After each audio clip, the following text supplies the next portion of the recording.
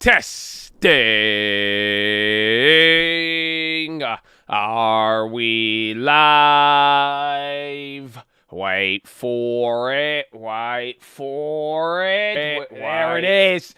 Good morning, ladies and gentlemen. I hope you're having a wonderful day. If you're watching this and it does not say live at the bottom of the screen, unfortunately, you're watching the recap. The good news is we are live Monday through Friday, 30 minutes before opening. Drop your thumbs up on the video. Make sure you subscribe. You're on mobile. Press hot chat. X out the chat. Hit the thumbs up button. Second link for the nightly watch list and main channel if you ever miss anything. But ladies and gentlemen, we are in for another volatile day. Yesterday was one of the biggest turnarounds in history, but we have already started down here another 1.5% on the futures. It is still going to be active. You got a bunch of earnings this morning. Unfortunately, not all of them were hot. I think 4 out of 5 of them pretty much were not good at all. They're all down here pre-market. We're going to get Microsoft here after hours, and then we also got a bunch of other earnings for the rest of the week, as well as Powell. But the real question here, what is the volatility going to look like? Are we going to get a bounce? Is it going to turn around? Is it going to look like yesterday, down 4%? Either way, it's going to be crazy, but there's a lot of different things. Again, even global tensions, they're still kind of here in the mix, so we're going to see how that all plays out. But again, yesterday was a very historic day. We're watching up the follow-up, but the point is the volatility is still here, so I hope you're ready, ladies and gentlemen. Oh, good morning. Oh, what's up, JM? What's up, baby? Good morning. Good morning, Ethan. Good morning, you man. What's up, Angel? What's up, Mr. Malone? Oh, Colin, good morning. Oh, I got Lori in the house. I know Miguel is ready to go. What's up, Capavelli? What's up, Ray Dom? Oh, what's up? Come on, where's the morning squad? Y'all excited? Today's going to be crazy. Again, if yesterday was crazy and this is the day after, I mean, even if it's half as much as yesterday, it's still going to be crazy. Oh, no, are we going to get 2% days? Oh, what's going to happen? What's up, Wesley? What's up, Satisfactory? How you living, baby? What's up, Eric? What's up, Nepal? Oh, we got Nepal in the house. We got Gary in the house. Oh, what's up, Braxton? Miami. Oh, what's up, Miami? Good morning. Rondre. Oh, Rondre. I like that name. What's up? What's up, Usha? What's up, Gerald? What's up, Dev? What's up, Graham? Oh, I know Graham's ready to go. Y'all feeling good? Zura sipping on gin and goes. Lay back with my mind on the volatility of my mind. Oh, what's up, Pabush? Lorraine. Oscar. The Oscars in the house. Represent, baby. What's up? Oh, I'm excited. I'm excited, my friends. Oh, it's going to be another one. 7 more hours. Are you ready? Did you stretch? Did you yawn? Did you wake up? Did you get the thingies out of your eye? Are you ready to go? I hope you are. Oh, top of the morning. Let's get this sheep. Don't talk about crypto. We can't talk crypto. It keeps crashing.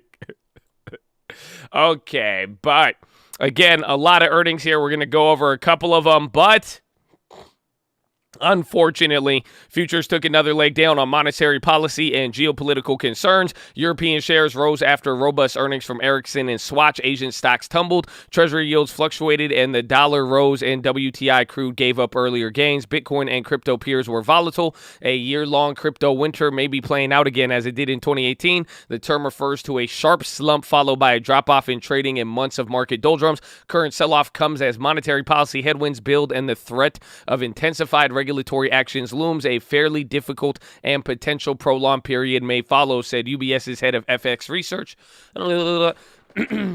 Ukraine. Emmanuel Macron plans to speak with Vladimir Putin in the coming days to push for de-escalation. Macron is also set to talk with Germany's Olaf Scholz today. The EU is struggling on a response to Russia's short of military act, complicating attempts to present a united front. Ukraine said there is no reason to expect an open invasion by Russia. The White House will hold 2 classified briefings today for congressional leaders. According to Punchbowl earnings, Verizon beat on subscriber growth and gave full-year earnings forecast at top consensus. GE fell pre-market after a miss on revenue. J&J's forecast earnings and sales above expectations, and then Microsoft sales may have topped $50 billion thanks to cloud software, web-based Office, and Xbox, and then Texas Instruments may set the tone for the chip sector after close. NVIDIA, they are quietly preparing to abandon the purchase of ARM from SoftBank after making little progress in winning approval for the $40 billion deal. Lockheed said that the FTC is likely to challenge its Aerojet deal. IBM, they rose pre-market after the biggest sales jump in at least 10 years, buoyed by the software unit. Credit Suisse flagged more charges for legal matters in the fourth quarter and warned of outflows at its key wealth business. Oh, excuse me. Change Healthcare is said to be mulling asset sale to clear the way of its $8 billion acquisition of United Health. Ericsson jumped the most in a year after it raised dividend and beat on profit. Deutsche Bank turned the blame on ex-client Palladium Group for crippling losses and currency derivatives. Global banks complained about China's plan to curb foreign IPOs, saying it will expand the government's regulatory reach outside the country's border. Costs will go up and deal-making will be hindered. Hong Kong's top lobby group for financial firms wrote in a letter to the CSRC. People familiar said the group also sought clarity on filing requirements and what constitutes violations. Shakespeare clash. Leon Black escalated his fight against Josh Harris, naming him a defendant in a lawsuit that lays bare the battle of control of Apollo last year, like Shakespeare's Iago. There's a lot of drama with that. I've heard a lot. Pfizer and BioNTech started a trial of Omicron-specific vaccine. Boris Johnson was rocked after the police began formally investigating allegations he and his staff held parties that broke the UK government's own pandemic rules. NASDAQ dip buyers, beware. Evidence of capitulation may be on the show with bearish option bets and turnover in the tech-tracking QQQ ETF, suggesting weak hands are giving up, but history wasn't kind of bulls that bought a similar situation in the past. When the index performed as it did yesterday, it had a median drop of 5.5% a month later and almost 8% 3 months afterwards. So be careful. That's volatility. So today, 9 a.m. here, it should be coming out fairly shortly, or it already came out. U.S. November House Price Index, 10 a.m. January Consumer Confidence and Richmond Fed Manufacturing, 11 a.m. 52-week bill auction, then a 5-year note at 1 p.m., and then FOMC. It does begin today. You don't hear from Powell till tomorrow. Earnings are going to include Microsoft, TI, 3M, Capital One, ADM, and Xerox. So get ready. Something fundamental has changed for U.S. stocks. A whole new generation of traders is set to slowly and painfully learn the difference between a bounce and a launch. That's an interesting one. Is that a threat? Are you threatening me? What is happening? Election rejection. There's a reasonable chance neither Republicans nor Democrats will accept the results of the 2024 presidential vote. Bridgewater's Ray Dalio said there is a worry that one should have to worry about the divisiveness. He said in an interview on Bloomberg. Dalio said that the U.S. is in relative decline while China has risen. U.S. data on tap. The FHA house price index probably rose 1% in November, easing from 1.1. The S&P core logic gauge is due. January consumer confidence expected to drop to 111 from 115. The Richmond Fed's manufacturing index may also slip back. UK workers need a pay raise of 8% on average to offset the living standard squeeze from higher energy bills, tax rises, and broader inflation. Hungary raised its key interest rate for an 8th consecutive month. Germany's IFO gauge of business expectations rose more than 95.2 in January. Singapore tightened monetary policy in the first unscheduled action since 2015. That's weird. As inflation rose at the fastest pace in 8 years, sending its currency to the strongest since October. The MAS, which uses FX as its main policy tool, will raise slightly the rate of appreciation of its main currency while keeping the width in the center of the band unchanged.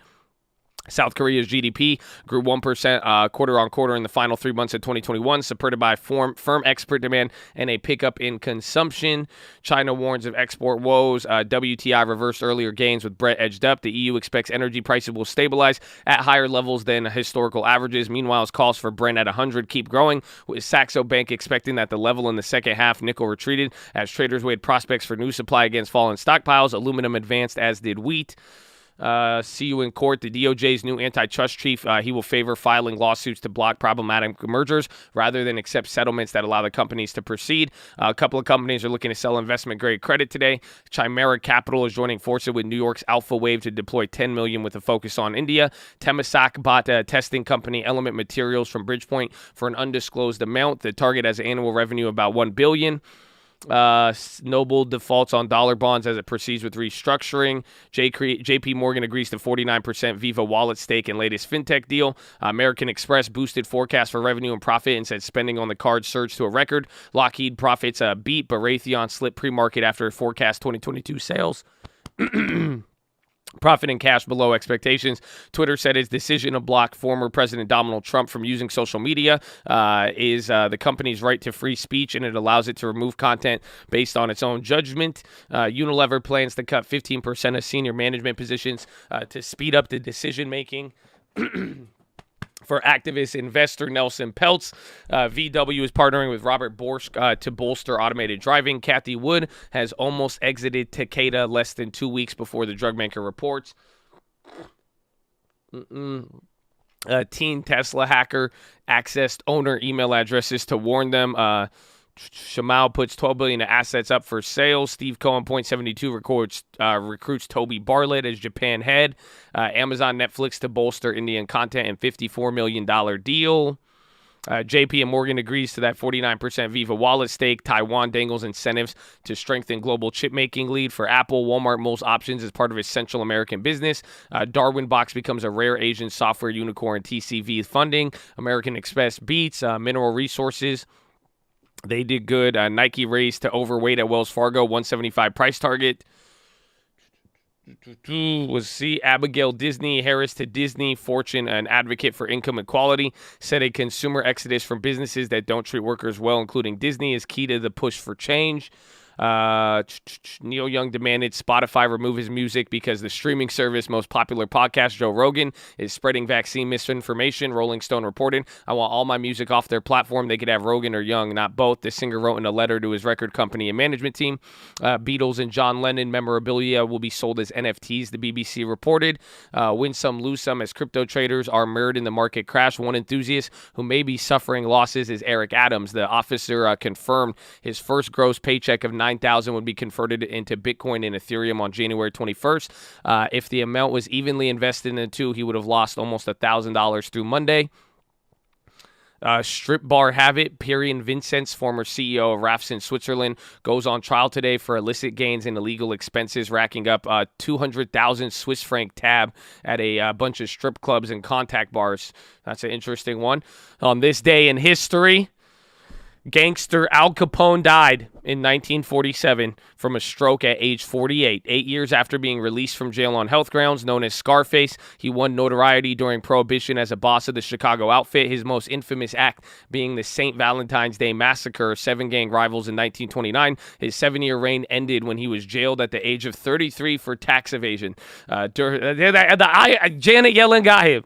Ain't that crazy? That's what you see what happened. That's crazy. I don't even think Al Capone. They even got a picture, bro. They got him off the $600 monitor. You know the tax. That's crazy. During a stint in Alcatraz, he was permitted to play the banjo in the prison band, which performed Sunday concerts for other inmates. Wow, look at that. Look at that. Woo! So let's see. Oh wait, I don't have my pre-market movers up here. So, again, you got these ones right here. China and Asia is doing pretty bad. Europe is not too bad at all. Again, it looks pretty weighted to the upside today. We'll see for now. Again, even though you're going to open up down. Let me get our top movers of the day so far. We got a couple of minutes. So AJRD, they slumped 14% after being advised by the FTC of concerns regarding their transaction or merger. Plan is downgraded as sector weight. Stock is down 2%. GE falls 4% after industrial conglomerate reported revenue in fourth quarter that missed estimates. Major tech is down now, especially as bond yields keep moving. NVIDIA falls after Bloomberg reported NVIDIA is down 4%, citing people familiar with the matter that they're backing out of the ARM deal. GameStop and AMC decline in U.S. pre-market trading. 4 and 5%. This is the lowest they have been since the meme rallies has started. And then SDC rises 6% after it announces plans to cut jobs and suspend operations in some countries. Woo! So there it is, baby. I hope you're ready. There's still going to be a lot of activity here for the rest of the day. Again, you have a couple of earnings already on the table. I think the volatility and how we open up here is going to make it challenging, but we're going to see where we end up by the end of the day. You get a couple data points, but today should be a little bit lighter on data than tomorrow or anything else like that. But again, any of these data points should weigh a little bit more. We'll see what happens when we get the consumer, I think it's consumer sentiment. So I hope you're ready, baby. But Ladies and gentlemen, boys and girls, before we do anything, before we try to chase a dollar, before we try to enrich ourselves, we must pay homage to the people who sacrifice more than most of us ever have and ever will, and that is the veterans of the United States of America, baby. So on behalf of the cult, the people here, the people not here, before we do anything, we want to give that huge and special shout out to all the veterans, all the active servicemen, past servicemen, anybody who has served this country. God bless you and thank you for doing what you have done and holding it down. And shout out to the police officers, the firefighters, the doctors, the nurses, the teachers, all the other public servants out there as well too, baby. God bless you and thank you for doing what you have done. Ladies and gentlemen, please rise. Place your right hand over your heart. Say it with me. I pledge allegiance to the flag of the United States of America and to the republic for which it stands, one nation, under God, indivisible, with liberty and justice for all, baby. Son of the gods!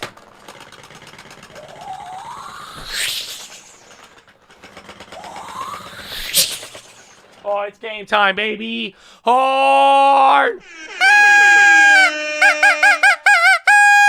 Oh, good morning. Good morning. Look at that. Pledge of Allegiance. Jets have been sent. It is 6-something a.m. on the West Coast. Some of y'all made it up. You know, imagine watching a 5% day yesterday, and there's some people sleeping still. Oh, they don't feel me. Oh, they don't feel me. Oh, man, it's going to get crazy. It's going to get crazy. So God bless you if you woke up. I hope you're locked in. Again, a lot of volatility to start the morning. If you thought this was over, oh, you had the wrong idea. But it's okay. You could get locked and loaded. So we got 2 minutes, Chad. I need you to like the video. I need you to make call-outs in the chat, okay? We got a lot of people in here. We got a lot of plays. Y'all can see the market better than you think. So post that down there. But I got a couple that I'm looking at. So I'm going to watch Microsoft. They have earnings today, so we're going to watch that a bunch today. GE, RTX, and then IBM, those are post-earnings. 3M, they're getting ready for earnings. So is Tesla. Then Alibaba, I'm going to be watching with the China stocks down. Then AXP, another earnings. And then Boeing as well for tomorrow. Tomorrow's Wednesday. Tomorrow morning. So got a couple of different plays. Going to be watching those. We'll see how it is. What's the one I wanted? Okay. Yeah, I'm going to look at, I want to see where the Microsoft premiums are at in the morning, and then I'm going to look at the pre-earnings, but I think the volatility today is going to make them a little bit harder. That's the thing. So depending on how we open right now, it's going to mess with the premiums, and that's what you got to think about. The question is, can you go for a quick pre-earnings play or not? And that's what we're going to find out. So it's going to be very, very risky. Very, very risky, very, very exciting, but I hope you guys are locked in. The market is opening in 30 seconds. Stay in the game. Don't forget about the long term and just don't trip above all else, okay? It's going to be an exciting one. So we're opening in less than 30 seconds.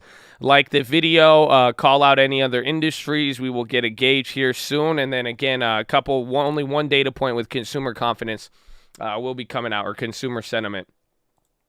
So let's see what's about to happen next, okay? Is there AXP? 5, 4, 3, 2, 1. Round 1. Fight.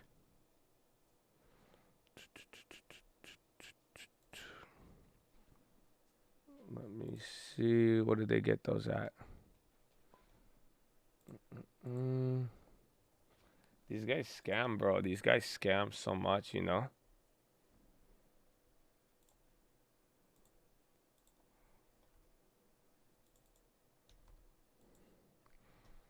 Let me check.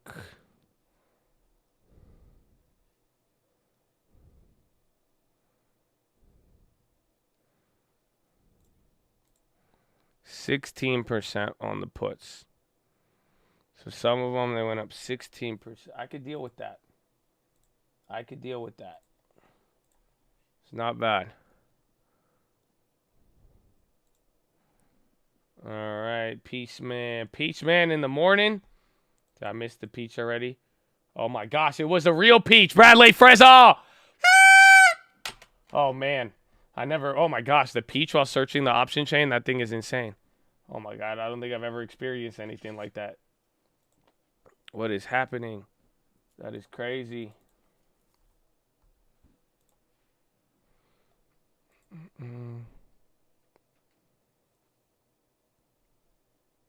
I wonder, okay, so AXP's dropping. I mean, you're down 1.6 on the NASDAQ. I'm still going over these chains. The spread's very, very wide, man. They tried to scam you. You know what I'm saying? Very, very big scam.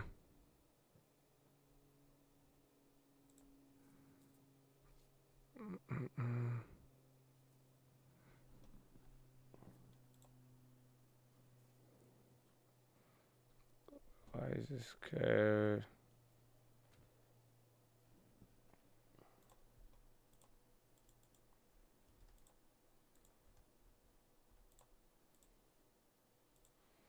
I feel like that's going to film me.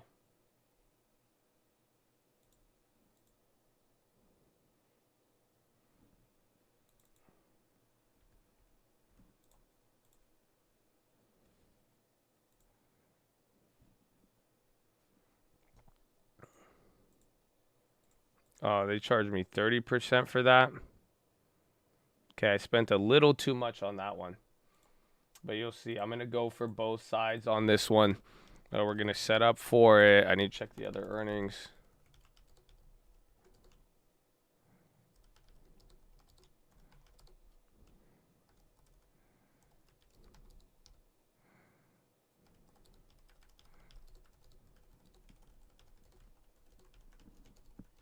So only 2 minutes in. That felt longer than 2 minutes. I don't know why that did. What's up with 3M? Again, 3M had earnings, or they're getting ready for earnings. You also had IBM as well, too. IBM is still going up. And that one's actually very, very good. I didn't really trust them to.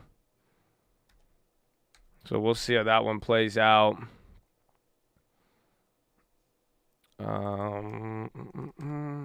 So don't trade it. Not a recommendation. You will lose money. I went with Microsoft February 18th puts. So I grabbed the puts. That's going to be a pre-earnings run-up play until we could get something different.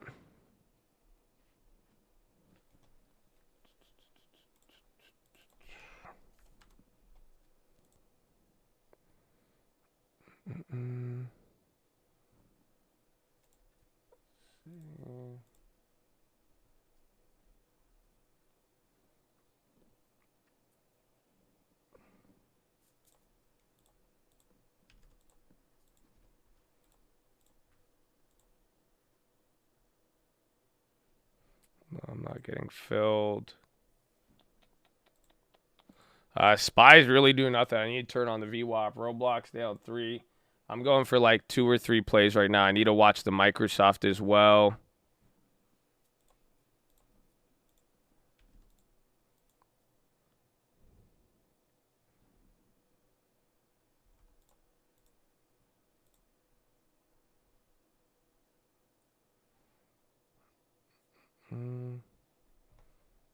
Why so expensive?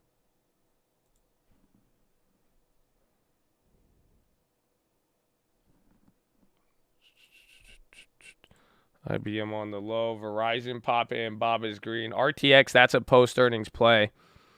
So keep that one in mind.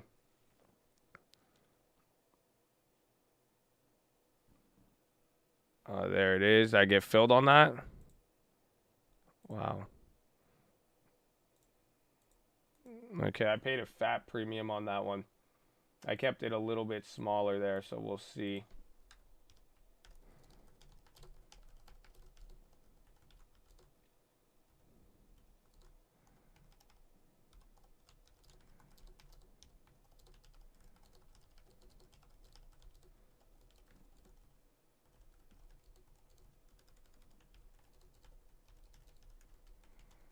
Or the Microsoft puts close to... No, I went further out the money.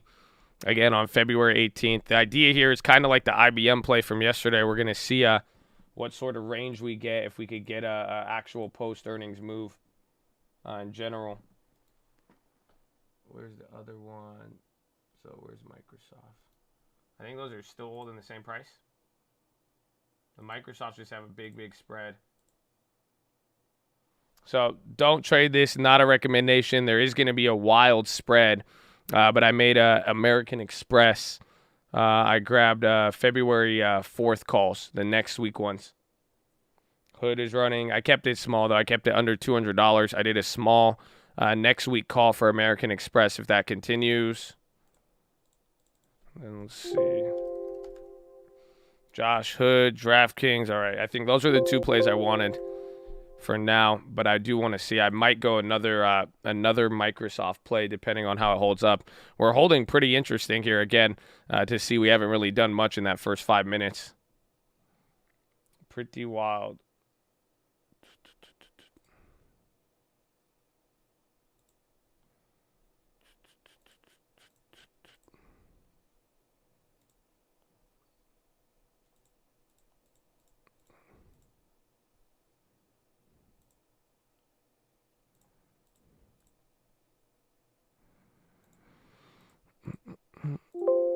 Ah.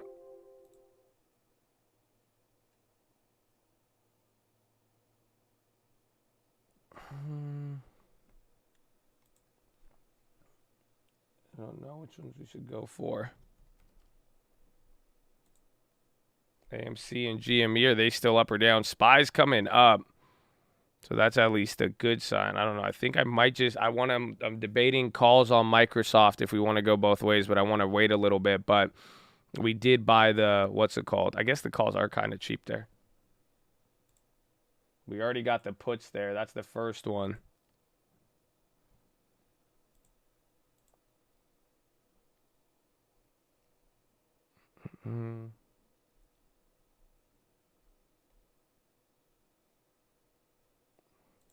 Amazon down 0.78. Facebook going.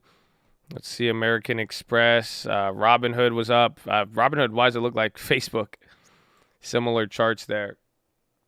It's lit. It's lit. Okay, Microsoft. I'm going to wait a little bit. I'll see how it is. But there's, again, the idea here with post earnings, the AXPs are kind of holding up. That was the market down after that. Again, usually, like it said, historically, after any of those, within usually the next month of a big turnaround like that, the market usually ends up down. So, I mean, yesterday just highlights, it was a big move, but it does highlight just volatility at the very, very least. IBM, they came up here a little bit. Actually, IBM's doing very good. Again, as a post earnings, they were up a lot more. Let's see. It's good if people buy them, honestly.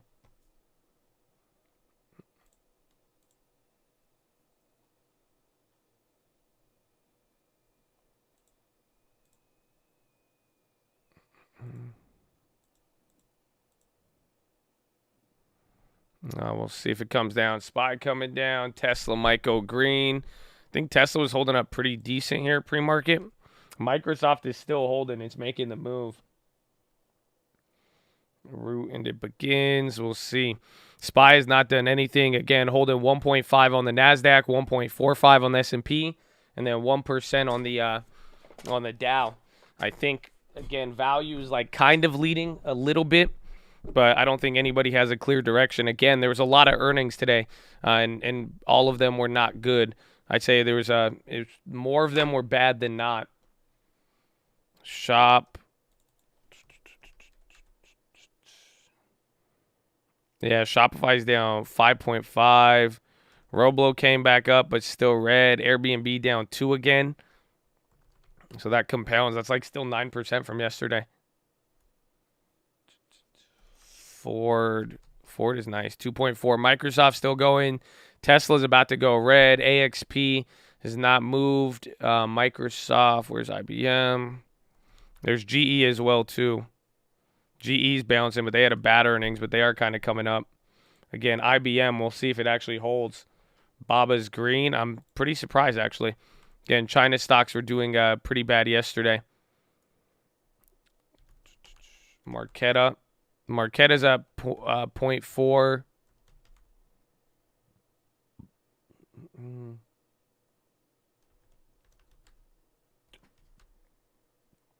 Boeing's going up. Boeing kind of like Microsoft. Microsoft's holding decent for earnings play, or just even in general. But we'll see if it goes with the market. Market is flipping now. You're hitting another low.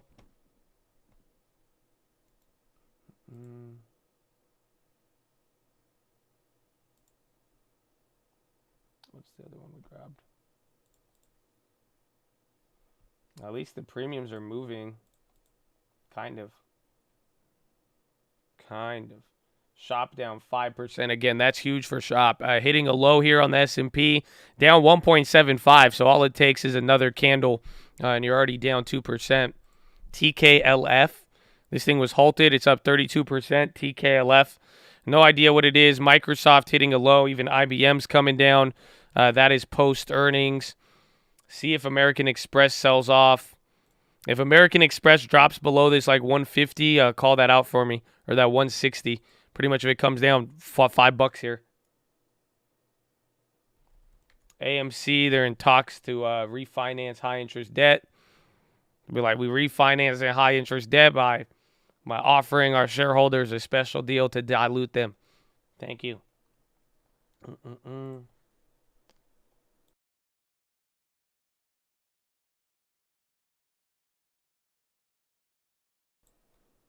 Bro, you know what I found out?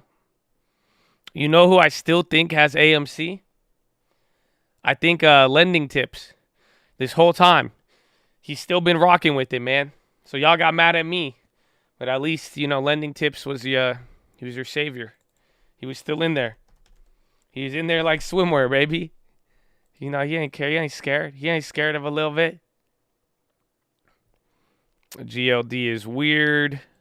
Everything is weird right now. I mean, again, we'll see with some of the earnings, and we'll see by middle of the day. Once the data comes out, and then once Euro closes, again, Europe didn't do too hot, or Europe did good, and then China didn't do good. But ironically, China stocks are up on the U.S. markets right now.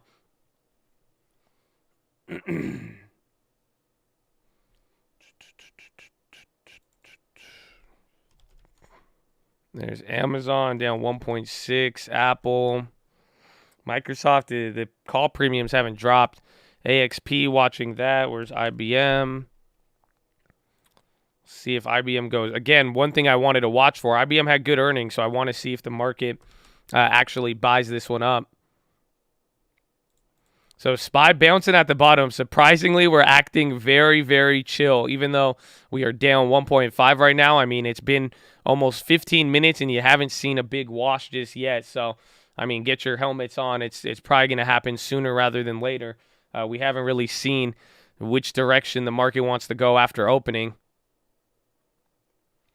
Tesla, froggy territory. It's down 1.4 now. What did those puts go to?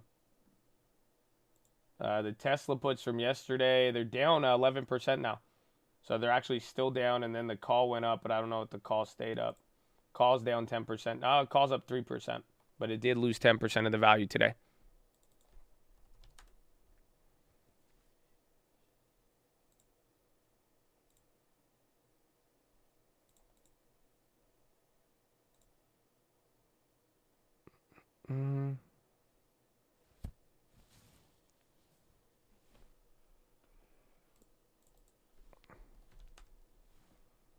Let's see. SPY coming down.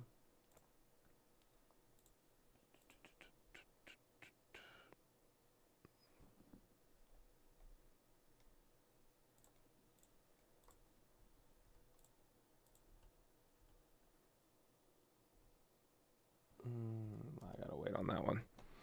Gotta wait. Tesla's coming down. Let me check AXP. Microsoft coming down. The puts haven't moved. AXP is still holding up, but watch for the dump. Again, call it if it hits this low. Tesla breaking. SPY's coming down now. You're down 2% now already on the NASDAQ. So, again, first 15 minutes didn't really move, but you are already down 2% because of the gap down. Double dip on the Disney puts. Oh, I forgot about those. Yeah, that one could be a decent one. Again, maybe try to get closer to the money for the same price. I'll have to take a look. GLD, IWM, red butter, gold spiking.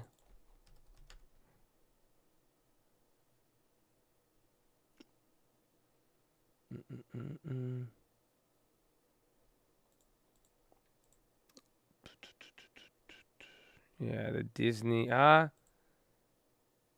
you're still pay the premium from yesterday. That's the only thing. So SPY here again, another low. Disney's here at the bottom. AXP starting to slip. Tesla at the low. Apple at the low. Microsoft. So everything is reacting right now. We'll see if it turns to another flush. The American Express plays, those have dropped too. So Post earnings plays willing to move. The Microsoft puts went up 15%. So things are moving. IBM down 4 or Airbnb down 4. I know, that's crazy. Again, because I'm adding it up with yesterday's move as well. Where's TLT? TLT is actually up 0.5%. So you're getting an inverse today with the market. Yeah, gold. Again, gold is up 0.5%. That's a big candle. Microsoft down 2%. Even from here, though, I mean, it doesn't look like a $1 move is willing to move the premiums. And then IBM went red after being up as much as like what, 5-6% yesterday post market. It's the big tech Squid Games.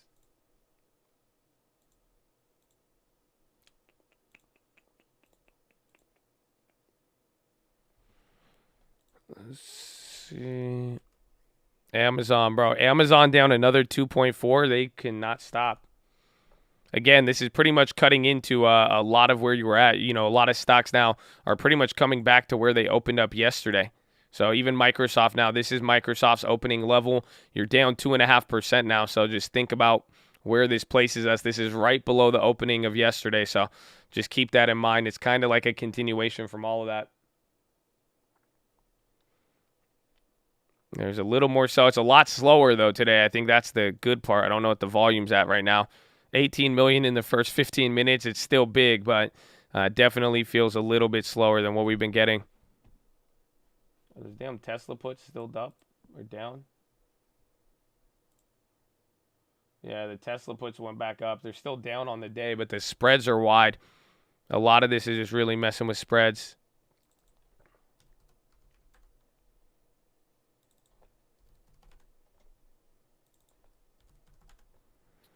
See, AXP is slipping.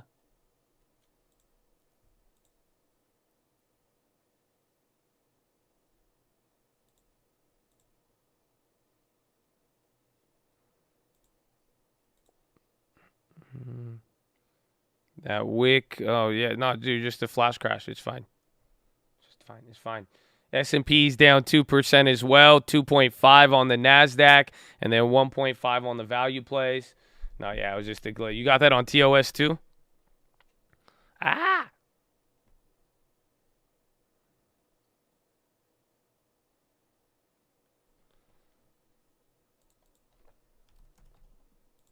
Let's see. Yeah, SPY is still going down. Again, 2% on the S&P.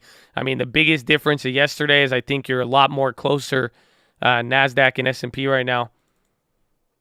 IBM is fighting to hold on. See if IBM starts to inverse here. I mean, that would be good.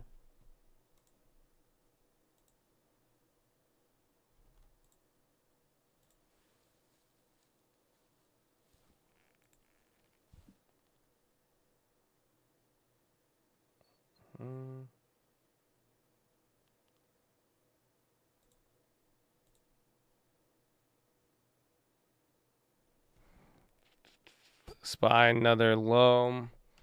Let's see. Spire, that one earlier, that was a glitch. It wasn't a flash crash. You're good. 365. I guess a lot of people saw that on different platforms. That's actually pretty wild. AXP.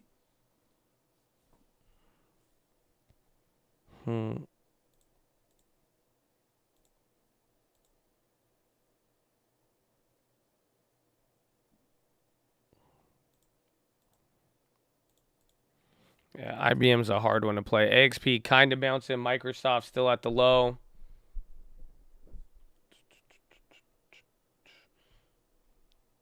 Again, we're bouncing a little bit. That's not anything. Where's Boeing? Again, watch some of these plays that either have reported or are near it. Again, RTX, LMT. They all had reports in action. LMT's still up.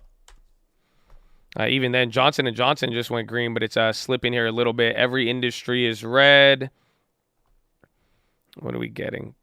Again, Europe is doing very good. Even Canada. It's China, which is the real laggard. You only have 15 names up on the S&P right now.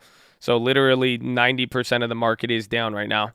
And then on the Dow Jones, that's a little better, but it's only 3 names: AXP, IBM, and J&J. Literally only earnings names are the only thing holding up right now.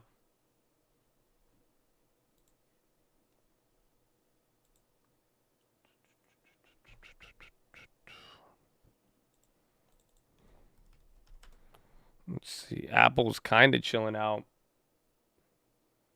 Wasn't it? It was 90% down yesterday for most of the day, and then it flipped. But this is a lot calmer than yesterday. You're just, again, big gap down. It's putting you right into the danger zones. I mean, really, I think this is we're right above the euro close. Remember now, you are below 10%. So anything below 430, the S&P is down 10% now on the 10% now from the high.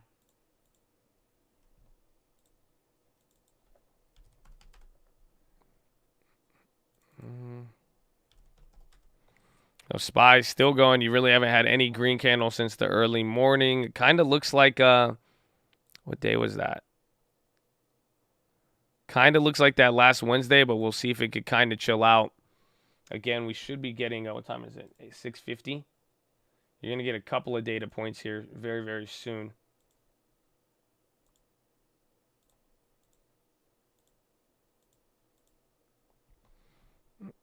Apple, new low. Microsoft, again.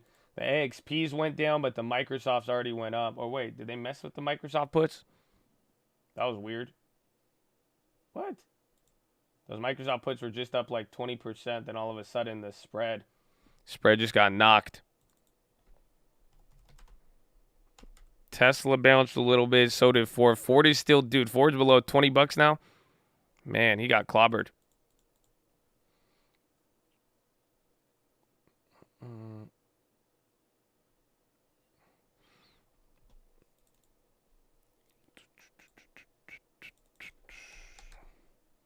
TLT popper. Yeah, TLT is going up a lot. I mean, again, and the market's actually inversing it today.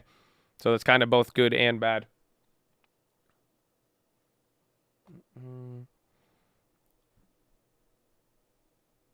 Short Novak. That's weird. The puts just got clapped. So again, those Microsoft puts were up like 20%. Then all of a sudden on this last candle, the spread just dropped dramatically. Very, very interesting. I don't know if the puts aren't getting too wild here for earnings. That's what I'm going to keep watching that one. Your XOM's clapped. I haven't even checked those. We'll double check. Is oil even up?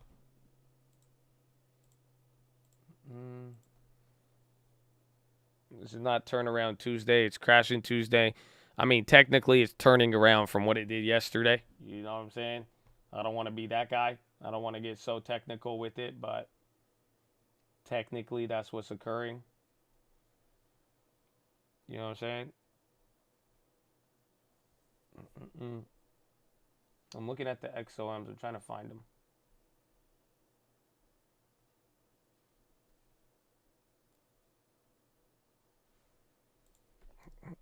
SPY's still going down. I need those. I want that Microsoft to reflect it, but they're scamming. Yeah, the puts are still down 20% on XOM. Might be trying to retest supports. Again, we'll see and see how this holds up. Again, even keep in mind the options. That's one thing I will say that needs to, you can't forget about that. Just right now with the premiums, again, especially if there's earnings.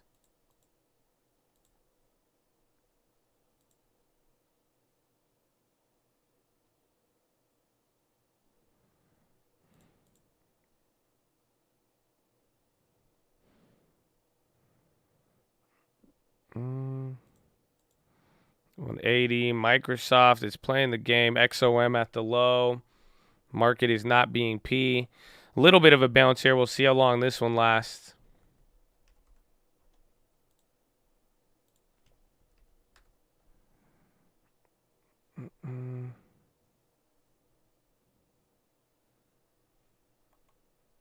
There you go. The Microsofts, they finally went up, dude. That premiums are very, very weird right now. The AXPs, they're all over the place. I'm waiting for the premiums to come down. I would average on that play if it came here, but I wanted it a little bit lower. But SPY's still coming down. TLT is moving up. Let's check the dollar.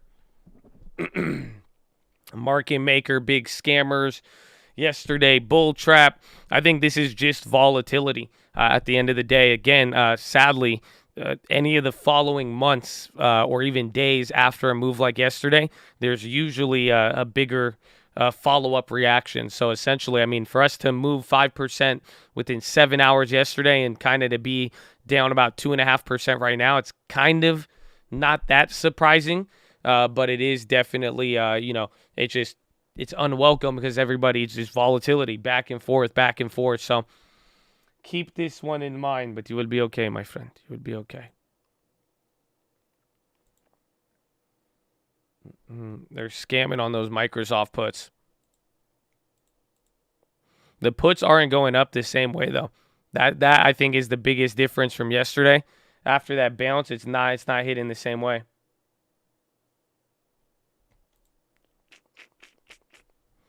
The stock market aftershocks, indeed. Indeed, my friend, indeed.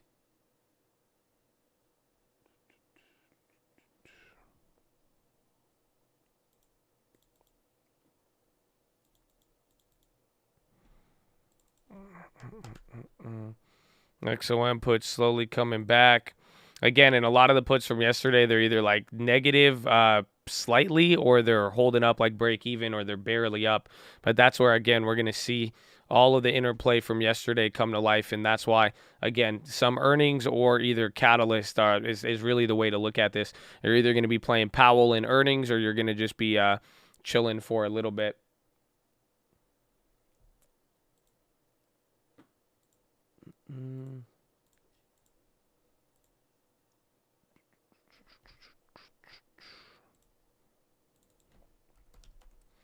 IBM, Tesla bouncing, not receiving text alerts. Shoot an email out through where you signed up or tradingfraternity@gmail.com. Oh, banks. I mean, Morgan Stanley down 2%. It's pretty bad. And then XLF is at the low, XLV, everything, even the S&P. Facebook at the bottom. They're down 3. Let's see what we got.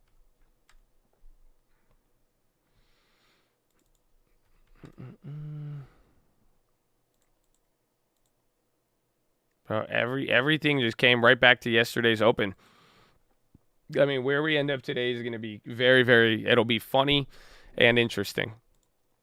Because we're really going to find out, after yesterday, if we come right back down to those levels, you just spent 2 days burning one.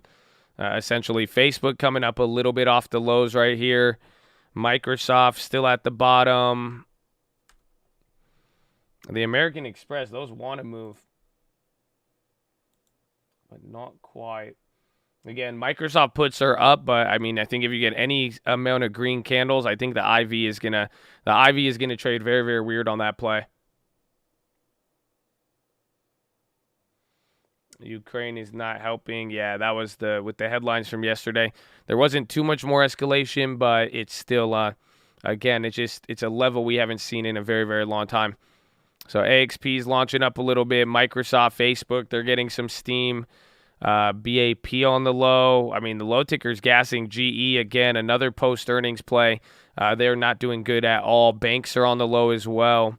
But SPY's getting a little bit of a bounce here. We'll see how long this lasts. Amazon's near the low. Tesla's bouncing. Tesla definitely looks like a leader.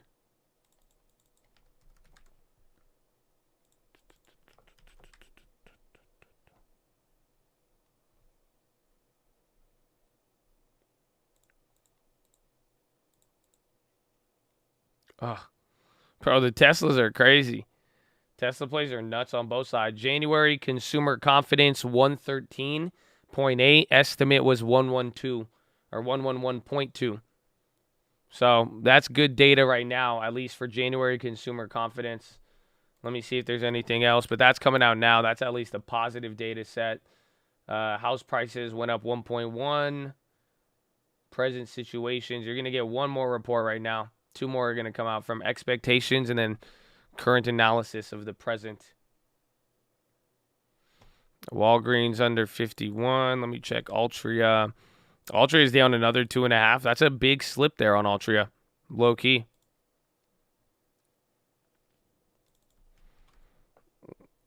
Caterpillar, HD. HD even gave up some. Remember, HD was dominating yesterday. Everything is down 2%, it feels like. Again, SPY's down 2.5%. NASDAQ dropping. You were down 2.75%. So you're within a quarter. Even the Dow is down at 2%, but it's a pretty big move so far. Again, it hasn't been big intraday. I mean, what? This is like, actually, this is still even almost 3 or 4 points.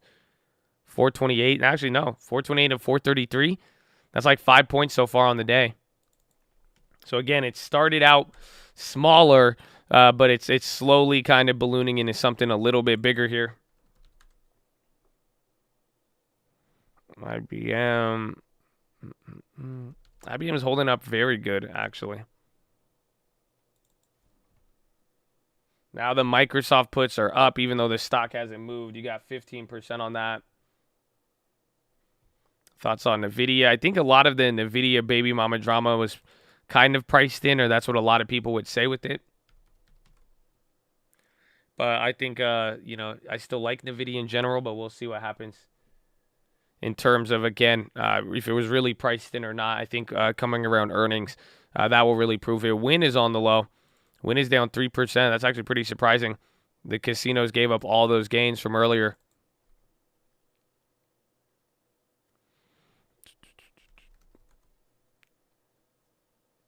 Can you make the SPY daily? Yeah, there was like a weird print today that messed with like literally earlier there. I think you could delete it on TD, but that was a glitch. DWalk is on the high. Shop down almost 10. MSTR down 3.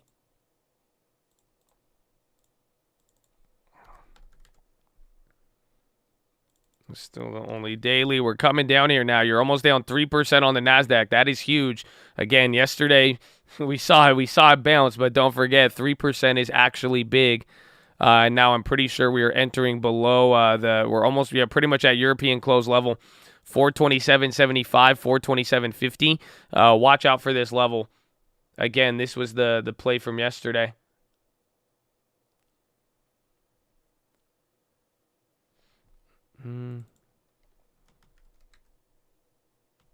DWalk is on the high. AXP is still holding up, which is good. Again, if some things are still holding up while they're selling, I mean, I will take it. The Microsoft is not dropping any further, and now the premiums are trying to move, but you're approaching 3% on the NASDAQ. It just went 2.99, bouncing up 2.6 on the S&P, 2.1 on the Dow, so everything is moving with it. Again, AXP and IBM are the only leaders there on the Dow.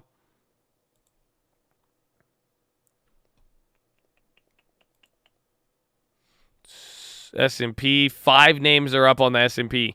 Literally IBM, Pfizer, Zion, Myrna, and AXP. Those are the only names that are up right now. So SPY's hitting another low right there. TLT is on the high. So it's really reversing the move that you saw yesterday. Remember, TLT started going down and we started going up. So TLT is starting to balance out here. But SPY is now down 2.7. It's catching up to the NASDAQ. NASDAQ is down 2.96. Microsoft's not going with that one. AXP catching some steam.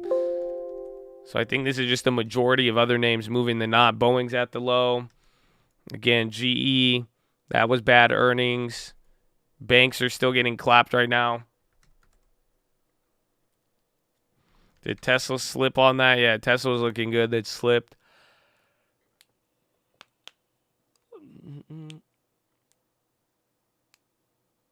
Surprise V and MA are moving with sympathy.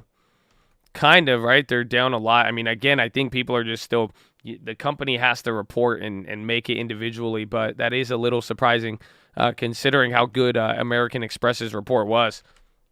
Like, they actually had a very, very good report. TLT launching right now, so we'll see. It looked like the market was chilling, but if TLT kind of carries, just see if we could get a leading factor on that. SPY, 29 million in volume. It hasn't even been the first hour, so volume is still pretty high.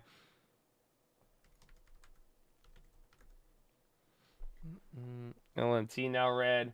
They were green there for a little bit because of earnings.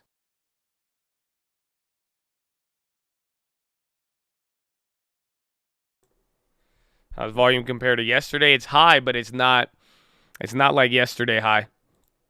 Again, yesterday, by the same time this hour, we had like 15 million. You're at like 6 million. So it's like about 30% of yesterday's volume at around the same time. So again, yesterday's volume was bar none one of the. It was a wild day again, and like you even if you watch the watch list, the amount of retail and the exits that we saw, it was big. Yeah, DWALK is on the high. Apple, Microsoft, they're coming down now. SPY is down 2.75. NASDAQ, it's not going any lower than, it's like fighting at 3% right now. So that's at least a decent feature of this, but we'll see. See if, again, your only leaders, IBM, AXP, and a couple of others, see if those end up giving up. See, IBM wants to hold. BA, again, they have earnings, but they're not really holding too good. Walmart, HD was a leader yesterday. So a little bounce. It looks like it doesn't want to go lower than 3%. It seems like it's actually fighting that. The XOM puts, those came back. They're down 15%. So that's decent that they're moving. IBMs are crazy. AXP down 12. Up 9% on the Microsofts. Again, the Microsofts are weird as hell. Scammers.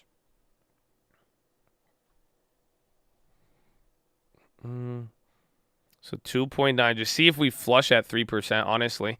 Because it's not. The NASDAQ is suspiciously holding up that 2.99. So there you go. Now you got 3%. Small caps, Russell is down 3.18. So NASDAQ's breaking 3% now. We'll see if this factors into anything else. Facebook hasn't hit a low, but a lot of these companies are already down 3. So they're matched up almost perfectly. Again, this is just a majority down day than not. I don't think like you're not getting too many competing factors. Yeah, DWALK is mooning right now. It's literally up 7%, back to $70. It's one of the only things on the high ticker.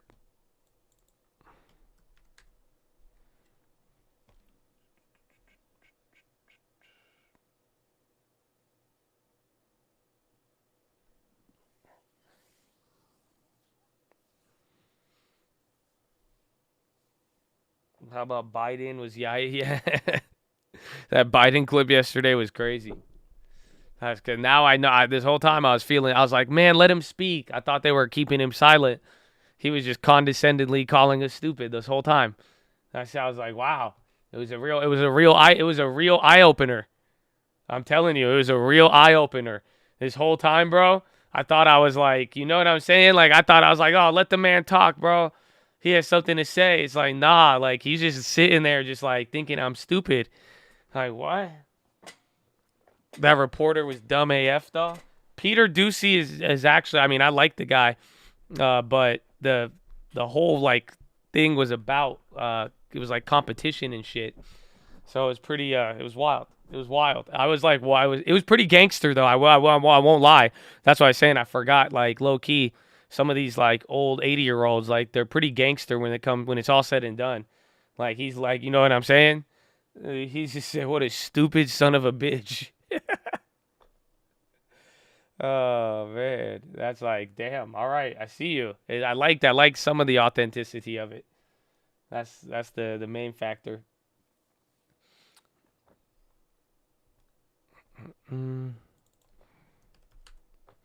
XOM down 2. Yeah, XOM just right back to the level. So a little bounce on the SPY. You got under that 3%, but that's it's coming right back down. Again, it seems more calm though than yesterday. At least these sell-offs. Maybe I think because it's just the gap down was ugly. Otherwise, the move here isn't bad at all. But it is still 5 points on the SPY.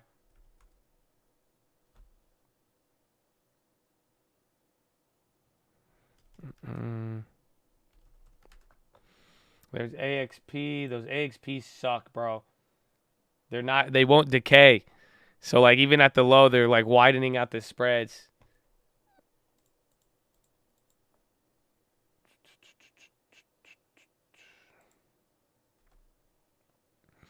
Ethereum dropped 100 last 20 minutes.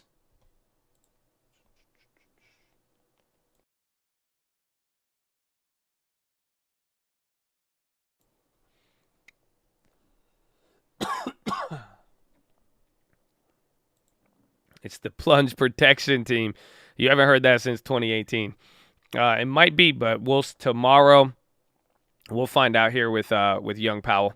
I mean, that's going to be the key. Again, this is what we were saying yesterday. Just like the story is, this story is definitely not done. So that's why we got to see what happens here.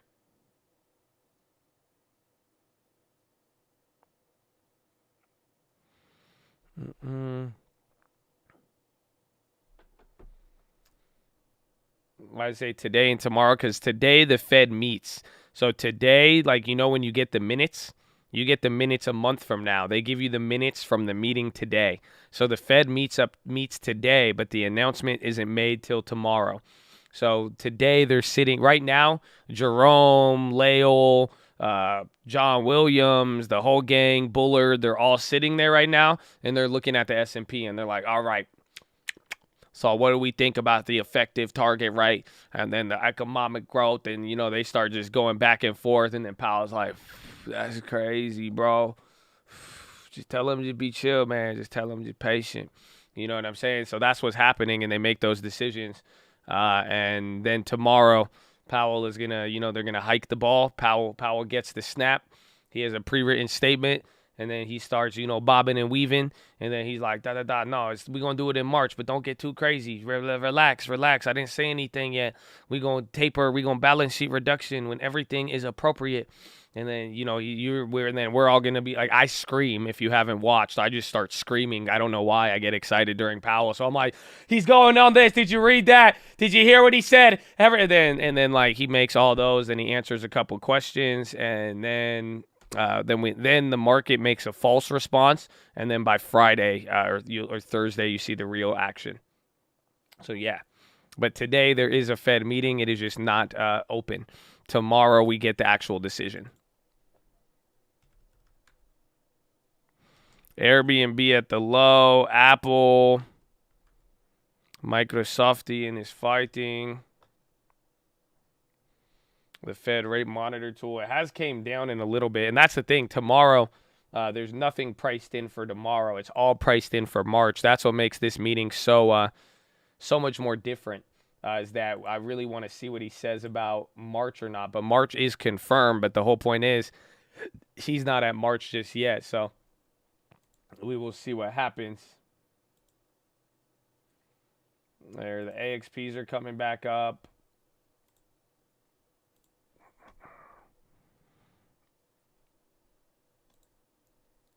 Important levels here.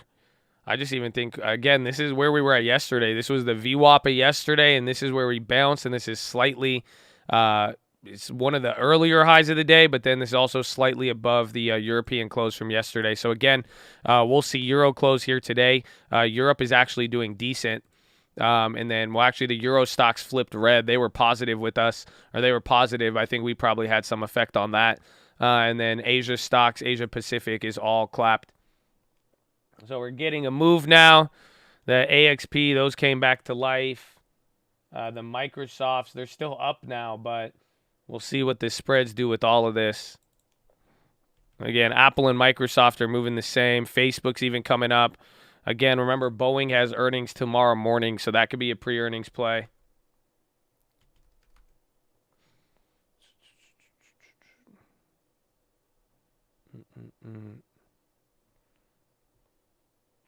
All caps. 2.6. You recovered 0.5% on the NASDAQ there. SPY 2.3. Dow is still the leader.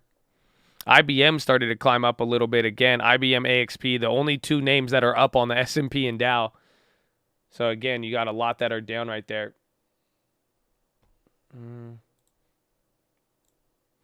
Amex is 4. Again, Amex still has a lot to go.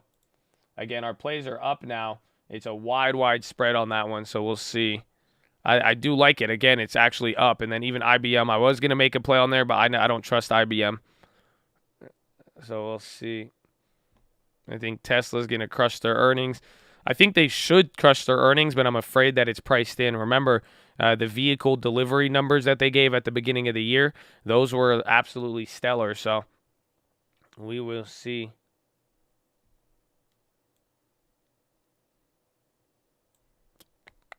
Got BA puts. I sold out of my BAs for now.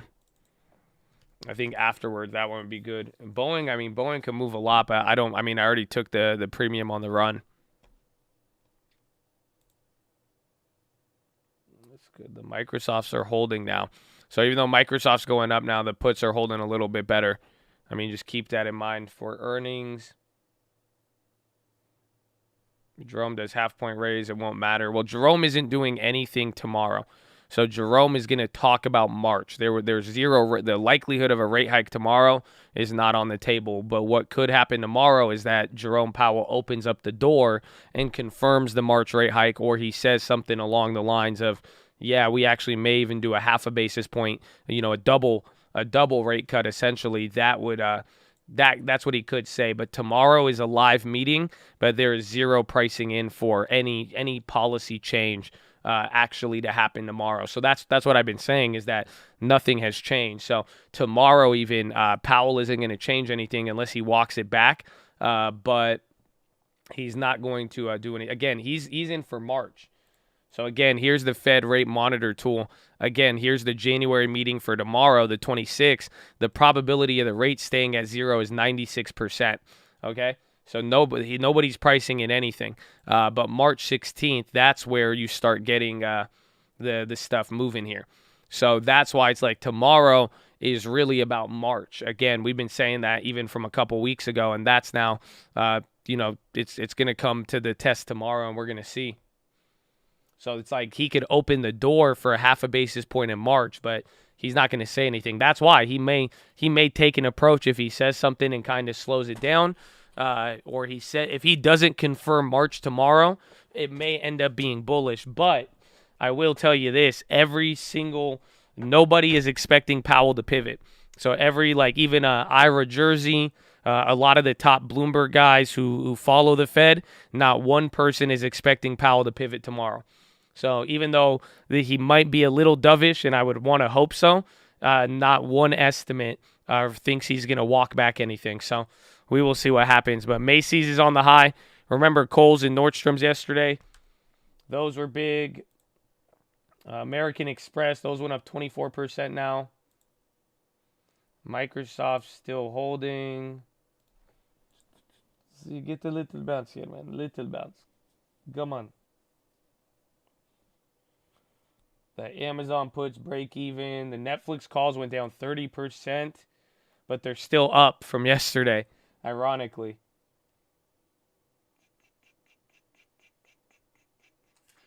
What about the Apple? The Apple plays are up too. Apple and Netflix. So remember those Apple Netflix weekly calls? Somehow they are up still. Very interesting. When they lost the gains from yesterday, but they're still literally higher than where we bought them yesterday.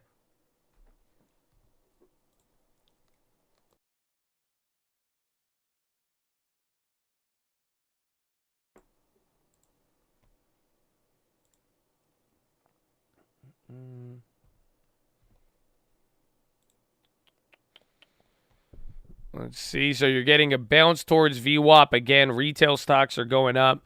Apple, Microsoft down almost 3%. AXP is running back up here to the pre-earnings high. If it could break out from there, it'll be good. We made a play on that. Those are up 24%. We could have had a night. We would have got 50% if we averaged down, but the spreads were wide.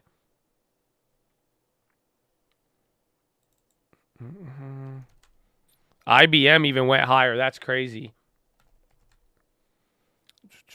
DoorDash on the low. Let's see. Uber was up early in the morning, but now they're down 3.6. I wonder what the Uber plays are at. Look at GME. It did help the Russell a little bit. Russell was leading. GME's up 2.7. Last 7 minutes has been running there.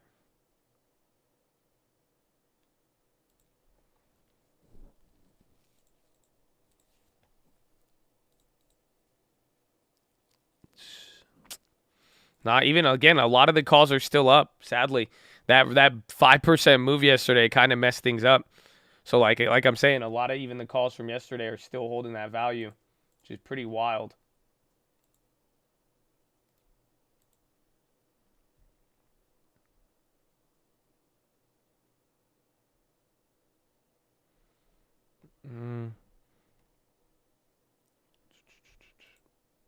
This is the Fed. No, the Fed, they're meeting today, but they are not going to speak till tomorrow. That is going to be the key. We are below the 200-day moving average again, and that's what I was saying yesterday. We want to, the further away we get from it, and now look at that daily candle. It shows up here too. Oh my gosh. That just makes this look even uglier. But you want to be closer to this than not. But that's at 443. Again, yesterday we were at 440. So, I mean, we're about 10 points down from there. And it's not too good of a sign, again, because you're going to get movement leading into PHILO tomorrow. Amazon on the low. Apple, Microsoft, and Facebook all holding up. That one's interesting.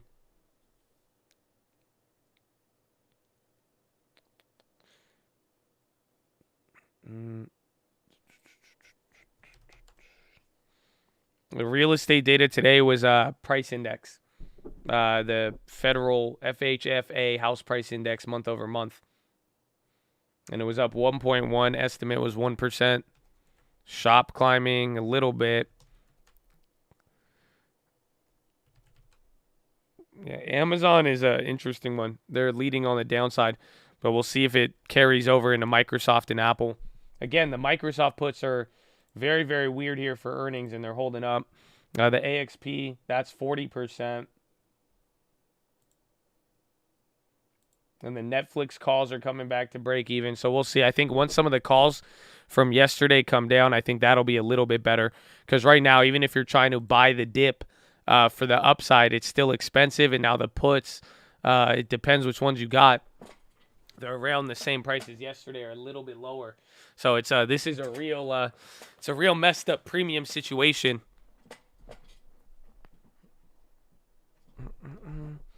Again, next week, AXP, I think. Yeah, I have till next week on AXP. They're up 50% right now.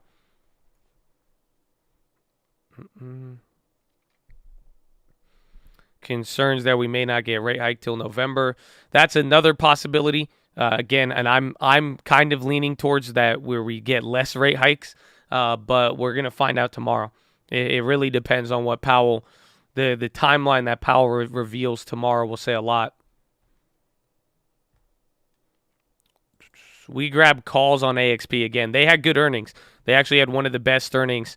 And again, even IBM, market ended up buying IBM. They had a post-earnings continuation, so there was some winners today. Dow down 2 point, or NASDAQ down 2.5. It's holding below VWAP. I mean, the last thing we want to do is sell from here, but I mean, I wouldn't be surprised till we get what's it called? The Euro close. Have I been adding? We added yesterday. Or no, we added a leap, and then we added at the beginning of the month. I sound tired. This is the post-gym voice. If you're familiar, you know, post-gym voice. I didn't know this was a phenomenon, and then the Chad confirmed that we all live the same life. I had a good workout, bro. We had to hit chest tries yesterday, man. Bro, I was pumping out like 15 pull-ups too. I was excited, bro. The market bounced like 4.5%. You know what I'm saying? You know how hyped I was in the gym? Oh, man, bro.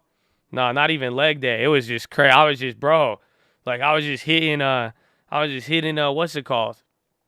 Bro, I was hitting pull-ups like a madman. It was great. Whew. So, yeah, I get that morning voice with it. It claps me a little bit. I'm excited, though. Again, today, I mean, we're down 3% almost, and by the end of it, it's gonna be wild. So, we see, man. We see. Netflix calls went negative now. Microsoft puts still holding. Come on, Abavai. Let's see.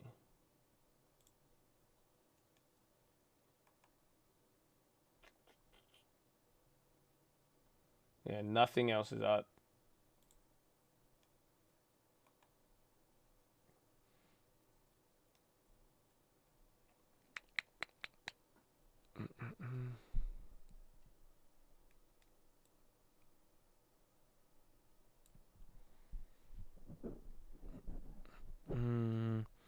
SPY's coming up. VWAP is coming up a little bit. IBM now launching. Damn it, I passed up on that one. The XPs did good too, but I thought IBM was going to be a punk. We should have known. Remember, he led the last couple days. Remember when the market was going down, IBM would lead for a little bit.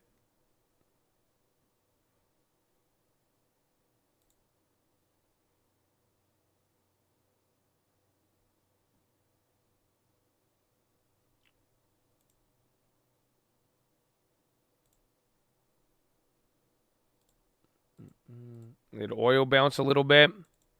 Yeah, IBM's going. Microsoft with the candle. Starting to break out there. IBM good for Microsoft. It should be. IBM should be really good for Microsoft because of the cloud.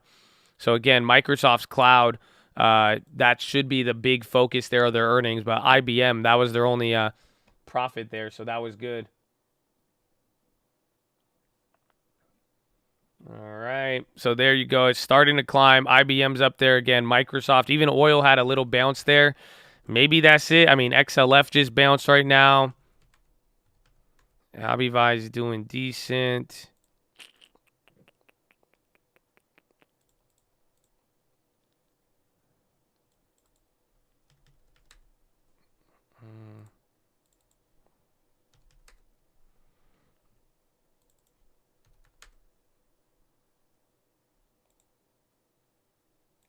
Damn, some of these March plays.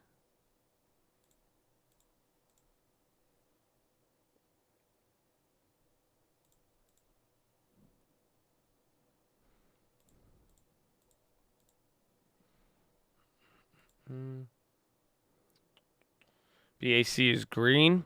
IBM is rocketing. Man, that one would have good. You could go for IBM. The premiums are already high and expensive in the morning. That's why I was like, I'll just stick with the AXP ones. But IBM is going. Bank of America is positive now. That is leading as a bank. ON is on the high as well, too.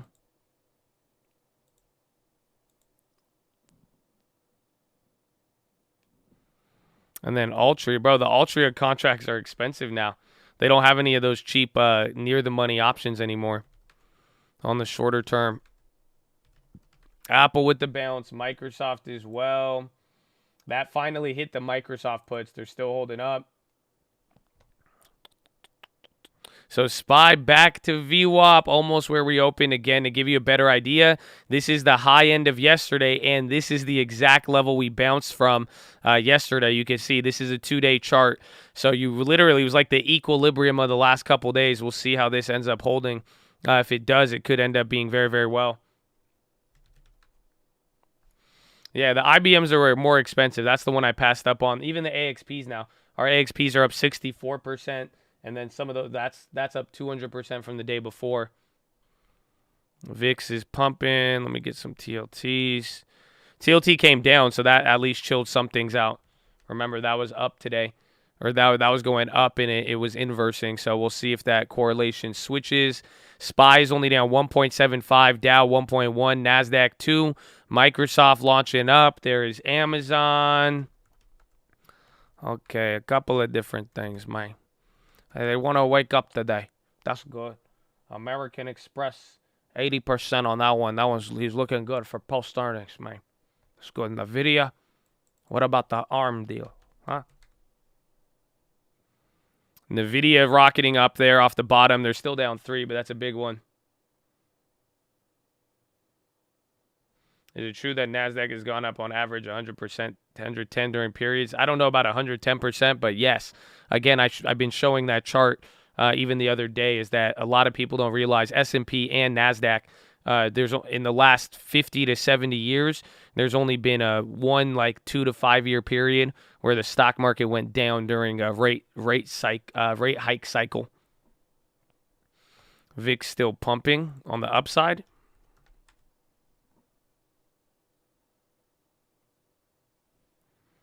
It's still up. It's up 10%, but it did come down there a little bit. So watch if AXP breaks out here through 170. Again, the high of the day. That could be good. We are now right to the lower candles of this morning. Again, this is the higher end of yesterday and where we opened at yesterday. So remember, we closed above there. I mean, small caps are only down 2.2. The NASDAQ or the SPY and the Dow, that's really what recovered here. That means we're probably getting some other movers coming back to life, because a lot of things are moving. You have 25 names up. Remember, 20, 30 minutes ago is literally only 5 names up. So AXP, IBM, Lockheed now is leading. Johnson & Johnson, Gap went positive. Halliburton, Occidental, Oil, Travel, Delta, those are coming up. United, Pfizer as well. And then Nucor is fighting there. It looks like materials want to come back alive. Disney coming up. This is the 10% mark. Not quite, is it? Yeah, wait, no, it is 430. Yeah, 432. The 440, 441, that's the 200-day. So like I said, the closer we get to that, coming into, we want to stay closer to that or above it than not coming into Powell tomorrow. That's why I just hope, I mean, this is still big volatility, but hopefully it doesn't get too wacky, because then it'll at least get us situated. Because as you can see, the premiums here today are nutty. Again, it's been very, very hard because now all the calls are still up and some of the puts are still up as well too. It's a very weird middle to be in. Hit up NVIDIA again for June. I want to, but again, with anything, if I'm not really playing the momentum or the catalyst, I want to wait till Powell. So it has to either be earnings or post earnings. But even with NVIDIA, they report a little bit later. But if I am going to go into any of them, I am going to go after. I want to wait till Powell, and then we get it. Why is Airbnb still getting clapped? I don't think there's any other reason besides just the general market. Again, I don't think it's excessively getting clapped, if that makes sense. I just think it's just moving with everything else except for AbiVi and the ones that stayed up. And if it's not a value play, it got clapped there. But they've gotten a big brunt of the hit, but it's still I don't think there's anything specific.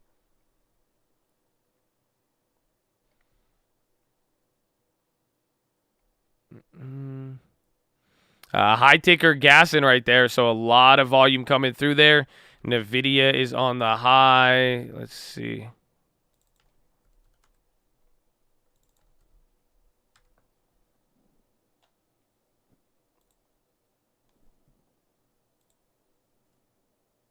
Oh, dude, scammers everywhere, bro. Bro, they literally got scammers everywhere on these option chains. Y'all have to be careful, okay?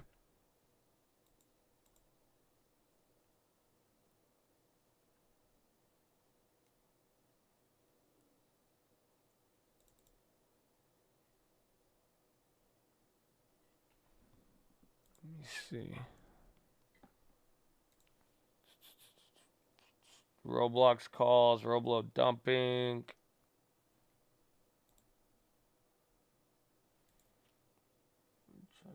Oh, those are for today.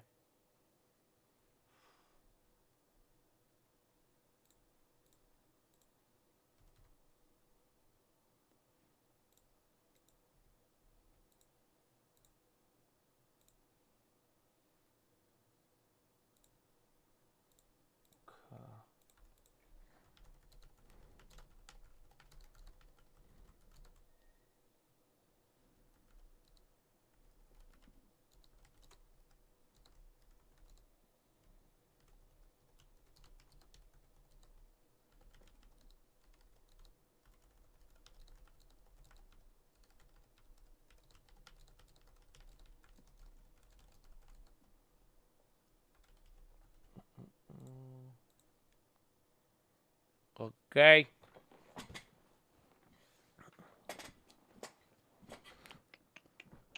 Everything is pinned. Don't worry. You're going to be good, man. You're going to be good, except for Roblox. They're down at $66. Everybody want to point their finger and say, that's the best stock, huh? Okay. Fine. Fair enough. Okay. So, do not trade this. Not a recommendation. You will lose money. I went for another earnings play. Again, it's a weekly, so be very, very careful. Extremely risky. I grabbed Texas Instruments, a weekly call, and pretty much I'm just going to hold it till the end of the day. If I could get like 50, 100%, we'll sell out early. But the idea is here with they report today, and the calls are actually cheaper compared to like Microsoft or anything else reporting. So going for the earnings play. We'll see how it plays out from there. Don't trade it. Again, the option chain is extremely risky, being a weekly amongst other things. So just watch out for that. The Microsoft puts are coming back to break even. Those Netflix calls are back up. The XOMs are back down. Where is the AXP? The AXPs are still up 80. Yeah. The Roblox selling and Microsoft, a lot of things just took a candle right there.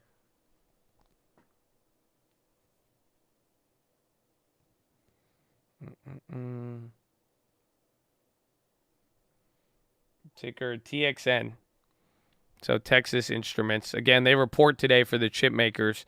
So I'm hoping, again, it's risky with the weekly, but if we get any sort of move, assuming we don't totally collapse, I'm assuming those could come and have a little bit of a earnings premium, but we'll find out. Bank of America is selling off.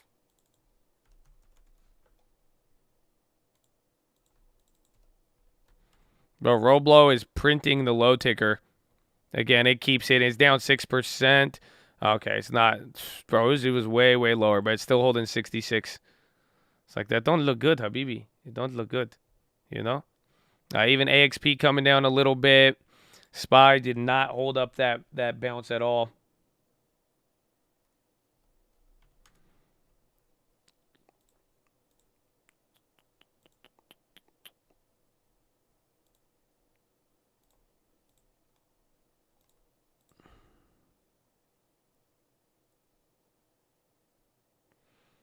Very expensive. TXN are cheaper. Isn't it a bad earnings priced in? Yes and no. But, I mean, you have to think about it. Part of it today is the stock is down 2.3%. So taking advantage of that, and then I'm hoping that the expectations move coming into the end of the day. Neo dumping, Uber down, VIX 33 might be key. I mean, as long if we break lower or not, I mean, it's 7:30. What's the volume? You got one more hour pretty much. We'll see what range we're in. Volume's at 44 million, so it's a little bit slower than yesterday. I would say almost half of the volume, so that's both good and bad, but mainly good since that means you're not getting the. Again, yesterday was a very big amount of sellers that were coming in. CF Industries, they're up 2% right now. So we'll see if it makes another test and could get below that 3%. Travel stocks are going up. Again, UAL, Delta, there's a pop right there. Check travel names. Travel names are moving. Again, that's those were the first ones to go positive.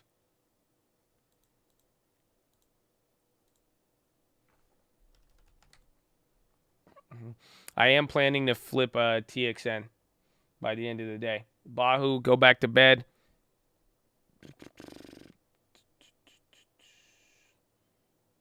I'm not seeing anything on there.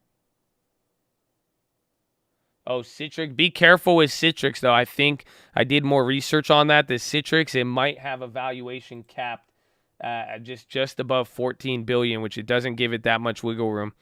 That's the one thing I'm worried about. It looks like there's just option activity for the airlines, but all the travels like CCL, even in travel names except for Uber, they're all going up right now, and those were the leaders on the S&P. Again, CF is on the high right now. Oil bounced today, or at least XOM did. VFC's on the high. It seems like material plays are doing very, very good.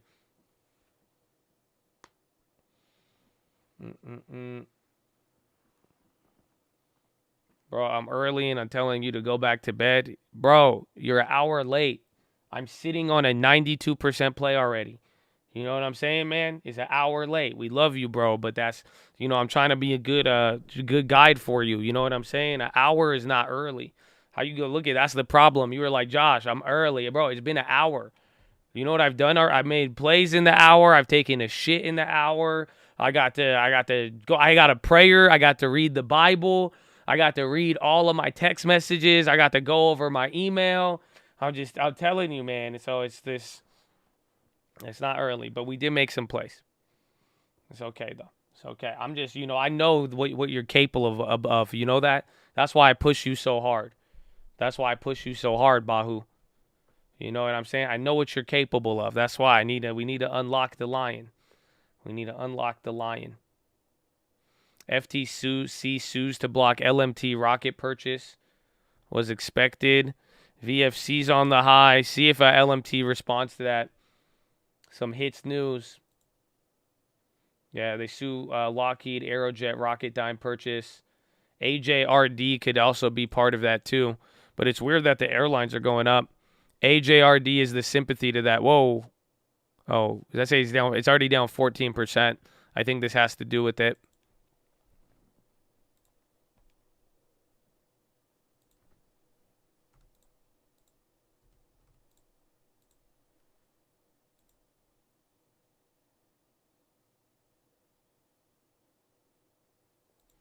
All right, I sold half of the AXPs. I sold them out at 59 cents, 120% on those. I'm holding the rest still.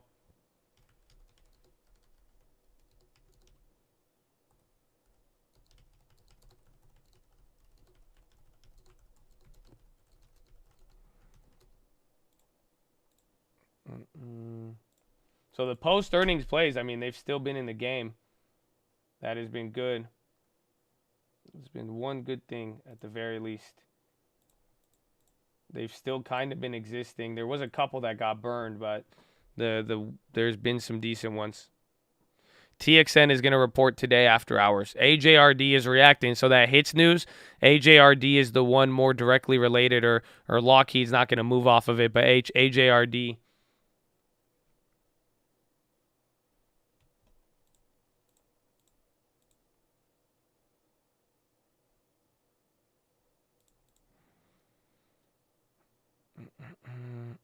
BAC running again.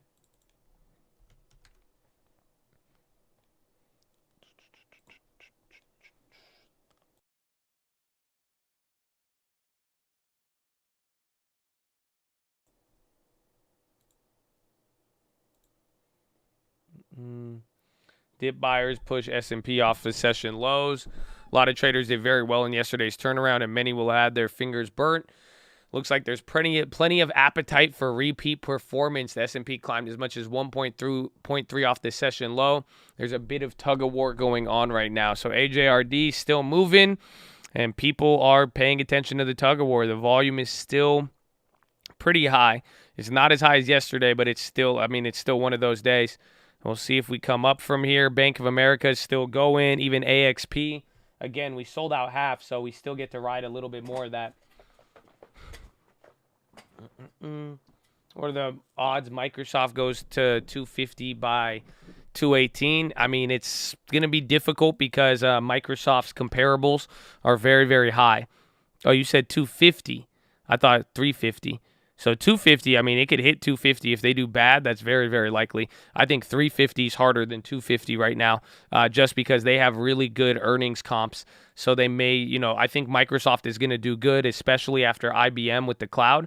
They should do very, very well, but it's still going to be difficult to, again, the estimates are still going to be high. So there it is. SPY's breaking out a little bit more. Oh, whoa, was that another upside candle? Again, just to give you an idea, this is the top candle of yesterday, and then this was the other top here that we set before dipping. So we'll see if we could break out here. It could cool things down. You're only down 2% now. Dow is less than 1%. So we'll see how that one plays out. Bro, the AXPs are 200% now. Woo!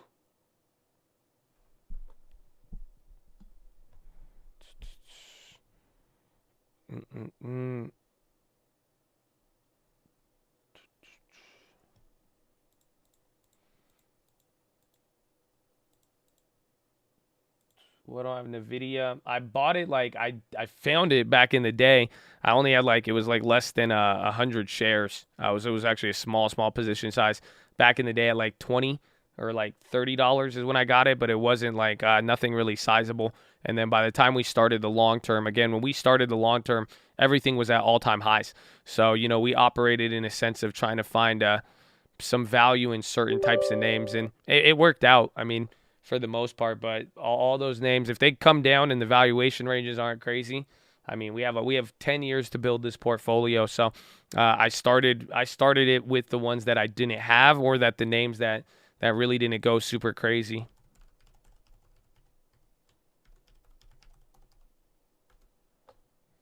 Airlines popping. Yeah, they were leading the S&P. They're still going up.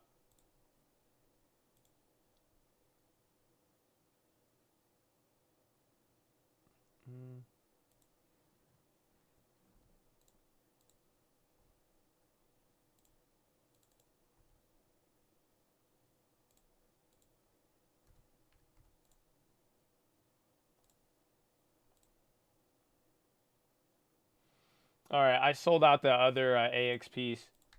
I sold out at 69 cents. or 69 or 65.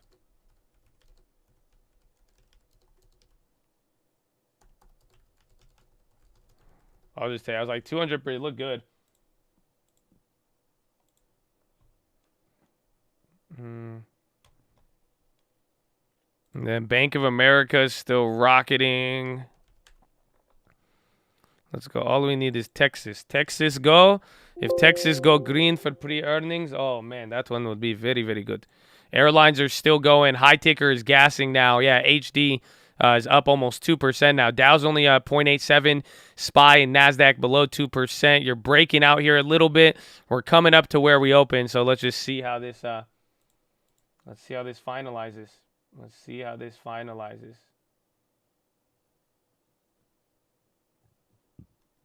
Abivi XLE.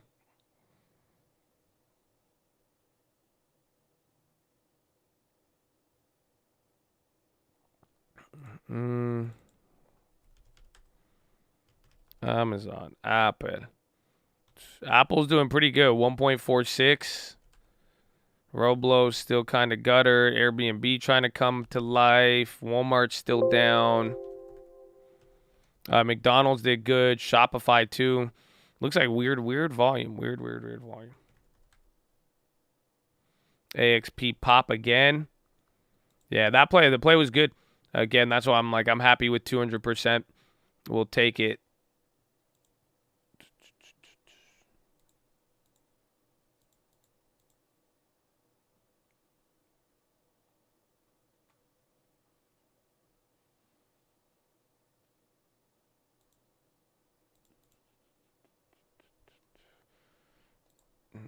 Bros coiling. Hit that LMT play. Good work, baby. LMT. It was good earnings. I was pretty impressed. With them. Too early to save it. We'll see. Again, I mean, we saw this play out yesterday, but this, I think it's doing it a little faster. What time is it? Oh, no, it's the exact same time, 10:49. Shit. But last time we couldn't get above VWAP. So now at 10, this is the exact same move as yesterday, but with a lot more strength.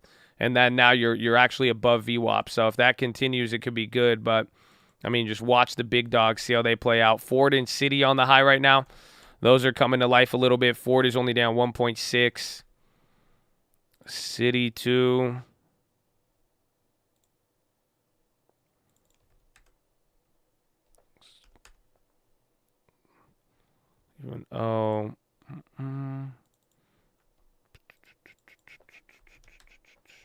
IBM is killing it. IBM is rocketing. So is the market calming down again? Yes and no. I mean, we were just down 3%. We're still down 1.8 right now. The point is volatility is going to be here. So even after you make one of those big swings like you saw yesterday, the monthly is expected to move 5 to 8%. So pretty much 30 days from yesterday's move, you could expect to be up or down 5 to 8%. I think is the best way to put it. So I mean, there's good and bad that we got from yesterday, but it is expect more volatility, especially with the events that we have lined up here this week.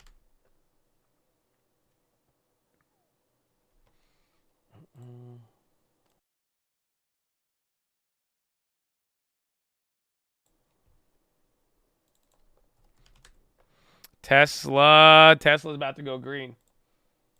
Where are the puts at?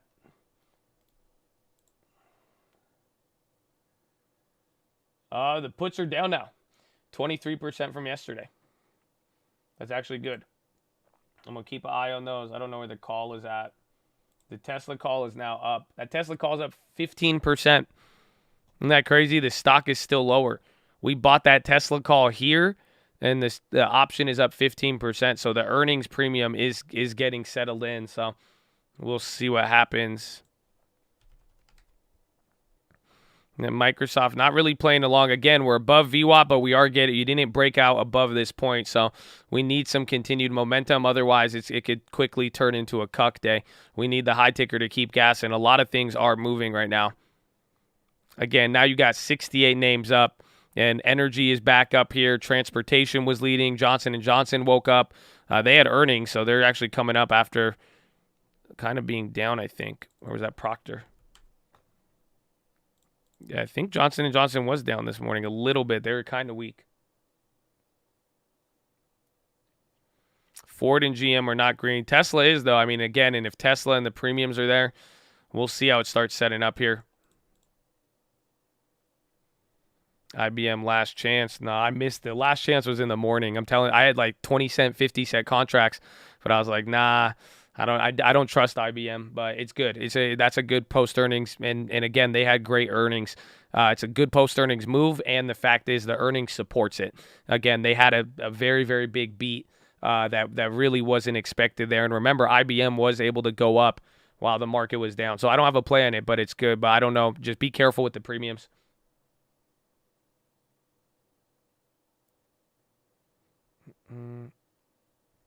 Bros wants 48.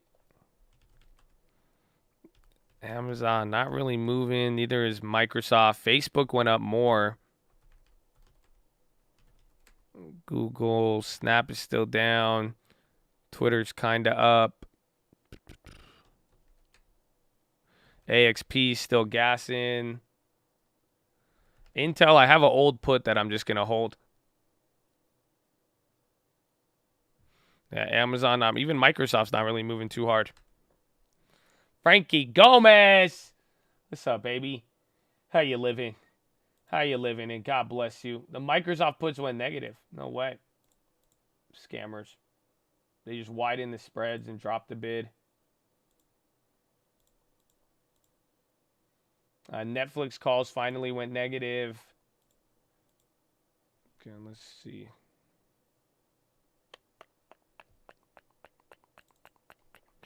So that one didn't last. So again, it's the same timing as yesterday.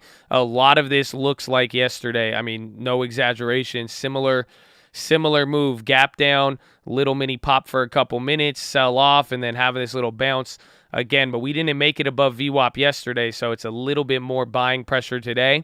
But it is playing out almost exactly the same. So let's see. I mean, what, from 10 to 12 right now?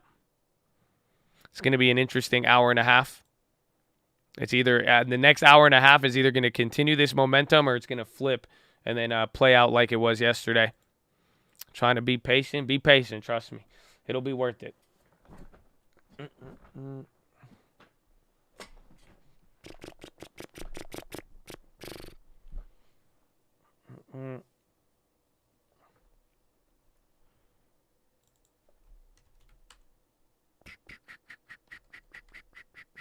There it is. You're coming down now. Right back to VWAP. Get ready for a game of musical chairs. Again, tug of war is here. Tug of war is here. The VIX yesterday, I think it was around the same price. I want to say probably a little lower.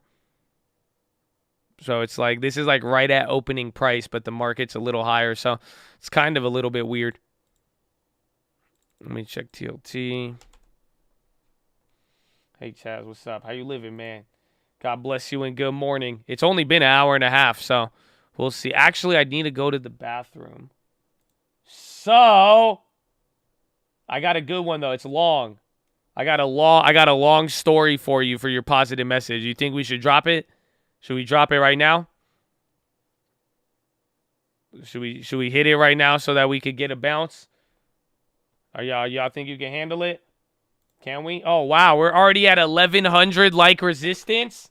Oh, God bless you guys. Honestly, man, big shout out to all of you guys watching, especially those who show love, even without us asking or anything like that. And even if you're here giving me an opportunity, man, God bless you and thank you. So I appreciate you all, and I hope you stay in the game. But I got a positive message for you. I got a positive story. So I just want to know who's going to hear this. We're at 1,200 like resistance. So if you 13, oh my gosh. Wow. So if you hear me, just hit the like button. Just check in. It's like attendance, baby. You know what I'm saying? He said, you're welcome, Voice. They call me Voice. You know them. You could just call me Voice for short, okay? TLT bounce, SPY at VWAP here. So like the video. We got to get this popping. We got to get this popping, baby. Just check in. Oh, man, bro. That was like 400 people ASAP. Oh, that's what I'm talking about. So let's see again. Watch for downside momentum or upside momentum. Tug of war is in place. Oh, man, it's almost 1,600 people. 5 more people, man. Holy shit. Chad. Oh, there you go. Check in. All right, I'm good. I'm good with that one. Are you ready? I love this one. I love this one. So, ladies and gentlemen, too, since I know at least 400 or 500 of you are listening to this, I can't cheat you. I have to tell you, man, you are here right now for a reason. You in this world, this generation. I'm trying to tell you, you have a purpose. Otherwise, you would have been born in like 1720. You would have been on like the Mayflower or some shit. You know what I'm saying? So I'm glad you're here, man. Recognize your purpose. Don't let anybody play you, okay? I got to tell you that. But are you ready? This is the fisherman. I need to tell you the story of the fisherman. Okay? Once upon a time, there was a fisherman, and he was just sitting under a tree, you know, smoking a cigarette. And then this businessman, this very rich businessman, came up to him, and he was trying to cool down, and he noticed the guy, and he saw him that he was just smoking and not working. So he moved towards the guy, and he asked him, and he said to the fisherman, he said, "Hey man, you're not going to catch any fish that way. You should be working rather than sitting here on the beach." Then the fisherman looked up at him and smiled and replied, "I've caught enough fishes for the day." But hearing the answer, the rich man got a little bit annoyed. He said, "Why don't you catch more fishes instead of sitting in a shadow and wasting your time?" Then the fisherman, he had a little shine in his eyes, he smiled back. He said, "Well, what would I do by catching more fishes?" Then the businessman replied, "Well, you'll earn more money, and then you could go get bigger nets." Then the fisherman asked, "What will I do then?"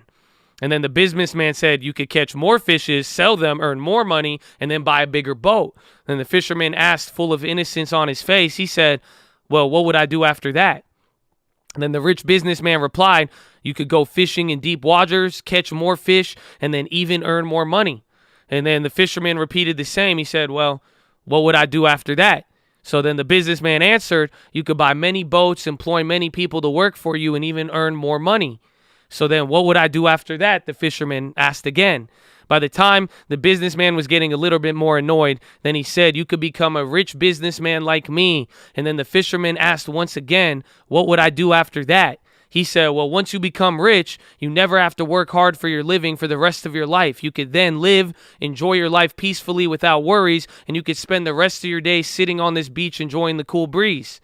Then the fisherman, smiling, looked up at the businessman and said, "Well, what do you think? Isn't that what I'm doing right now?" Woo!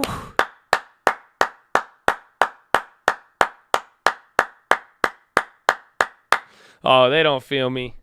Oh, they don't feel me. Oh, they don't feel me. Uh-huh. Oh, they don't. I know they don't feel me on that one. See, the spy was like, "Ooh, we gotta sell off on that one." Woo! Woo! So enjoy your life, man. Enjoy it right now with what you got. See, don't stress so much on everything. Oh, they don't feel me. They don't feel me. That one was a good one. I liked it. But Spy is coming down now, and volume is definitely picked off on that sell-off. I mean, we'll watch. This is so similar to yesterday. I don't know how to describe it. It's like very similar with a slight up tilt. But I mean, we could go any way from here, honestly, because you were above VWAP, you broke it. We're coming back down here to the lower end of the day. You still got 30 minutes till Euro close, so keep this in mind. Microsoft plummeting. Yo, Microsoft just got a fat candle there. Yo, Chicle on Microsoft. I wouldn't say plummeting, but that was like what, $1, $2 move in one candle. Microsoft's combat goggles aren't army ready. The 22 billion army goggles still aren't combat ready. Pentagon test office says Google system is showing promise. Oh, so bad news for there. See if Google goes up on it, but Google's not reacting. Bad headset news for Microsoft and their $22 billion headset goggles. It should benefit Google there, but Google's not reacting. Hit piece news. It's from the Pentagon. So it's not from a news source. It's like it's coming from the Pentagon. Bloomberg is breaking it right now. See, Google had a little bit of a pop there. See if that ends up holding.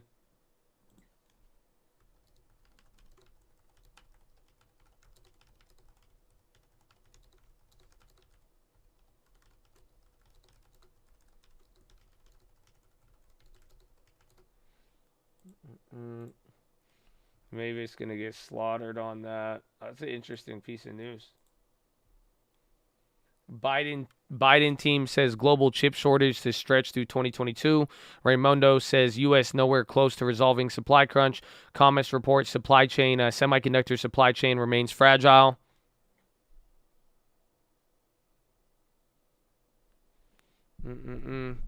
Google broke that YouTube also that creators can drop NFTs and you're quiet. I mean, what do you want me to do? You want me to throw a party? I mean, that the stock just dropped $2, bro. I'm giving you the breaking news as it's happening now. Should we show an NFT party? Anybody?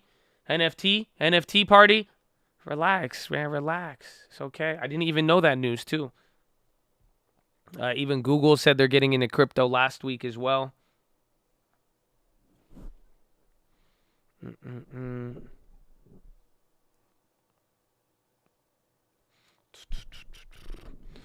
Spy at VWAP. Okay, so it's holding. Microsoft bouncing off that. That was a big candle. Google is going up though a little bit more aggressively off of that. So keep that in mind.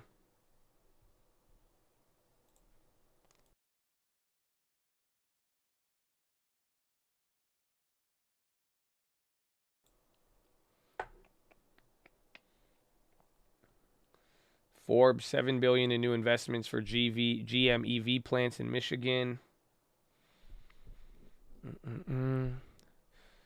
I was driving with that story. So true. Much love for all of the vets, baby. Shout out the vets. You know what I'm talking about. Arn. Amen. Amen. I bet Uncle cares. Uncle is like, Uncle likes NFTs. He said if it could free him from his captors who control his music, he says he likes NFTs for that. But otherwise, he called me a lot of expletives. Honestly, I can't even repeat what he called me because when I showed him the NFT, I was like, Uncle, I spent like 15 grand on this picture. And I honestly, he beat me. He beat me on it. I don't want to talk about it. That's it. GM EV news coming out right now on North American capacity for 1 million EVs in 2025. See if the market reacts to it. Again, a little bit of a pop there. I don't know if the market's ready to buy everything up. Yeah, we're getting that early, I think. It's starting to move, but I don't know if it's with the market.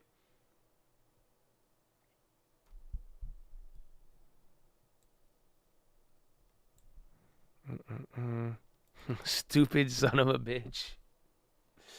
Bro, that's crazy. I'm offended though. I haven't been offended in so long. I was like, wow. I got like my blood boiled for like 2 seconds, and then I was like, God is good, baby. That's crazy. Bro, I imagine that. Imagine the number one issue right now in the world, inflation, and then he's like, what a stupid question. I was like, what? But it was so gangster. I don't know how to. I'm so conflicted. I don't know what it was.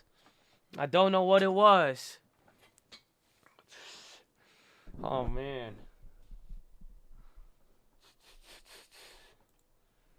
Bro, the man's like inflation. What a stupid question. I was like, wow.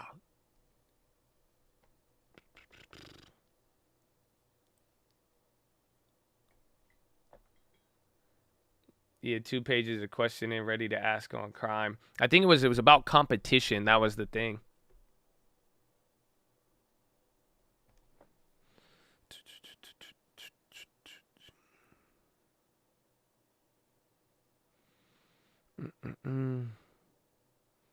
You hear he called Peter and apologized?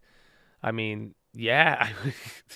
Dude, the president just called him a stupid son of a bitch. That's wild. For asking him about inflation. It's like, whoa, bro. That's crazy, bro. I like it, though. We need some of that spice. I don't know. We need some of that spice.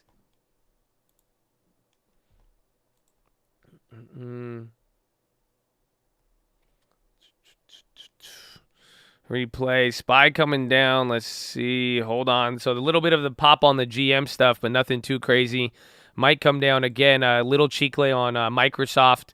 I'm going to keep the GM up there. But here, Let me go to the bathroom. Make sure you guys are subscribed. Big shout out to all of you guys liking the video. Y'all running it up. So God bless you. It's going to be a good day. We are at a very, very key level. Again, you're right at the 10% mark right now. So a lot of things are going to happen. I need to go to the bathroom. Follow me on Instagram at The Trading Fraternity. We have the long term. All of my Instagram photos have the long term. It's still holding up. 12%. He's fighting. 12 and 10%. I'll take it. I will take it. Any day, baby. So follow me. God bless you. SPY's going to move a lot. It is still less than 2 hours, okay? Still less than 2 hours. Still less than 2 hours, baby. So, or wait, 2 hours, yeah. And then Euro close. 20 minutes, 23. I go pee. Hold on. Woo, it's nice outside. It's like cloudy, sunny. It's a cloudy, sunny day. It's very reminiscent of the market. You know what I'm saying? Very reminiscent of the market.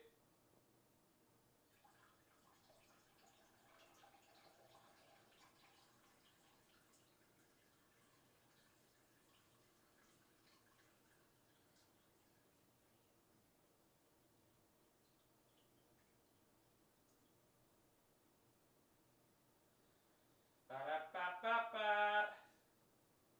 I'm in a coat. Hey, happy Honda days. The market's down, but your Honda's probably still up. That's because we believe in reliability. So today, we're going to buy a bunch of SPY puts. Happy Honda days. Sorry, I didn't side bowl it effectively. You know what I'm saying?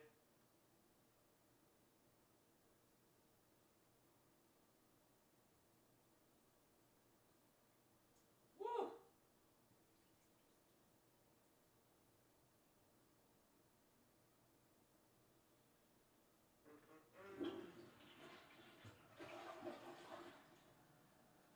SPY has gone below. The bathroom break was not effective.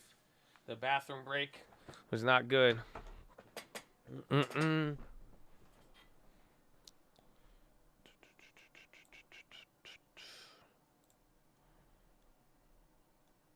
Oh, stay calm. Stay calm. Don't worry. Netflix coming down. Where are the Microsoft puts? Those scammers. They're only up 4% even after all of that. Very, very interesting. And we caught what? We caught a $5 drop, and then puts only went up 5%. So, again, premiums are nuts right now. Again, the AXPs were good. The Texases, those are holding. Tesla puts are down 20% from yesterday. Tesla call is only up 3% now. So just a lot of move unless we break above or below this range. I don't think the premiums are going to move.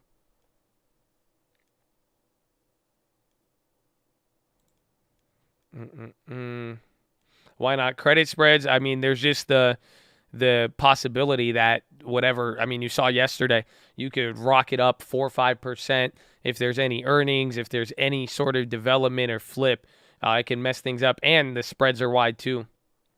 So I think this is just, again, this is a mix of yesterday. When you get down 5%, up 5%, I mean, this is the hangover. If you really, really think about it, I mean, if you went from 5% sober to 5% drunk within 7 hours, if that makes sense, I mean, you would probably be really, really hungover the next day. And that's kind of what we're feeling here right now.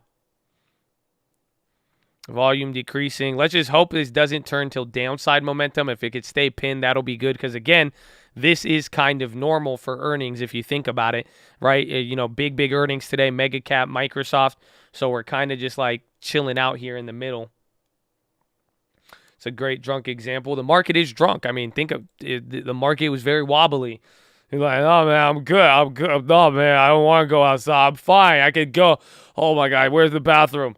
Where's the bathroom? I need to sell the long term right now. No, man, I'm feeling good. Where's my key? No, man, trust me. Trust me. That's it. What's up?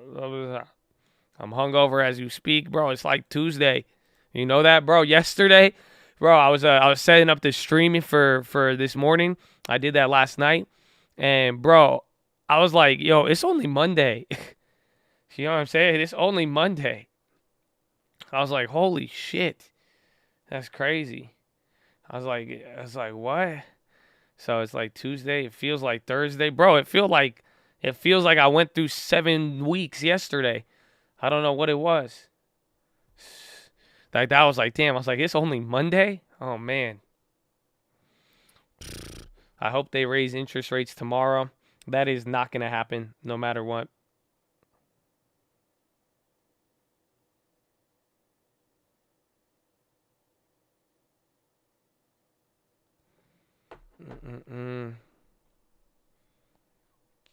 It's been 84 years. Microsoft, bro, those puts need to come up. There you go, scammers. Thank you. Yesterday might have been the most bipolar day I've ever seen. It was one of the craziest days in a very long time. There was only a couple instances, and the thing about yesterday that made it so surprising, there was not any Fed action. So, like in 2008, let me get you the chart. Is it this one? That's retail dumping right here. So again, let's see if this keeps going down. We're coming down a little bit more, but like you see in October 2008, these were back-to-back Fed interventions. All three of these. So on each one of these, the Fed announced something that stopped the market from dropping. But again, I mean, think about it. You were down 4%, 4%. These are day after day. This was within a 1 month 1 month period. You had 5% moves, and then some went positive. So, but this was all on Fed decision. So, like literally, the Fed decided to backtrack or ease, and that's what led to the bounce. So, you saw what you saw today without any news, without any catalyst, is absolutely, it's not anything seen in at least 20 years, 15 years.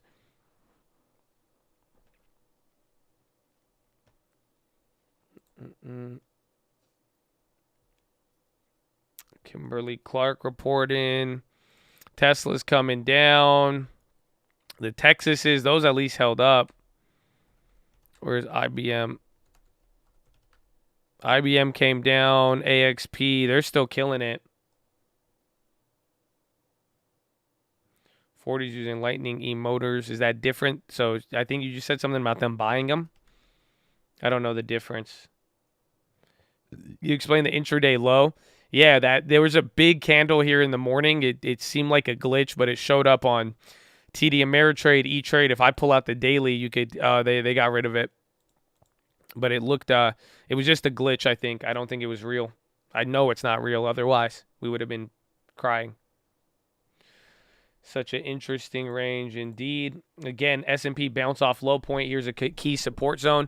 Investors may be keeping a closer eye on the technicals on equities contend with unusual volatility. S&P is wavering, having hit a session low of 42.87. It's now climbing above 43.25. My colleague William Maloney is flagging a key S&P support zone between 4279 and 4306. If 4279 were to fail, the next focus could be Monday's low of 4223. So we're at 4317, 4279. Again, that's pretty much the lows from earlier today.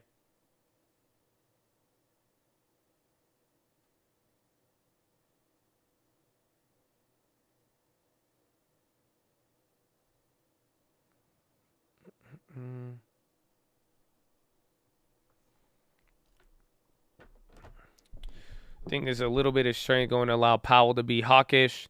I mean, we're still down again 10% since the real digestion of the meeting of the minutes, amongst other things. So we'll see. Again, nobody, surprisingly, to my surprise, not one person is expecting Powell to pivot tomorrow. So even if the market dropped 5% today, some people they're not expecting, even in the height of yesterday, they're not expecting Powell to pivot. So it seems like the difference is that, Powell has to fight inflation, not growth overrunning. And it's not like he's trying to stop overheating market. He's trying to battle inflation. So a lot of people are not really expecting the pivot at all.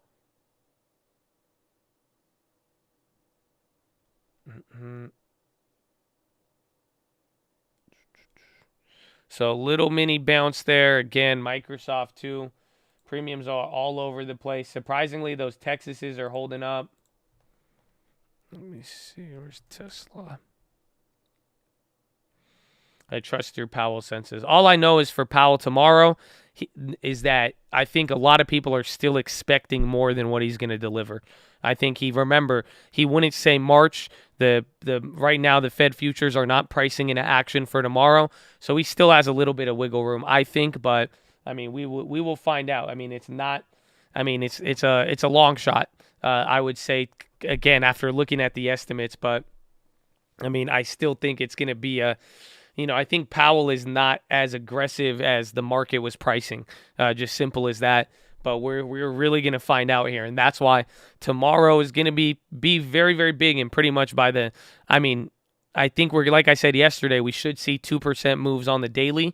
I would not be surprised to see maybe in the next 2 weeks if we saw another 5% move up or down. I really wouldn't be surprised. Just again considering. I think the range, again, you got people like me saying that Powell can move a little slower. Then you have a wide consensus saying that Powell is going to be able to move really, really aggressive. So we're really going to find out, and that's a wide range, and I think that range is reflected on the S&P and the NASDAQ and the Dow too. Shit, the Dow has all of it. Everybody's caught it.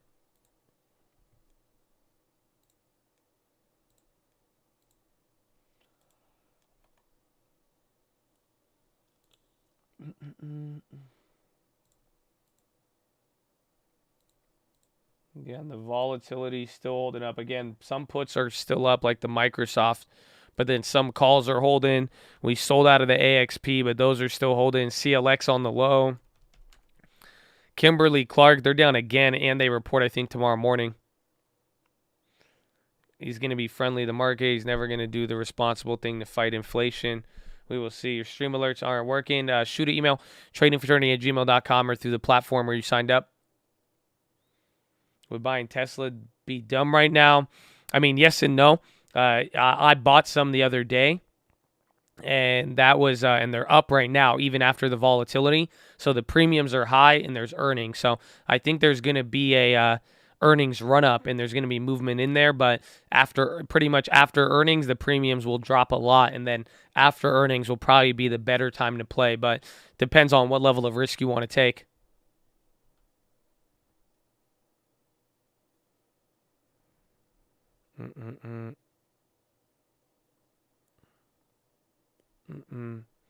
My alerts haven't been sent for at least 4 months. If you're on the stream alerts for 4 months, I mean, send an email.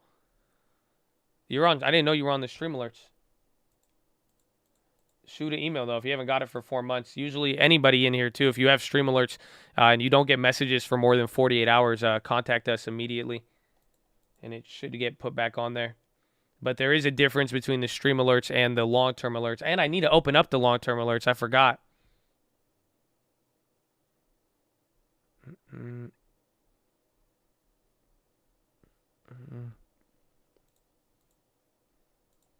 Tesla's going up. SPY back at VWAP. I feel like the volume bars are wrong. Is that just me? I feel like we've been seeing these weird little volume spikes at like 500K, but I don't know if it's it just doesn't look real. I don't know. It's hard to explain.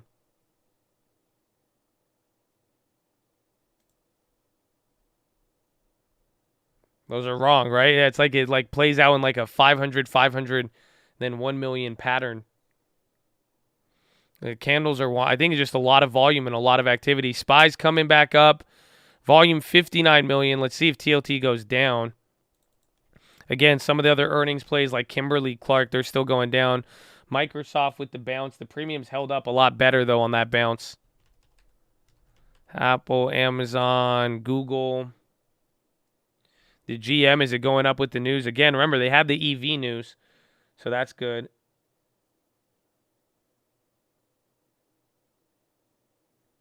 Airbnb looking to break day range.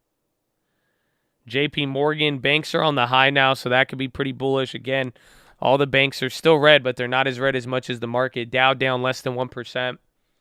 Yeah, banks are starting to move. Again, Morgan Stanley, Bank of America was the leader. I think they're still green. Yeah, Bank of America is up 1.4.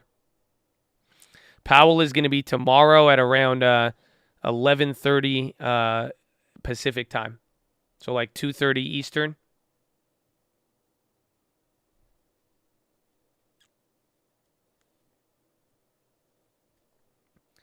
Yeah, it's the long-term alerts. Yeah, so the long-term alerts, I mean, the last one probably came out a month ago or at the beginning of the month. But for the stream alerts, if you don't have anything, especially after 48 hours, contact us through the email nonstop until you get it back on. But that's the best way. And then the long-term alerts, I need to reopen it up for you guys. I forgot. I was going to do it at the beginning of the year. I think we'll have it open before the next purchase. BAC still going. Bros wants 48. You sold out the XOM. XOM back up on the high.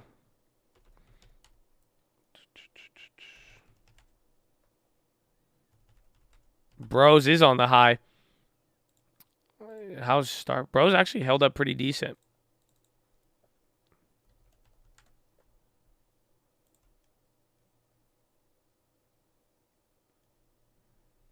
Chinese EV. I sold out the Neos yesterday. I know they got clapped.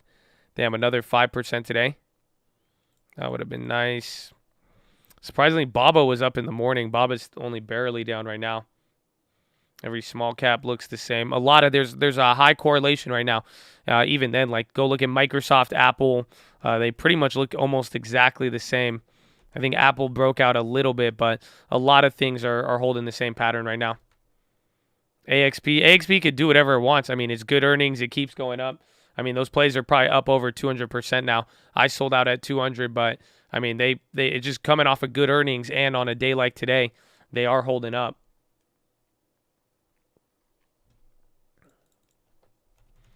That was IBM. Citi, banks again. That is pretty much a leader right now. Banks and energy.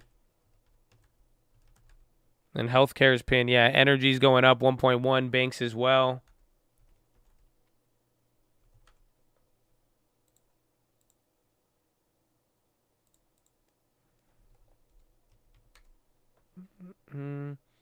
Market rotation. We will see after Powell.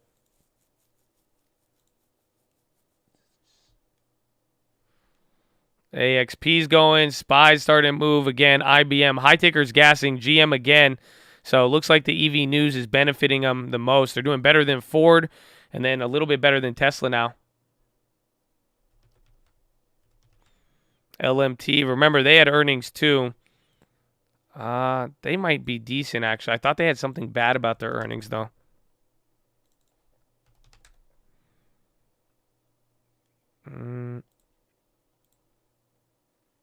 Oh, LMT, so expensive. Habibi, le queda.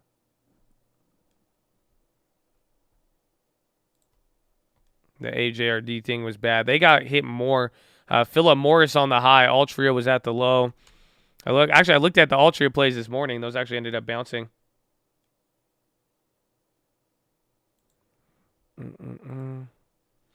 Maybe stop calling the gas in the high ticker when the green candle. We will take that suggestion. Thank you. I hope you have a wonderful day, and we appreciate you. Have a nice day. Thank you for shopping at Stock Market Live. We have 4.5 hours left to go. Right? 4.5. Watch M. They've been on the lead. AXP again with the run.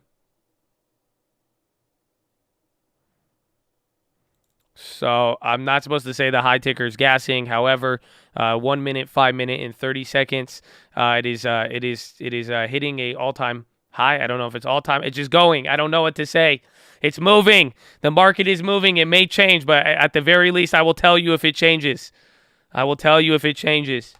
Again, AXP is going crazy. It's totally gassing. Oh, it's gassing. Look at it. Oh, you can't look at the low ticker. It's gassing. The high ticker's ready to play. Okay, but no, never mind. The S&P is switching. See, but I'm here to tell you. I'm here to tell you that. But we'll see. Red light. Oh, shit. We're starting this one early. Red light. Alcoa. We have old Alcoa plays. Did they go up? I remember they got clapped a little bit.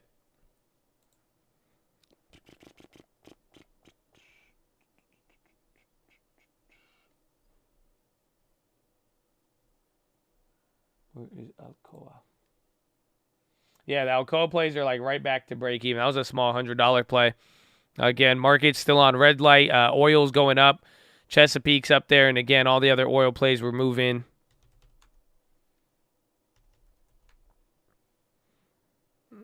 I'm betting the house on Texas Instruments. Are you playing the pre-earnings or are you going, again, get more time on it. We're on the weekly, but we'll see. So, green light, again. Looks like if we get back up, we still haven't broken out from the earlier range of today. So, I mean, that will determine a lot. Microsoft moving again. The puts are still up.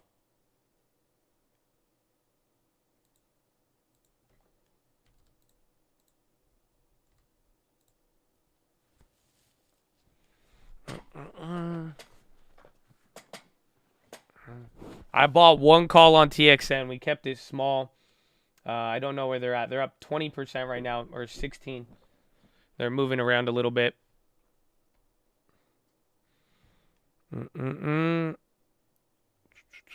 Teslas, it's we're just all over the place. Again, red light. It's a very big game. Red light, green light, you know? Everything just literally got a candle after doing that. Spoon to the mouth, baby. Tell them. They don't know. That's a OG PHILO. Amen. That's Proverbs. We love it. Butterlight. Amazon not playing. SPY coming down there. Even TXN. Amazon is breaking through. That's a good call out there. Amazon looks like it's about to lead tech down. If it breaks below that low, they're already down 3.4. Apple's a little stronger. Microsoft's weak. Apple and Facebook are the strong ones. Roblo on the low now. So some other names are getting hit. Oil is still holding up. Banks kind of coming down.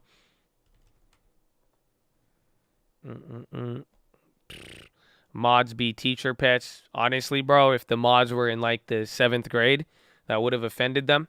Other than that, we appreciate your business, and thank you for tuning in to the Stock Market Live. Chad, can I just start saying that from now on? I really like it, honestly. I'm just going to act like I work at a front desk, and it's honestly a lot of fun. I took offense to that. Well, then you are a teacher's pet. No, I'm kidding. I love you. Charlie, I love you. I love you. Thank you for attending Stock Market Live. You're welcome. You're welcome. Thank you. Thank you. Come again. Feel free to come again. It's all on you. It's because I got yelled at for the NFT thing. Well, we still appreciate you. Texas scammers. The play won't go down. At least the play. I mean, that's part of it. Push-ups incoming. They're on the way. Oil is now leading. That's the turnaround for the day. Honestly, that may be holding some things up now that I think about it. Yeah, oil back at 84. Maybe that was the mini drop. Can we get a crash without yield curve inversion? You could lose value. I mean, it's not about yield curve inversion as much as it is inversion leading to a correction of the curve. But it has happened in 2001.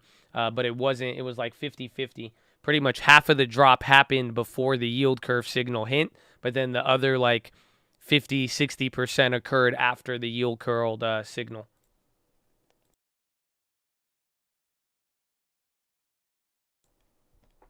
Yeah, so pay attention. This is a very interesting point compared to yesterday. This is the high point of yesterday now. This is your euro close. So euro is now closed. Let's see where they finished up at. Remember, there's going to be a little bit of a feedback on there. Looks like they did good, 0.5%. China, Asia Pacific was the worst. But see here, so this is euro close above VWAP. I mean, it should hold around this level, but just pay attention to this point for the rest of the day.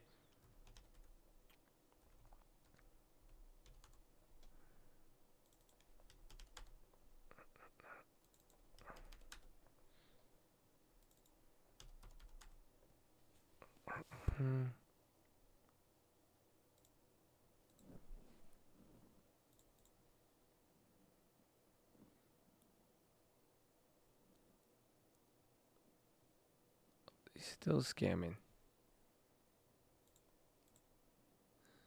Bro, how did they even scam like that?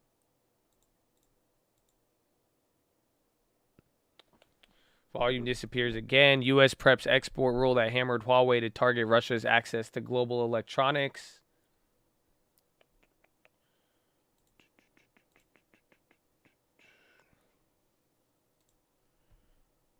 Nope. It's time, baby. But ladies and gentlemen, we love all of you. I hope you're having a wonderful day. Make sure you're subscribed. We're live Monday through Friday, 30 minutes before open. Drop your thumbs up on the video. Spy's going down.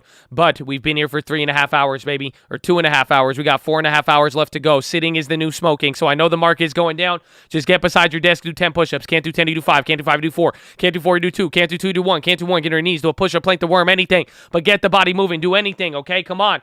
Chest to the sun. Flex the core. Tuck the hips in. Legs in front of you. Come on. Stay locked and loaded. Bond auction just came in right now. Spy's moving down. Bond auction came in. See how I messed with TLT again. The bond auction yesterday helped with some of the bounce, but your legs should be in front of you. Chest to the sun. Fix that nerd neck. Why are you scrunching up your shoulders? Nobody is attacking you. Please drop your shoulders, okay? Chest to the sun. Boom. You look good right now. I ain't gonna lie to you. You look really good. You look better than the market for sure, but whew, I'm just saying, keep it up, baby. Keep it up. Then I need you to relax your jaw. Go. Breathe in really deep. Breathe out with your tongue out. Do the dragon breath. Go. Oh, feels good. And don't forget, optometrist recommendations. Stare at object 10, 20, 30 feet away. Blink a few times. Relax those pretty little eyeballs. Blink, blink, blink, blink, blink, blink, blink, blink, blink, blink, blink. Blink, blink, blink, blink, blink, blink, blink, blink, blink, blink, blink, blink, blink, blink, blink. Oh. That shit, wow, feel good. Woo. Look at just like that. That's it. Now I need to get some resistances. Oh shit. I'm so sore. Woo. The blinks are always needed. That one's it's a good one. It's a good one. Oil tickers on the high. Yeah, there's a news report on UK demand for oil has gone. It's quicker than what it was last January, or they've returned to demand quicker than expected.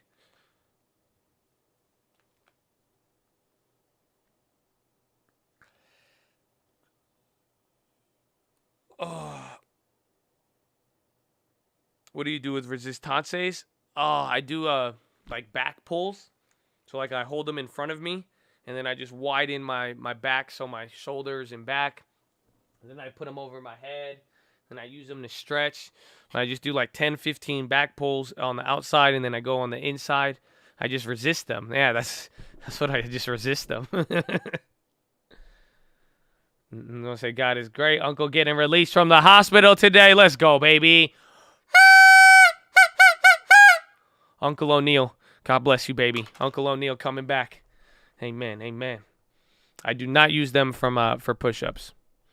I do not. Spy making a move. TLT did not react to the bond auction just yet. We'll probably get some updates on there. Dead count bounce.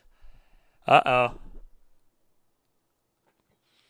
Dead count bounce. Equity markets in the U.S. are down, with losses across sectors, but early trading shows consumer discretionary and high beta shares feeling more of the pain. Yield curves are flattening too. This all suggests jitters about earnings growth as companies report on the cusp of Fed policy normalization. My colleague Felice Marins notes that American Express said 4Q large global corporate spending was just 36% of comparable 2019 levels, and that IMF has joined the World Bank in downgrading 2022 global growth estimates. Both institutions anticipate slowing in the U.S. in particular. The growth issue then may be a year-long worry and not necessarily Omicron specific, as the Omicron hit has bottomed out. Earlier yesterday, the ferocity of equity selling pointed to potential capitulation, and we should have expected a bounce, but I certainly did not expect the bounce to be intraday and so large. Now that we have seen the bounce through, equity selling has resumed, and that's a sign that the Fed tightening into a slowing global economy will keep volatility elevated, likely hurting the riskiest and longest duration assets.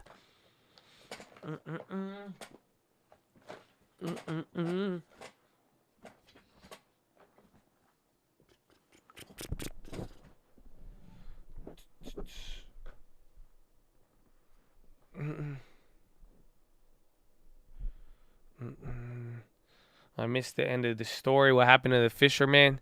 Oh, I guess we'll never know. SPY is dropping now. Again, some of the earlier names that were up are holding, so that's not the issue. But again, it seems like Amazon is leading the way down along with Microsoft. Yeah, but the Microsoft puts, where are they? They just won't go up, bro. They were up more. So literally on the decline, the puts go down in value right now. It's a very, very wonky move here. Where's the Tesla? The Teslas came back, but they're still negative. But again, it's a very, very tricky situation here. The Texas call is down 4. I did not sell the TXN, no. Again, those are just at break even. Everything's coming down, though. Apple, Microsoft, Amazon. Facebook was a little stronger. We're coming to the low side now. It's starting to look a little bit like yesterday, unfortunately. Again, you had the bounce. You come up. It might play out similarly. The question is, what are the premiums going to do?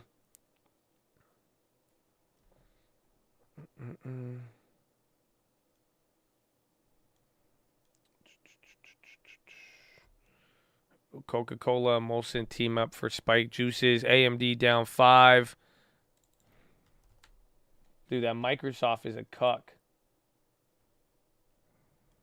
The banks are looking good. I mean, again, that's why it does seem like you are getting some rotation elements today if they hold up. But the real question is going to be if they flip or not. Again, right now, energy is holding up. But even then, I think financials are still down. No way. Yeah, so surprisingly, all of the financials are still down. About almost 1%. Energy is the only thing that's up right now in the market. Yeah, AMD's hitting a new low. That's leading on the way down. Texas should follow along, but the Texas premiums are holding up for now. Now they're down 8%. Again, Tesla puts, they're down from yesterday, but they're still coming up right now. It's a very, very weird premium move.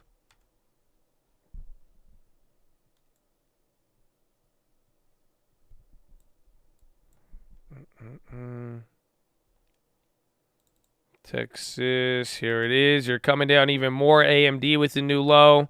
SQQ on the high, even Microsoft too.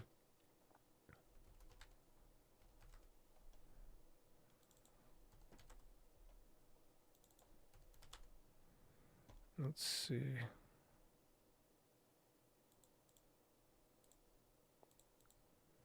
Ay. Facebook, is it going down even more? Yeah, Facebook down 2 right now. So we're starting to sell off. I mean, just watch out because some of the panic from yesterday, I mean, it could very well, it could set in and hit again. Just keep that in mind.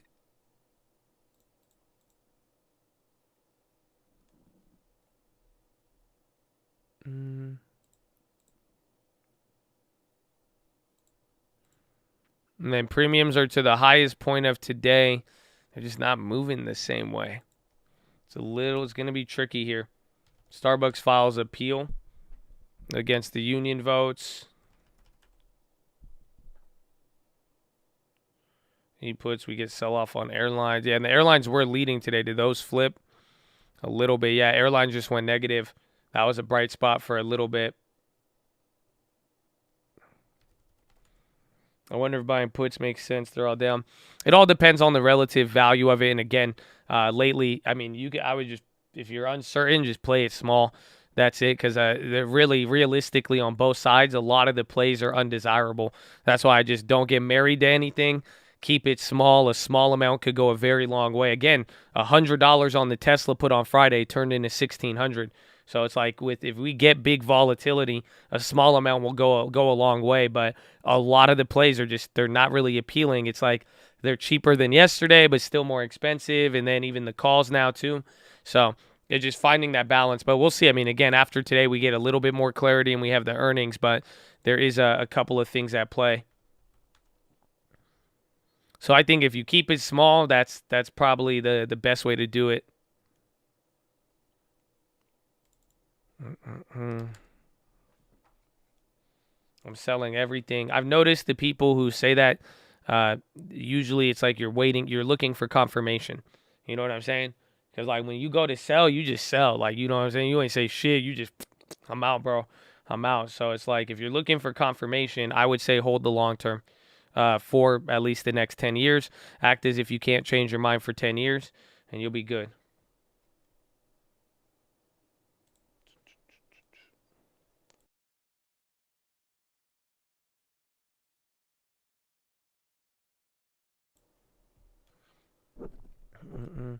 But I mean, retail did sell yesterday. Again, that's what this chart was from the watch list. Did I just freeze my computer? Oh shit, do you hear me? Hello? Okay, those images just crashed they don't want me to show you. It just sketched out.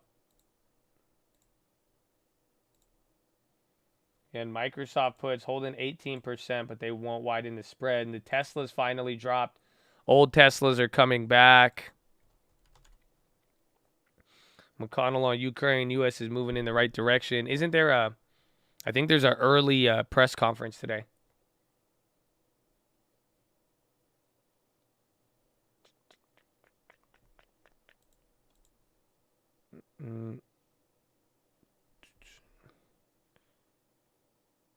Retail sold, institutions bought. That's how it bounced. It was a portion of retail, but it was like again by noon of yesterday, you had 1.3 billion sold off from retail, which is it's the most retail has sold in the last 12 months. And retail isn't just like you have to realize retail isn't just YouTube. It's not it's not everybody on Robinhood. Retail is like mom and pop investors too. So like some of your parents and other people, just in the sense where it's a retail brokerage account, not an institutionally held account. Some people did decide to back out from that. But then reversal and then down 3%. Right now we're down 3% on the Nasdaq. Again, remember it was holding this very, very well this morning. So we'll see.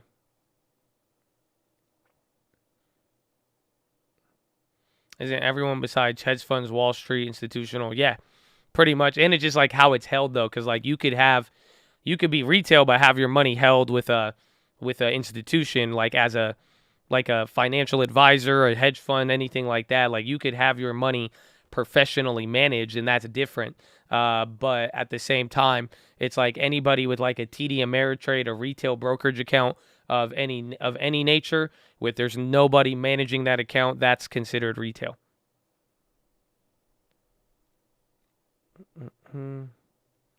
Is it 1.3 billion a small amount?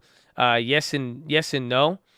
Because there's ups and downs with it. So it's like that was 1.3 billion in flow negative. So there was a lot more sales, but after all the buys and everything, it was an imbalance of 1.3 billion to the sell side. It was a 4 standard deviation, 3.9. So literally, again, in the last 12 months and statistically, you just have not seen retail sell like that in a very, very long time. It was the most. It was the most in a year. So remember, last year was GameStop, January 28th, right? Fast forward 1 year from today, GameStop had a bunch of retail inflow.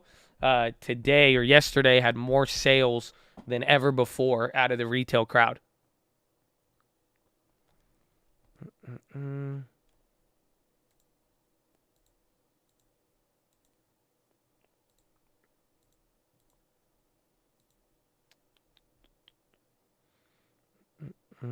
Down my whole life savings. What do I do?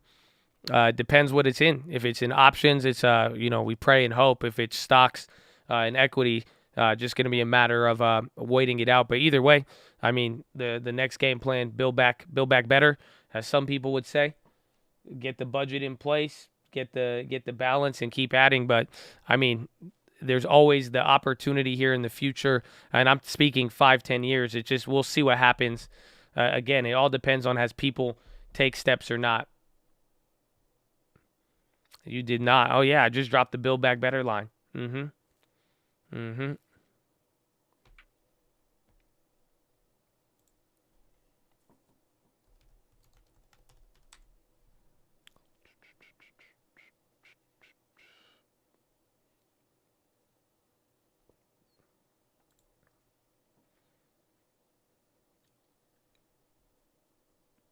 Yesterday was what, the 24th?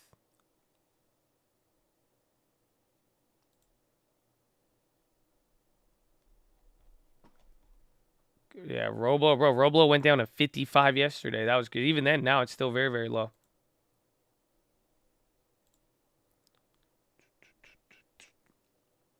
The footwear company has filed a series of trademarks for virtual goods. Who? Skechers. It's moving again today. It's like a lot of, you could see it, like a lot of the retail hype news that used to move things. It's not hitting the same. So I want to watch for. I don't know if it's the market or if it's the retail attitude, but like GM went up, but then it came down. But you know what I'm saying? It's like EV, NFT, crypto stuff. It's not hitting the same. I mean, that just right now. We'll see. You said the sketchy verse.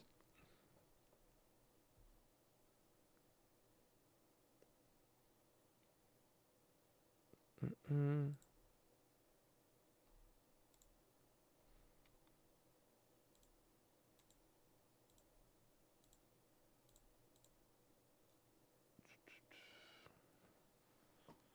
U.S. preview FOMC to signal March hike, but not 50 basis points. So some people are chilling on that. GME is 88% buy, 12% sell. I mean, good luck with it. If you really want to play like any of those names after witnessing the last 12 months and seeing what the market is really worried about now, I mean, it's totally on you to take that risk. I mean, it's your money, high risk, high reward. But I mean, for me, with anything this next year, I mean, I'm going to be focusing a lot on value, or if I am going to buy growth, it's probably going to be one of the growth plays I already own that to get at a discount if it's down.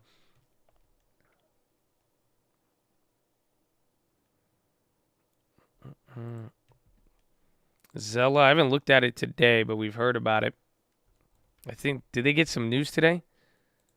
I think it's a penny stock. There was something. I remember seeing something on it.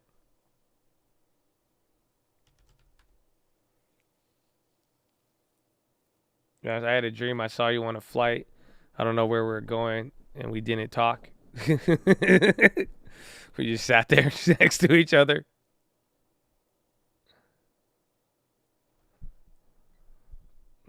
Mm-hmm.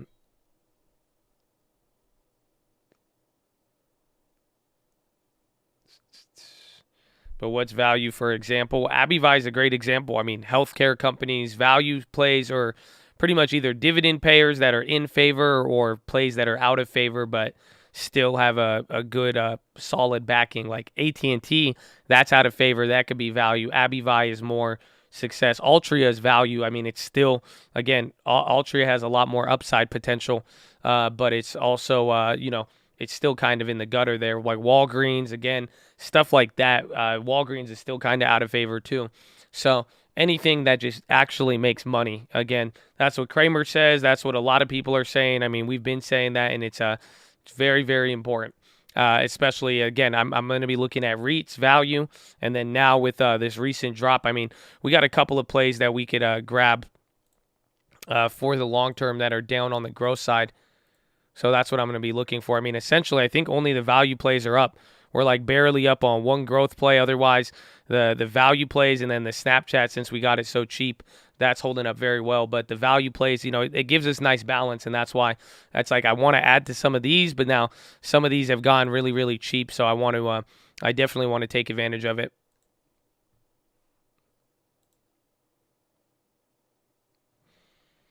Are we going lower than yesterday? We can.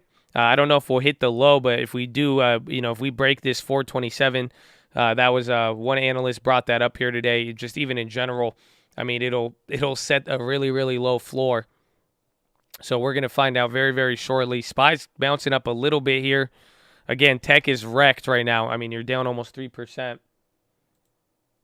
about Airbnb? I bought the Leap the other day, so I am down with Airbnb. Airbnb, I like it as a growth company for that reason. I mean, even though it's sold off a lot and there's a lot of growth expectations and a high valuation, they at least make money. So it's a little bit different, but we need a little bit more out of them, out of everybody.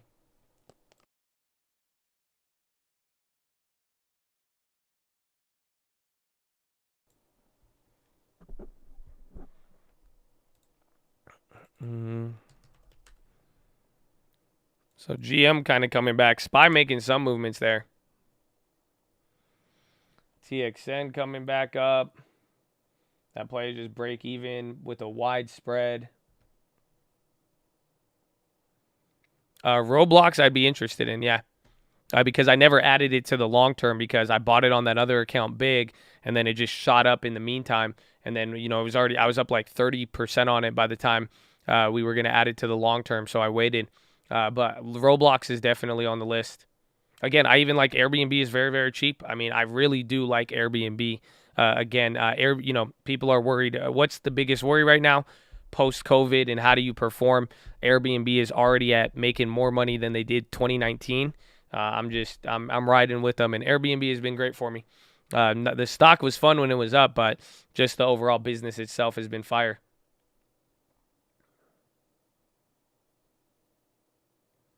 I'm considering even, like I said, I've been saying I want some REITs. We picked up that Airbnb last time, but either or. We'll see where it is in the next week. Again, I'm pretty sure we're going to move about 2 to 5% here, and then by the time at least 5%, I think by the time we get the actual deposit here at the beginning of the month. So we'll see. No, Roblox did not release the December number. It's going to come after the quarter. Square is attractive. Yeah, Square is very, very low. I do like it at this price. Again, remember, you guys are asking me even at like 150, even a little bit higher. So it's definitely, it's came down dramatically, and I could deal with it at these prices a little bit better. But there still is a lot of other plays, though. That's the thing. I was even looking at Spotify as well too. Like Spotify's coming back to our earlier levels. I really, really like it at this price.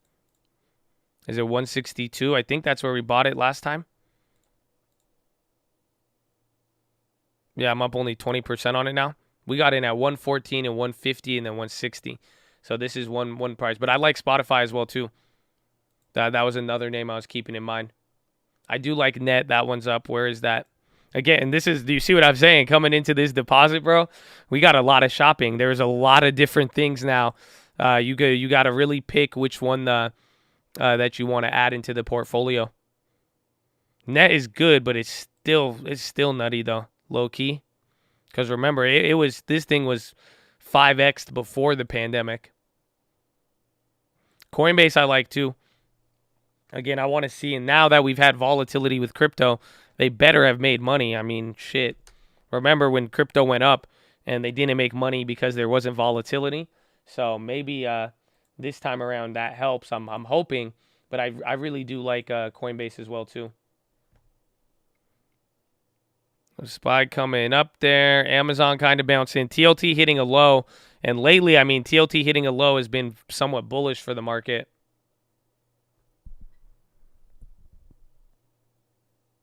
So Airbnb, Roblox, Spot, Coin, Net. I got my eye on. You could add Square to that list. I'm also looking at either more IRM or more O, or even Vici or any of the other REITs. I have like 4 or 5 REITs that I'm looking at. And then I'm even considering DraftKings because it's down so low and it could balance. Like if I buy DraftKings, it will raise our portfolio another 5% on the year, essentially. Because you got to think about positioning, assuming it doesn't go down. I could consider Uber as well. So it's like I'm considering all of these. That's why I'm like, all right, I'm just gonna let time do my work for me. Let's get the deposit and let's just see where it is, and let's see FILO and Powell. But there's a lot on the list for this month.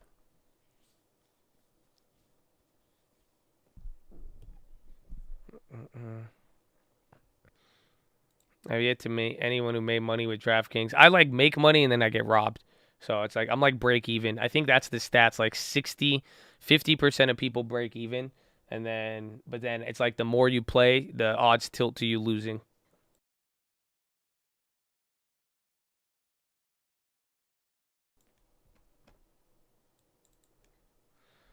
Palantir. I'm still up 30%. So I bought Palantir at $10. I walked by their headquarters. I took a picture. I was going to post it. I forgot. I remember it's weird. It's just a black building with their logo. Honestly, just weird vibes.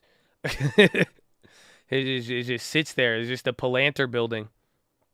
I'm like, what?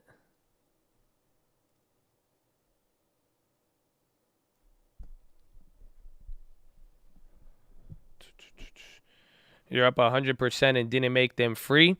I think I did make them free, actually. When we were on Palantir. I'm pretty sure, right? Yeah, and I sold a covered call. So, yeah, we bought it back in the day in 2020. I got 100 shares at 10.40, sold out half at 20.40, made them free, and then I sold a covered call for $191. So then it's still up 30%. Again, this thing was worth like $4,000. Again, it got clapped with everything else, but we've always had a great position on this one. Again, a lot of the stocks that were quote unquote memed, like again, even like AMC, we had like a 6-month jump on them. Abivai killed it. Abivai's been probably the best long term. Even Snapchat, believe it or not, even though like Snapchat, we're still holding 150% in the portfolio on it. And then the next one is Abivai, and then Ulta. That was a big leader. Even on the other one, 80% on the big account for Snap, 40% on Abivai, 37% on Walgreens, all that. SPY, a little chicle at VWAP. FAA restricts 2 Boeing models. Bad Boeing news. See if it turns to a big chicle. We haven't gotten them. Yeah, 777s and 747s subject to 5G interference. Wow. A lot of things are coming down. Check some of the airlines as well.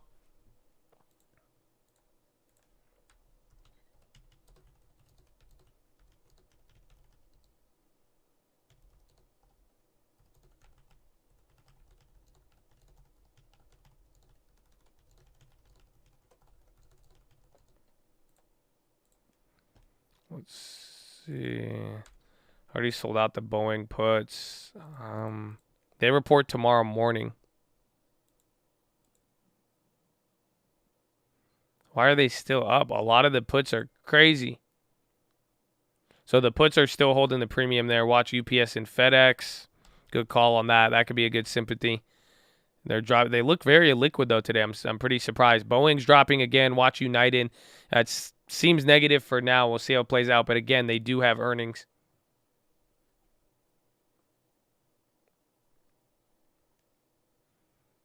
It's crazy how they drop news. I think they're actually making a decision. Bro, the 5G thing is weird.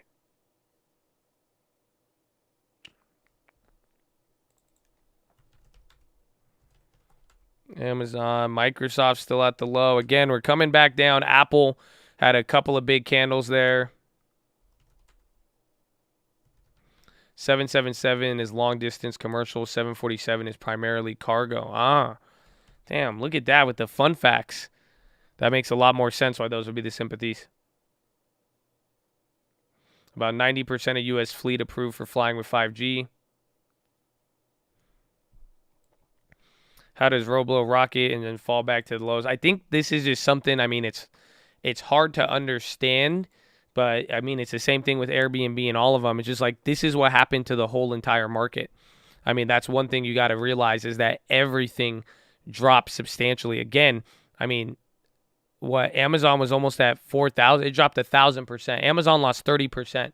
You know, you're talking what, almost $1 trillion or at least a couple $100 billion. So it's like there was a lot of overall liquidation as people panicked about growth and what the Fed was going to do. So it's like everything got hit, and the real difference was you either went from gain to losing and being slightly negative, or you were, again, some names went fully in the gutter.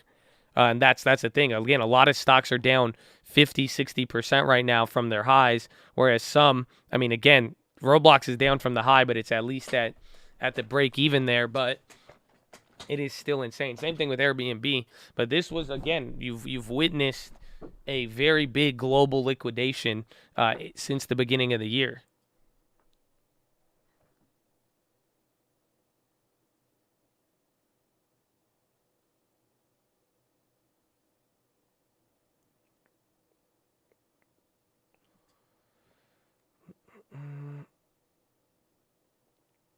Watch win, BBBY.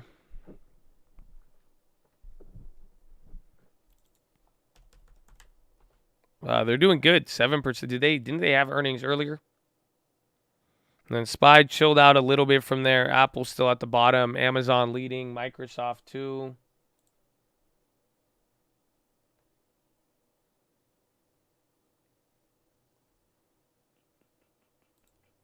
The TXN's down 8%.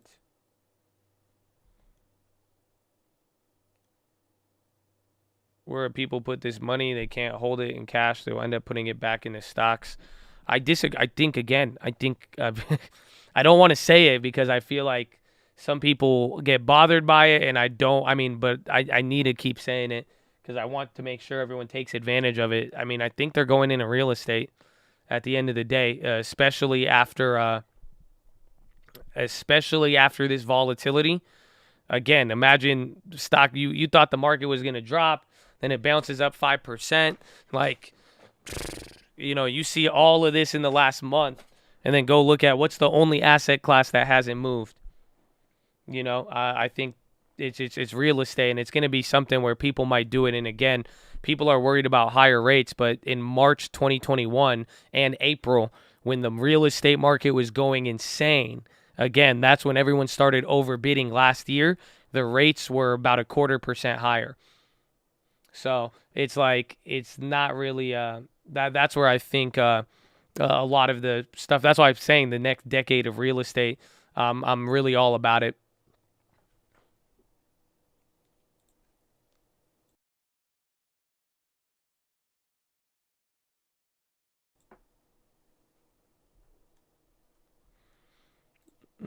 Yeah, Bros is killing it. Or Starbucks. Tesla at the bottom.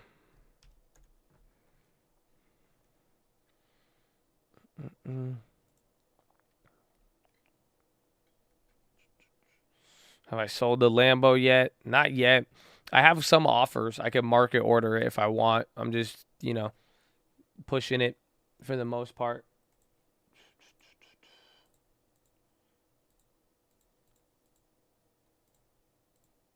Okay, decent day.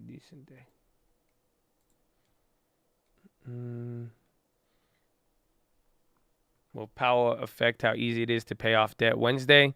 No, he's not going to make any actions. Again, and that's the thing, depending on what he says, a lot of it has already been priced in. So it's like, even if he does hint towards March, we'll see what happens. But for the most part, it's not like, again, most of the bad is already priced in, but he's not making any new changes. Everything is all about the future. You know what I'm saying? That's all it is. So it's like no real change is going to happen tomorrow, but this is going to be his opportunity to set forward the path for the rest of the year. He's going to say March.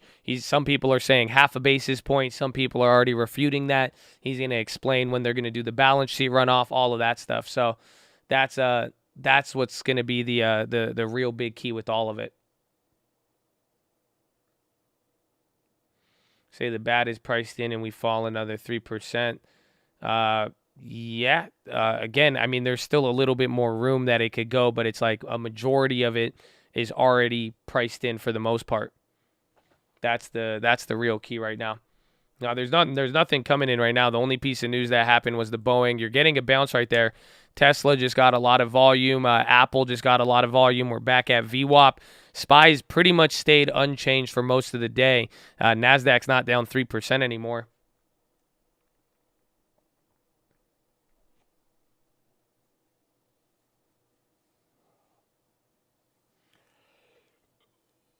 Any chance? I grabbed the XOM puts. I'm down on them. They were up. They came back up a little bit today and then dropped. They're the only leader here.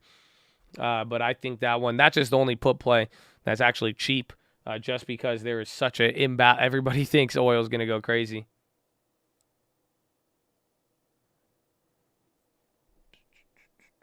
I think that news attracted attention to Boeing. Did it end up going positive? Boeing might even just stay pinned here because of earnings. Again, the premiums moved a lot. PHILO rebuffed again in a bid to resume ECOS. Watch Altria too. Remember, they got hit off of that news sometimes. Bros is still on the high. That's a leader. Where would I put 500? It would depend what else I'm holding. So if you wanted to place $500 somewhere, especially, I would put it, again, for all of you, I hope everyone's still stacking in the long term and keeping that in mind. But the 500 would depend on what you're holding. If you have more growth than not, I would go for some value. If you already have a lot of value, I would take advantage of some of the cheap growth here and stick with the company that you really believe will be here in 10 years and is preferably making some money right now. Bros is on CNBC, IBM at the high. Yeah, IBM again. AXP, they hit the high first. Bros matters. CNBC, Josh Brown. Bros up 5%. So SPY's coming back up here to VWAP. Bros is gapping up again. That's from CNBC. They're saying that they're getting into it. Yeah, Josh Brown buying more. Bros.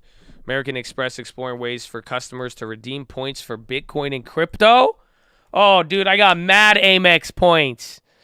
Oh, are you serious? Bros is going crazy. I'm so down with that. You have no idea.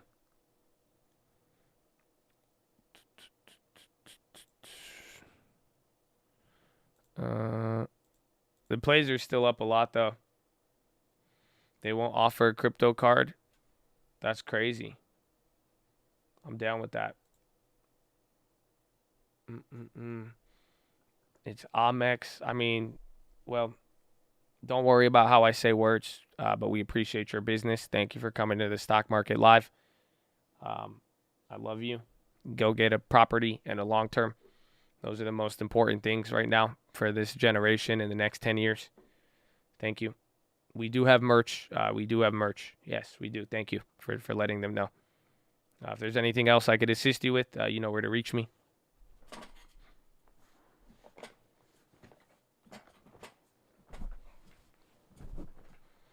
What AMX you got? Been trying to decide. It depends. If you move around if you do a lot of stuff and then business, I would get both. So I have both I have the platinum and the sapphire, but both of them I just use because literally you could book the hotel on Amex, get 5 times points, but then use the Chase to spend the money when you go to the hotel. Then you get 3 times or 10 times the points. So and then Chase you get way better restaurant money. Amex you don't get as much, and then you balance them out. That's all you got to do. Weiss covered shorts in Roblox. Roblo. IBM calls for Microsoft. Well, IBM's already up a lot. Again, IBM's already, it's 3 or 4. It was up a little bit more, but it's already doing good. And again, the premiums are just jacked already.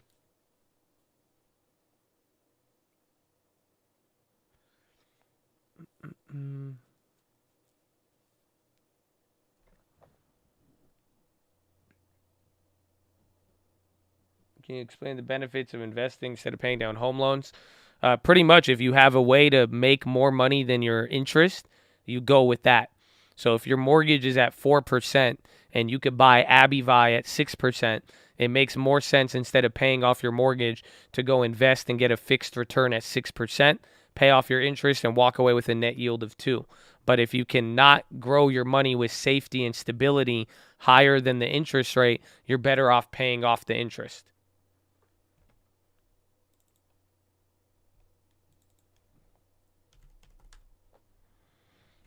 Microsoft ain't no love, bro. Make calls good for rate hikes? Yes.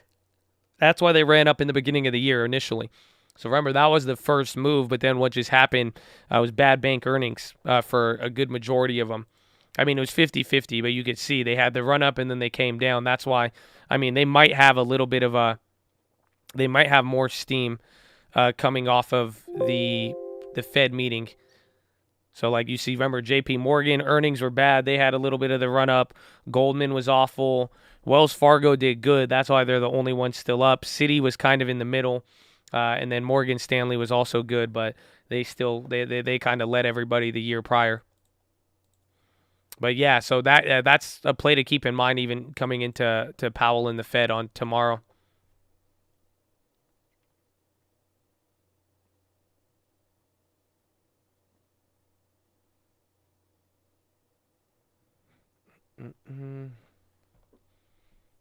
18.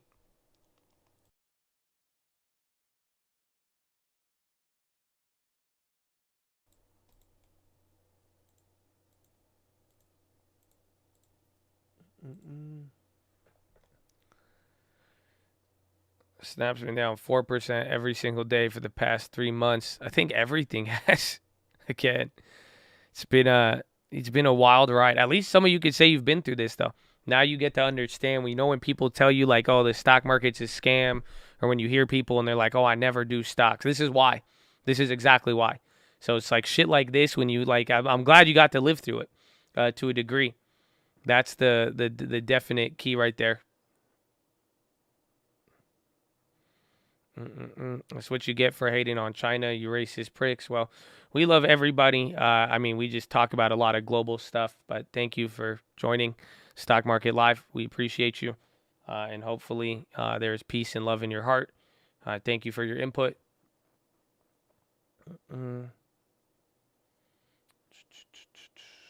We have merch.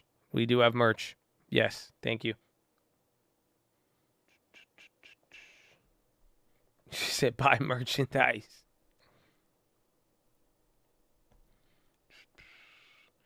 P-Car, Pop.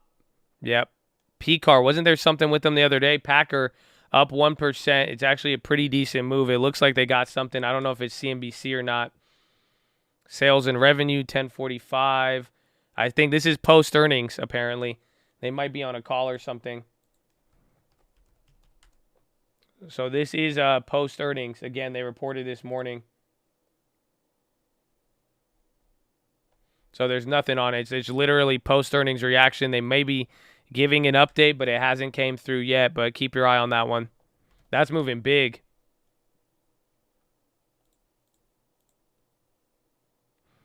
All the chain is just disgusting, though. There's a couple on there, but most of the chain is it's tripping out, and it's a very, very thin chain. Like they don't even have weeklies.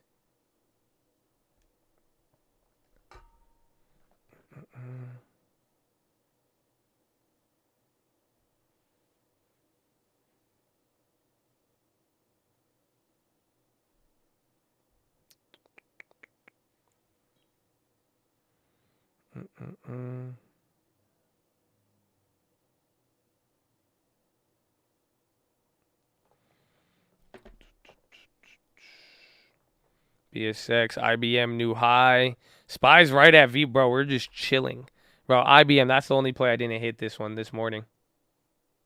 Here in the UK, relied on the news. God bless you, baby. See, we love you. Thank you for being here. Twitter is working on super follows and exclusive Twitter spaces.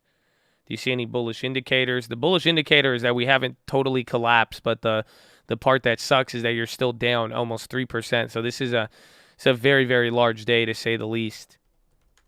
That's the only thing that sucks about today. Other than that, this is kind of, it is chilling us out. Again, I don't know how the prediction of 2% and doing nothing came true, because that's exactly what you have here. You're down 2%, and we're not doing anything as we get ready for the earnings here with Microsoft today, and then leading into Powell tomorrow. U.S. won't rule out adding later to the 8,000 troops on alert. No collapse is bullish. I'm dying. Clearly you've never drove in a beater. You know what I'm saying? Have you ever had a shitty car? Only the real ones know what I'm talking about. You know what I'm saying? So, like, if you start that up and it starts on the first turn, you know what I'm saying? That's bullish. That's super, super bullish. You see what I'm saying? Because then you're like, yo, what's up? And then the AC works. Usually it don't work. It's 50-50. You're like, hey, man, AC's on today. Car turned off without a little, you know what I'm saying? Everybody, come on. So it's like, that's bullish. That's super bullish. So it's not, it could have been worse. It could have been worse, because then that means, the car's getting some momentum there. So that's it. As long as we got that, is good for now.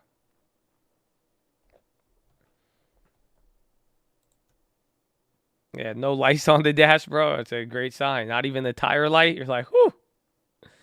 Let's go.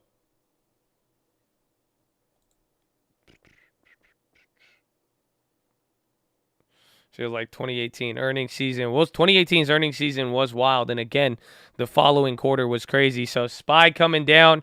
That may be delayed reaction to the Ukraine shit. Hold on. And then Biden, GM7, something with Biden and GM. Hold on. I don't know if it is the Ukraine stuff. Microsoft, again, another one of these stupid candles. Even IBM and some of the leaders. And then TLT is going up on that.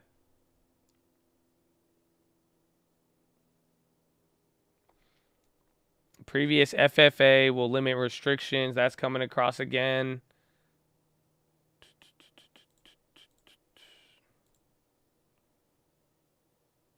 Yeah, this one's. I think it might be the Ukraine stuff. We'll see if this continues.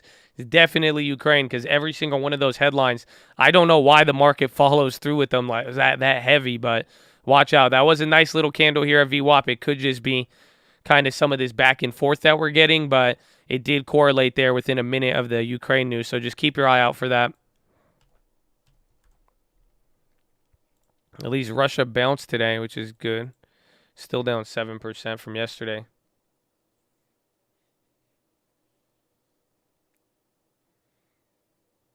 All the Ukraine it's weird. It's not like, I'm telling you, even in like 2014, it didn't even hit markets like this until it got really, really bad. But it was very, very short-lived. But I think it's because people, or at least the market, is genuinely worried that Biden might mess it up. Just because it's like they're doing stuff that's unprecedented already. So they said, nah, like literally, I don't know if you guys realize what's happening. Do you realize if you start stationing troops, it's like they knew Putin wasn't going to pull back, right? And then so instead of hitting him with the financial sanctions, they're just going to put targets in his way. Do you understand what I'm saying? Because now if you have other people starting to position and then people supporting without being engaged in the war, now they're just going to put more targets on the ground so that it's more likely for Putin he has to really consider what action he's going to do. So it's very, again, like Saki said, it's been almost 30, 40 years since you've even had some of these like NATO ships be prepared and even have some people ready to go like that. So it's that's where I think the risk is, but this is it is giving a lot different vibe than 2014. Again, 2014 oil was already going crazy. It kind of already happened. It was under Obama, and there was a little bit of back and forth, and people were worried, but it wasn't it didn't immediately capture the markets like it did here ever since this started.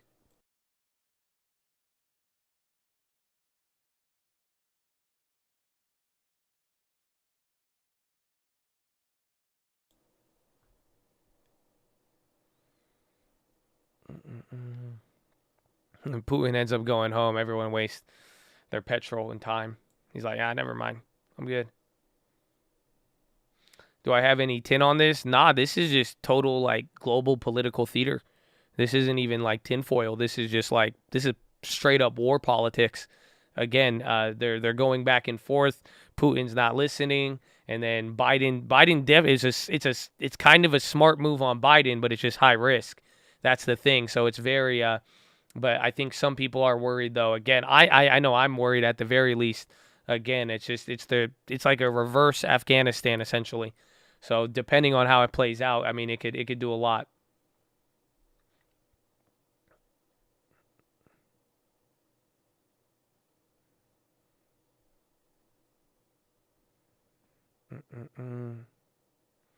Putin did all this to keep the Fed from raising rates. Maybe China, Xi Jinping, he warned America. He told them in the last like week or two, he said not to raise rates. Again, because if we raise rates, it messes with them too. That's the thing that, again, it makes sense that we need to, but pretty much China needs more time to ease before we start tightening. But we do need to tighten, again, per the logic of feasting and fasting. And then on top of this, I mean, I've been watching this. The China currency keeps plummeting. That's why I have the BABA puts, just because, again, this is not plummeting. It's strengthening, but this isn't good for them.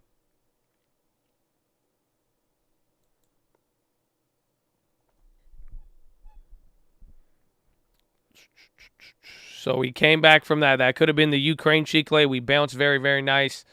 What's the volume at? 75. Volume is definitely slowed down from yesterday, but, I mean, this is still high. Remember some of the other couple days, this was as much volume you would have done on the whole day a couple weeks ago.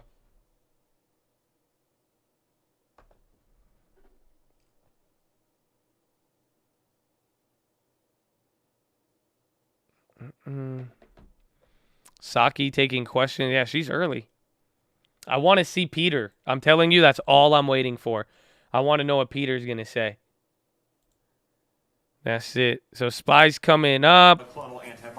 Oh, bro, she came in with the chains, bro. Florida continues to push for the treatment for people in the state. Dog, bro, I ain't no Saki she flexed like that, bro.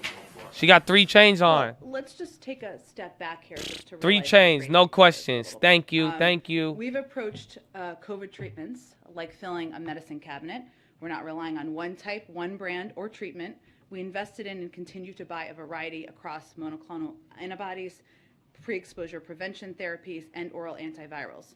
We have provided 71,000 doses of antivirals to Florida, including 34,000 additional treatments that do work against Omicron. Just this last week, of a range of those treatments, I should say, to be clear.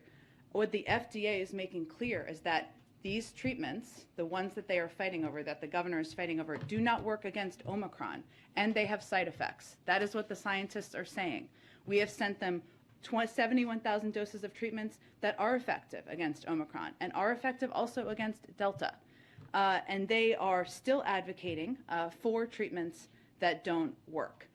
We've seen, unfortunately, from the beginning in our pandemic response, a range of steps or pushes that have been made through social media platforms, unfortunately from the mouths of elected officials, and the advocating for things that don't work, even when we know things do work. Injecting disinfectant, promoting other pseudoscience, sowing doubt on the effectiveness of vaccines and boosters, and now promoting treatments that don't work. We know what works, vaccines and boosters. We have a range of doses of things that do work in treatments, and we're providing those to Florida. Go ahead. Jen, the president said last night that there is total unanimity with all of the European leaders on Russia. How can he say that when Germany, for example, has been so outspoken against even providing arms to Ukraine?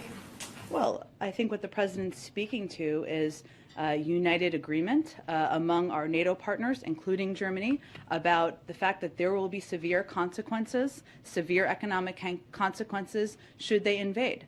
As our National Security Advisor and our Secretary of State have said, that doesn't happen, that unity doesn't happen on its own. It's required a lot of work. It also means that actions may not be identical, but we will be unified and they will be strong and severe. I'll also note that the Germans, and we expect the Chancellor to come here in February, and hopefully we'll have more specifics on that soon, has also been vocal about this and about the severity of a response that would take place should Russia invade.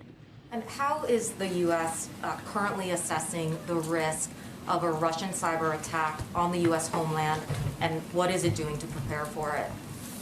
I don't have any intelligence that I'm going to read out from here, as I don't think you would certainly expect. Obviously, we're focused right now on Russia's intentions as it relates to military invasion on the ground and other steps they've taken, pushing propaganda, false flag operations that we've spoken about quite vocally from here. Broadly, we are always preparing for any action that related to cyber or any other activity that any country could take, but I don't have a prediction about that at this point in time, nor is that something that our national security team has assessed that I'm aware of. Okay. And do you think we can expect that the president will speak with President Putin anytime soon again? He's always been open to engaging at a leader-to-leader level. He knows how effective that is. UVXY's hitting a low. We're getting some momentum again. A lot of time has gone by. Watch if Tech is able to bounce, but even then, if we're able to break above here, VIX is at least on the low. Basis, getting updates. Coinbase kind of popping. If that assessment is made, a recommendation is made, we'll let you all know. Go ahead. As it relates to the 8,500 American troops who have been put in a heightened state of readiness in preparation to go there, has the president or has the White House heard from our allies, NATO allies, about the expectation or desire for any unilateral American troops to go to that region? Well, the announcement was made, as you know, Peter, to be a part of a NATO force, right? And so all of these consultations that are been happening over the last several days with our European partners and NATO partners has been about that. 8,500 service members, troops who are at the ready. And the decision about whether they would be deployed would be made in coordination with our NATO partners and allies, including any additional discussions or requests outside of that. I would point you to the Pentagon. I don't have anything to assess for you. There's no, to the best of your knowledge right now, that's the President's intention to work exclusively via NATO, to not send any troops unilaterally in any form. Well, again, we're working through NATO to plus up support in our eastern flank countries. That is what NATO is there for, and we're committed to the sanctity of that alliance. Just to be clear, there is no intention or interest or desire by the President to send troops to Ukraine. NATO is a forum to support our eastern flank partners and countries, and that's what the focus has been on. And given the changed state of readiness for that 8,500 troops that could go as part of this response force in conjunction with NATO, when should we expect to hear from the President of the United States about the situation as it relates to Russia, Ukraine, in the form of some public remarks to Americans about whatever sacrifices that might take in terms of U.S. men and women going there and the like, and anything beyond that? Well, I don't have anything to predict in terms of a public speech. Obviously, he gave a 2-hour press conference just a few days ago where he answered a number of questions on Russia and Ukraine. Oh, yeah? And What'd we'll he say? continue to do that. But What'd he say? right now, a lot of our focus and his focus is on diplomacy, is on engaging with leaders, is on having conversations with members of his national security team. And then lastly, very quickly, the French president obviously has expressed a desire for the EU to be working sort of as the leader on this, as opposed to NATO leading the charge as the relationship goes to Russia and the negotiations go. Would the U.S. be comfortable with the EU leading those direct conversations as opposed to NATO being the lead? Well, there are a range of formats and forums that have been ongoing, right? Including conversations through NATO, including conversations through the OSCE. I know that there are conversations that are happening through the Normandy format that are happening today in Paris, and we certainly support international efforts that take place in a range of forums. Obviously, NATO is a forum that we work with and coordinate with our partners as it relates to military support and how we're going to provide assurances to eastern flank countries, so that's certainly the appropriate forum for that. But again, there's a range of forums to discuss de-escalation, negotiation, including the Normandy format that's taking place today. Go ahead. Thank you, Jen. A question about immigration. Sure. Why is it that large numbers of single adult men are being released into the United States just hours after being apprehended at the southern border? Well, I'm not sure the specifics of what you're referring to, Peter. What I can tell you in terms of what our policy is and how we're approaching the border is that we continue to be under Title 42. Migrants who cannot be expelled under Title 42 are placed into immigration proceedings, and one of those avenues could be placement in an alternative to detention program in the interior of the United States. Sometimes that means moving migrants to other parts of the United States to move to different detention facilities where they wait for next steps in the immigration process, such as a court hearing, and are required to check in with a local ICE office. So that is certainly something that is happening out there in the country and is consistent with our policy. And you mentioned that they're supposed to check in at a local ICE office, but we know that just between March and August, which is a very small sample size, DHS says more than 47,000 of these migrants that were given notices to report did not show up. So why let them into the U.S. unsupervised in the first place? Well, again, we have a stringent protocols and processes that we implement here. That includes expelling individuals who come in under Title 42, given we are still in a global pandemic, and includes those who do not show up will be subject to the repercussions of that. So that is the policy we're implementing from our Homeland Security Department. Okay. On Ukraine, President Biden met with Putin in person in June in Geneva, and afterwards he came out and he said that the two of them arrived at a conclusion. He said, it's clearly not in anybody's interest, your countries or mine, for us to be in a situation where we're in a new Cold War, and I truly believe he thinks that, he understands that. Has the president changed his opinion about what Putin thinks?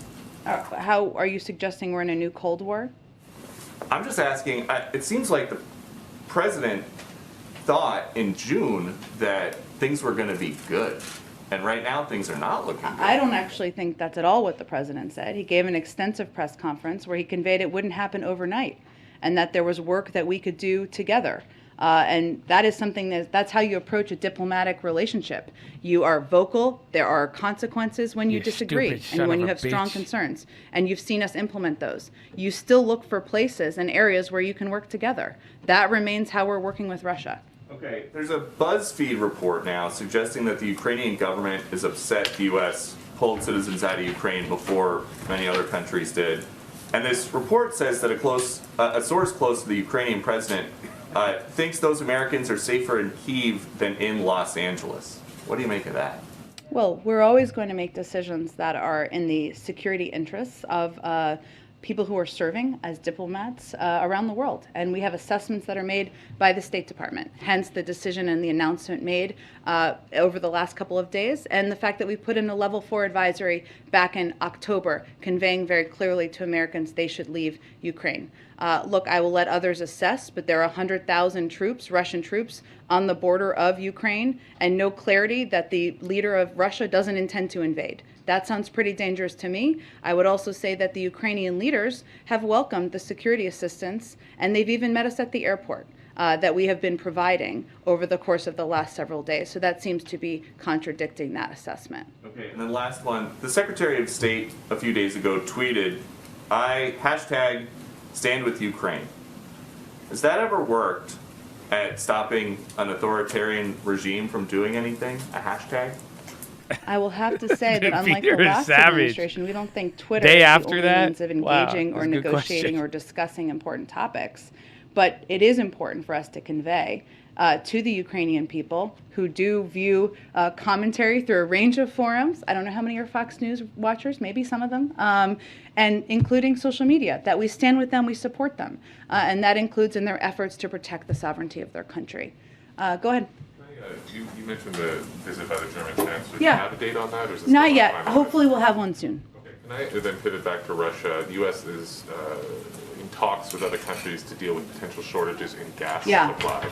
Can you speak to that a little bit, and in particular, what requests you've made of Qatar and whether they have responded about whether they would be able to step in and fill any shortfalls should that happen in the case of a conflict? Sure. So it's our approach is not about any one country or any individual entity. We're engaging with a range of countries and partners to discuss what could be shortages. So I'm not going to get into any specifics of what any conversations entail. They can certainly speak for themselves. But what I can give you an update on is that a disruption, of course, in physical energy supplies transiting Ukraine would most acutely affect natural gas markets in Europe. And so we're engaging our European allies to coordinate response planning, including how to deploy their existing energy stockpiles. That's part of it. But we've also been working to identify additional volumes of non-Russian natural gas from North Africa and the Middle East, Asia, and the United States. We're in discussion with major natural gas producers around the globe to understand their capacity and willingness to temporarily surge natural gas output and to allocate these volumes to European buyers. And we're also engaging with major buyers and suppliers of LNG to ensure flexibility in existing contracts and storage is managed and enables diversion to Europe. So we are, of course, preparing, as we are in a lot of other areas, a range of contingencies should there be a disruption for a range of reasons to natural gas. I would also note that natural gas markets are very regional by nature, given constraints on how much can be exported. So any reduction in Russian exports of natural gas to Europe would have a minimal impact on U.S. prices. That's what our anticipation would be. And sorry, on Qatar specifically, there's a belief that they've sort of allocated their production right now, which is running at more or less full capacity, to Asia. Have you had any feedback from that country specifically? I'm just not going to speak for any individual country or any individual diplomatic conversations at this point in time. That's why I said that it's not based on our approach here and strategy is not based on one individual country or entity. It's a broad approach that includes engagement with Europeans as well as suppliers in North Africa, Middle East, Asia, and in the U.S. Broadly, can you say, last week was when the administration began to sort of ratchet up warnings that an invasion could be imminent, could happen at any time. This week, can you say how, if at all, the president's view has changed about the risk? Is it the same? Is it getting worse? I think when we said it was imminent, it remains imminent. But again, we can't make a prediction of what decision President Putin will make. We're still engaged in diplomatic discussions and negotiations. No element of the last week has changed the president's view one way or the other on that risk. Well, imminent has a pretty intense meaning, doesn't it? I agree. Okay. And it's still the belief that it's imminent. Correct. All right, Yes. Thank you. Yes, go ahead, Jeff. Jen, the Kremlin is using the U.S. announcement of putting 8,500 troops on alert to say that it's the U.S. that is fueling this conflict. The White House's reaction to that? Well, I would say that our commitment to our NATO partners and allies is ironclad. If you go back to 9/11, the first time that Article 5 was invoked, it was in defense of the United States. And we take our commitment to our Eastern Flank partners, NATO allies, very seriously. But what is important to note is that the aggressive behavior here is on the part of the Russians. This is a defensive alliance, not an offensive alliance. And what we're doing here is not making a decision, as has been clear by NATO partners and by the president and our members of our national security team, to deploy, but just to be ready. And we have a responsibility to do that so that people who might be deployed can tell their family members. It's a shorter period of time, and to be ready to deliver on our commitment to our NATO partners. Clarify, are those 8,500 troops who are now at the ready, as you said, are they already based in Europe? We obviously have Europe and the United States. Europe and the United States. Mm-hmm. And did NATO request that the U.S. put them on the ready, or is that a U.S. offer? It's a conversation with NATO, so a collaborative discussion. And a follow-up on Peter's question about Ukraine. Mm-hmm. Are there direct contacts with Ukraine right now to allay their concerns that the U.S. was acting preemptively or too early, too soon to take personnel out of the country? So yeah, we are in constant contact with the Ukrainians to reiterate our support, to convey updates on shipments of supplies, military equipment, something that's been happening over the last several days. Our National Security Advisor, Jake Sullivan, has spoken with his counterpart at least 8 times over the past few weeks, and U.S. officials at the State Department, Defense Department, across our government continue to work in close coordination on a daily basis with Ukrainian officials. Secretary Blinken, as you know, was in Ukraine last week, and he called his Ukrainian counterpart to read out his meeting with Russian Foreign Minister Lavrov. So we have been in constant and close contact with Ukrainians leaders at a range of levels, as well as with our European partners. Lastly, Go ahead. Senator McConnell gave you some unusual praise, the White House, today about its preparations for Ukraine, saying that it looked like the White House was prepared to act before an incursion and not after. Do you know what steps he was referring to there? Is that just the troop deployment? And B, were you pleased to hear some positive words from Senator McConnell?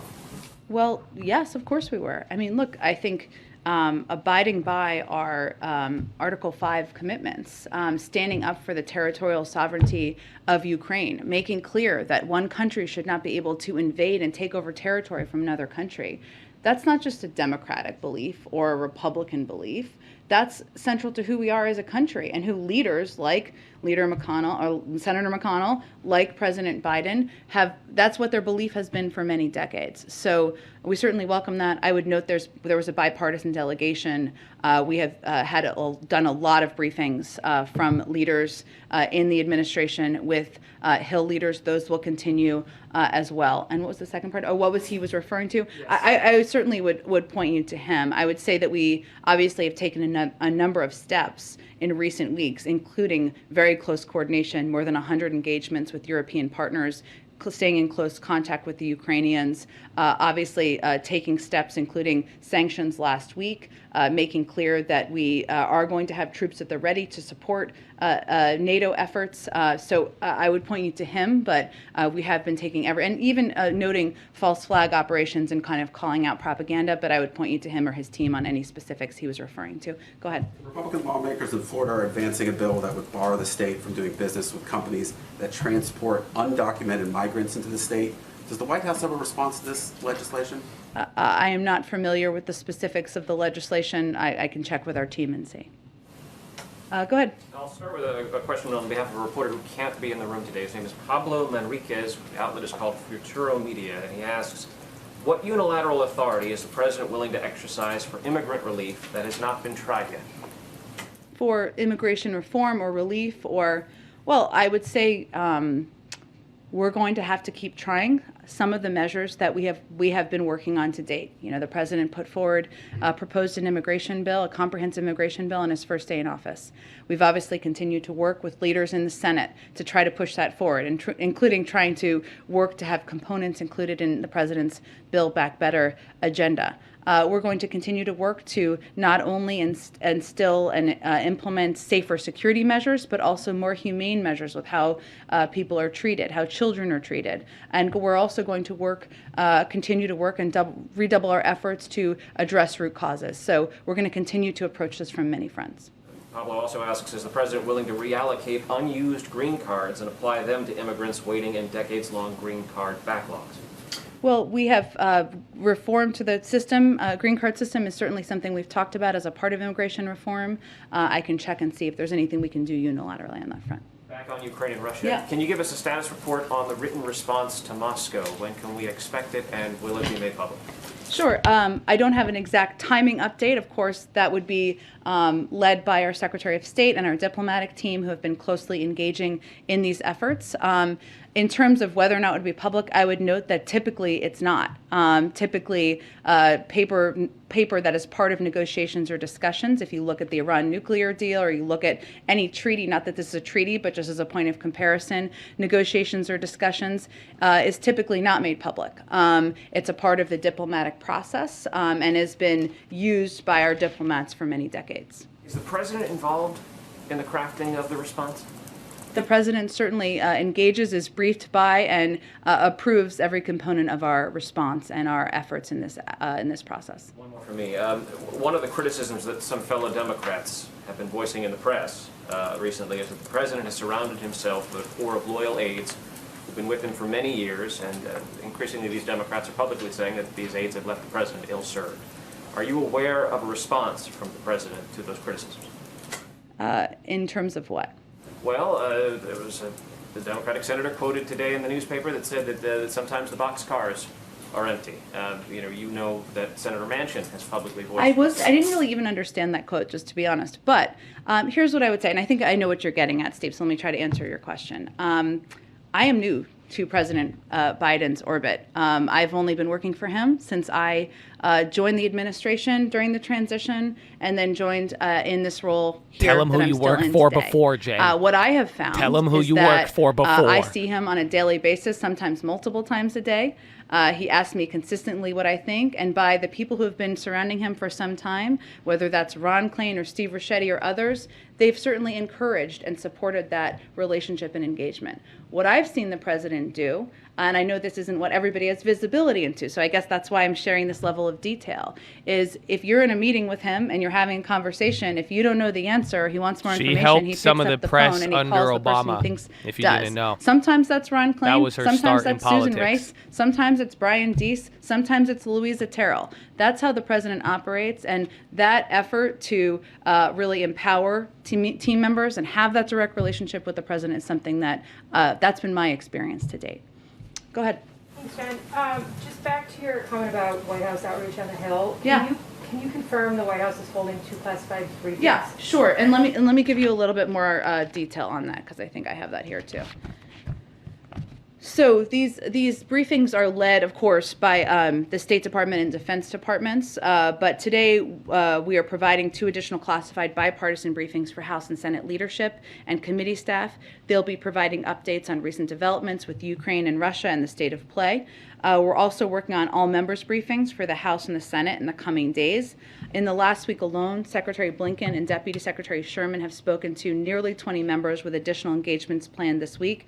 And since December, we have had dozens of engagements with Congress on Ukraine and Russia, including 2 by President Biden, including one on December 7th with the Big Four, a January 19th virtual meeting with CODEL members, 6 briefings from National Security Advisor Sullivan to bipartisan members of the House and Senate, including leadership and National Security Committee chairs and ranking members, 9 interagency briefings for bipartisan members of National Security Committees, 8 interagency briefings for bipartisan Hill staff, including leadership committee and personal staff, and of course an open hearing that Toria Newland participated in back in December.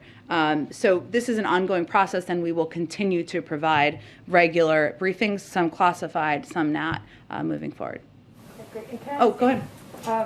Is there any updates on the federal website for testing that you can give us on how many tests went out or how many were requested? Sure, I certainly understand the question. There has been a great deal of interest. I don't have an exact number. I know that's something we will be putting out. Let me check on the status of that. I know I've got to wrap this up, so let me just quickly try to get to as many as I can. I also wanted to ask about the testing. Do you know at this point how many of the tests that you've already ordered have come in yet? I don't mean going out to the American people, but are in your stockpile. And also when you'll be signing contracts for the other... For the additional $500 million? Yes. Let me check on both of those questions for you. And also I wanted to ask you about yesterday when you were talking about the competition executive order. You were saying about how the White House has met 100% of the deadlines in that order. I know a lot of those deadlines are for writing plans to do things in different agencies. Sure. Can you talk about what tangible results Americans will see in the next 6 months to a year out of all those different plans? You've met those deadlines, but now people just start to see the effect of them. Sure. I mean, the president talked about this a little bit yesterday, but part of that, and I don't have an exact timeline on it because they all have different implementation efforts, but some tangible things are being able to buy hearing aids over the counter, being able to take some of your products and get them repaired anywhere you want without worrying about that being a challenge. Making sure we're taking steps to address lack of competition that is out there in a range of industries where prices are going up. So every agency is writing different plans, and I'm sure they can detail and outline in more specifics. But I also, Bharat from our NAC team has been one of the people leading this effort, and maybe I'll see if he can come and give you guys all a more comprehensive briefing. Okay, Todd, last one, and then you guys I think get together. Questions. Some members of Congress have been promoting this theory that the FBI had at least one provocateur in the January 6th mob. Can the White House say unequivocally that there were no federal agents who provoked illegal attacks? Well, FBI Director Wray has already said that the FBI had no evidence of this baseless conspiracy, and he would certainly know. And over the last week, we've seen a number of House Republicans announcing billions of dollars worth of infrastructure projects in their districts. These are Republicans who voted against that bill. What does the White House have to say about that? We welcome their support for the president's agenda, and an agenda that was supported by some Republicans, not the majority, and hopefully they'll take the right vote to support their communities and jobs, job creation in the future. Maybe we'll make them think twice. Thanks, everyone. I'm so sorry. I think some of you guys have to wrap. Oh, you have time? Oh, sorry. Didn't mean to cut it off so dramatically. Go ahead. Does the White House have any words of support for the students in D.C. who are currently making a rap album? Protest lacks COVID standards in their schools? Oh, in D.C. and Arlington?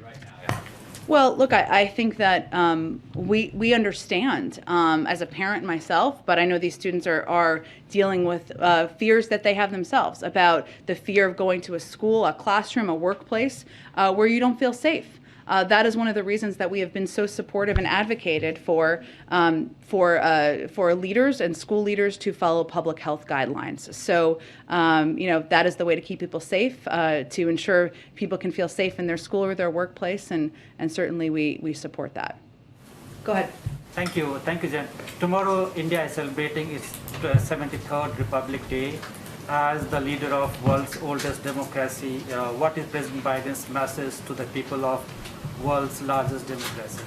Will we join India, the world's largest democracy, in honoring Republic Day, the day that marks the adoption of India's constitution? As President Biden said when India's Prime Minister Modi visited the White House last September, the relationship between India and the United States is destined to be stronger, closer, and tighter, and it can benefit the whole world. Our partnership is rooted in our shared responsibility to uphold democratic values. One more on Ukraine. You know, India is having a very strong and historic relationship with Russia. President Putin was recently in New Delhi for his annual summit meeting with Prime Minister Modi.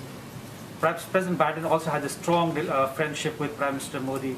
Does President Biden think that India or Prime Minister Modi in his role can do something with both US and Russia to de-escalate the situation in Ukraine? Well, we certainly welcome any efforts to de-escalate, and we are in touch with a range of allies and partners on this, but I don't have any specific conversations to read out that relate to Indian officials. Go ahead, Linda, go ahead. Oh, sure. Yeah. So the president has nothing on his schedule today aside from the PDB. Can you shed any light on how he's spending his day? Well, let's see. This morning, I think he had some policy meetings, also a PDB meeting. He, later this afternoon, I think is doing some remarks review. There are some days that we spend some time doing internal meetings and discussions with policy experts, with policy leaders, and that's what's happening today. He would say he doesn't have nearly enough time of free time on his schedule because it is packed no matter whether people see him or not. Tomorrow and Thursday? Is it a lot of time in this situation room, or? There will be certainly some time where he'll be meeting with and engaging with his national security team, I'm certain. We have an event tomorrow on Build Back Better where there'll be a number of CEOs here, so that will be part of the day tomorrow as well. Can I ask you one last question? Sure. Forgive me, it's sort of the elephant in the room. Many people in the country were talking about it last night, this morning. Does the president regret saying what he said about Peter? Can you shed some light if you have had any conversations with him today about what happened last night? Well, I would say what's most important, and it's Peter sitting here, so this is kind of a funny thing, but the president called Peter, and he confirmed this, so this is only why I'm speaking to this. And if you have private conversations with the president, I will assure you I'm not going to convey that on your behalf. But Peter spoke to this. The president called him. He conveyed to him that it was nothing personal, man, and also acknowledged that all of you are going to ask him a range of questions. So I think that speaks for itself. Thank you, everyone. Hopefully I did that justice. Can't confirm. Person familiar. Person familiar. Okay. Peter's a good sport. Peter's a good sport. Thanks, everyone. Have a good rest of your day. They should do a studio audience. I feel like if we clapped at the end, doesn't it feel more like, okay, you know, like good game. Like, let's get a good game in there. I'm down with it, man. Peter's a good sport. I like Peter a lot. I like Peter a lot now. I always like the questions he asked, but even then, even Peter was like, I could confirm. You nice guy, bro. Thanks, Peter. Thank you, Peter. But, ladies and gentlemen, how does it feel? How does it feel to go from like down 5, up 5 to nothing? The day of chop, ladies and gentlemen. We're still getting ready for earnings. Literally 3.5 hours. All that's been happened is premium has been getting wrecked. Not really even. It's like kind of holding up. Did y'all feel good? Y'all feeling great? Is it good? I think you guys are going to be good.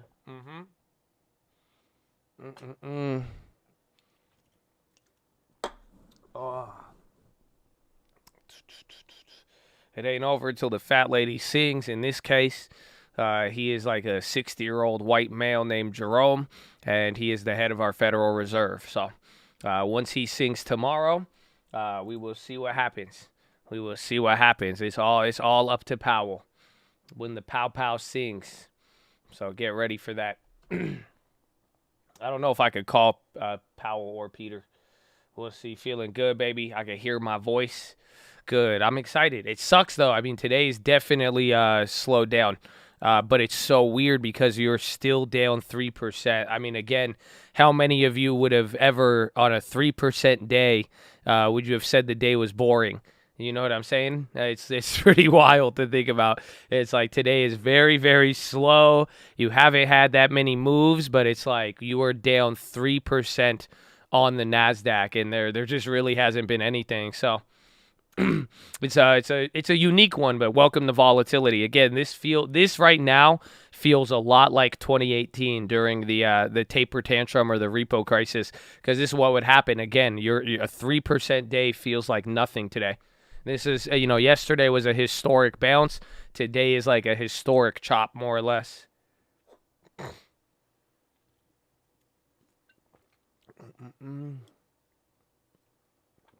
Yeah, we get the transcript. We're going to get the transcript today after hours. So by the time you have the watch list, we will have the transcript for Powell and what his prepared statement is going to be.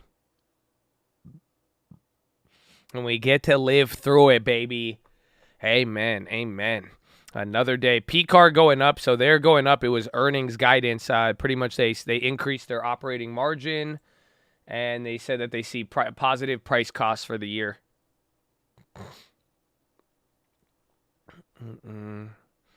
Yeah, Amazon is looking a little bit weak here. Again, Microsoft's holding up. The premiums are weird. TLT has been coming up.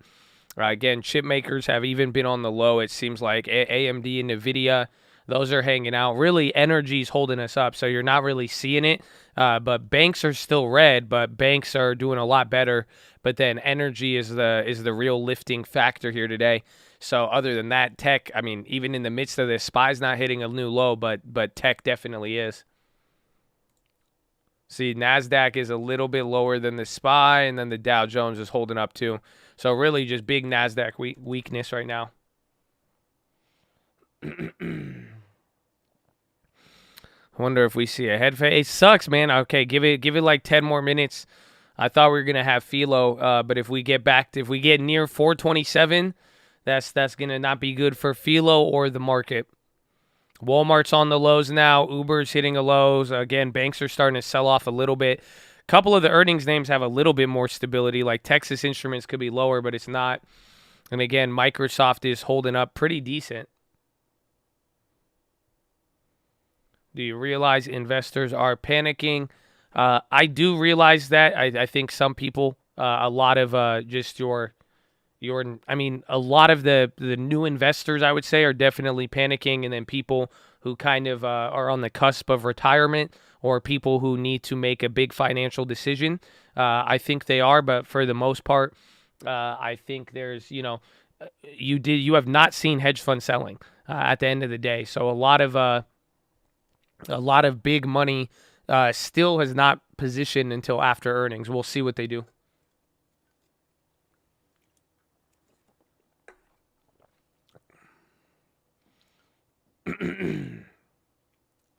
Yeah, today doesn't even seem like panic. It could quickly turn into it. Again, you're down 3%. So if we break through the lows of today, if we get any of those end of the day sell-offs or anything, then that's it. Then it turns into a 4.5% day. How do you know? There was a report from Morgan Stanley and JP Morgan yesterday on the level of retail accounts and the liquidation amounts. So retail was, again, that's why we were down 5%. So we probably would have dropped 3% if retail didn't come in and sell off more than they ever have in the last 12 months. So yesterday saw more liquidations of retail accounts than any time in the last 12 months. So you had more activity to the sell side than even the activity in the beginning of the year 12 months ago. Again, we were talking about it yesterday because we were saying the volume, it was capitulation. Yesterday people really gave up. You could see it. Again, the amount to have 400 million in volume in 48 hours, it was, the last from Friday and today, it was absolutely insane.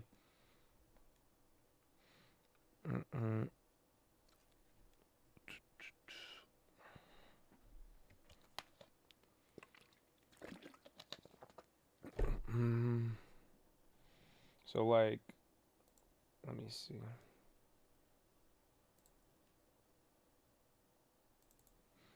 So this is the chart yesterday. So this is from JP Morgan. Again, the cumulative retail order imbalance for January 24th. So literally at open, or within 30 minutes of open, pretty much there was over 500 billion sold. 30 minutes later, retail doubled the selling. Again, we were already down like 3-4%. And then at the peak of it, it kept selling. Most of the sales happened in the first 2 hours. And then you really had capitulation for another 30% in the last hour before the bounce.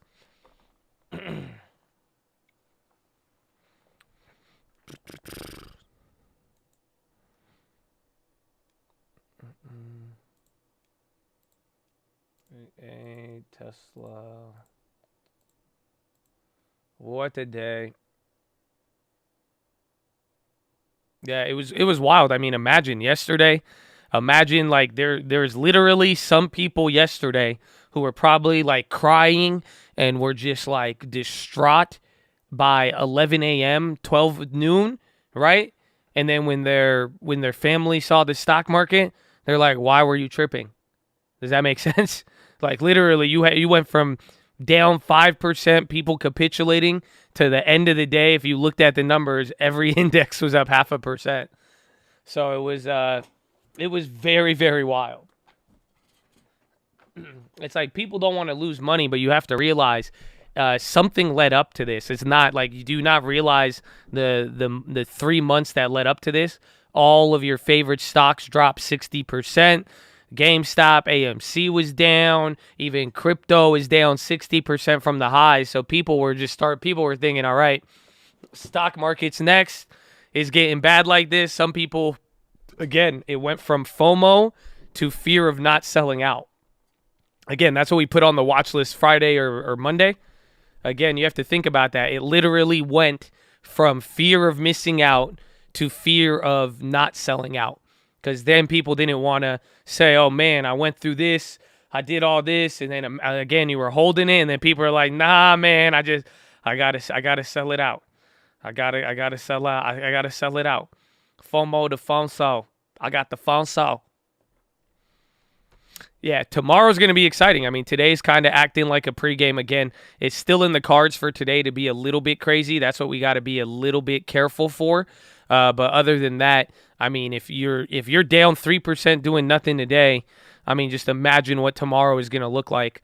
Baba's starting to sell off there, breaking through the lows. There's JD.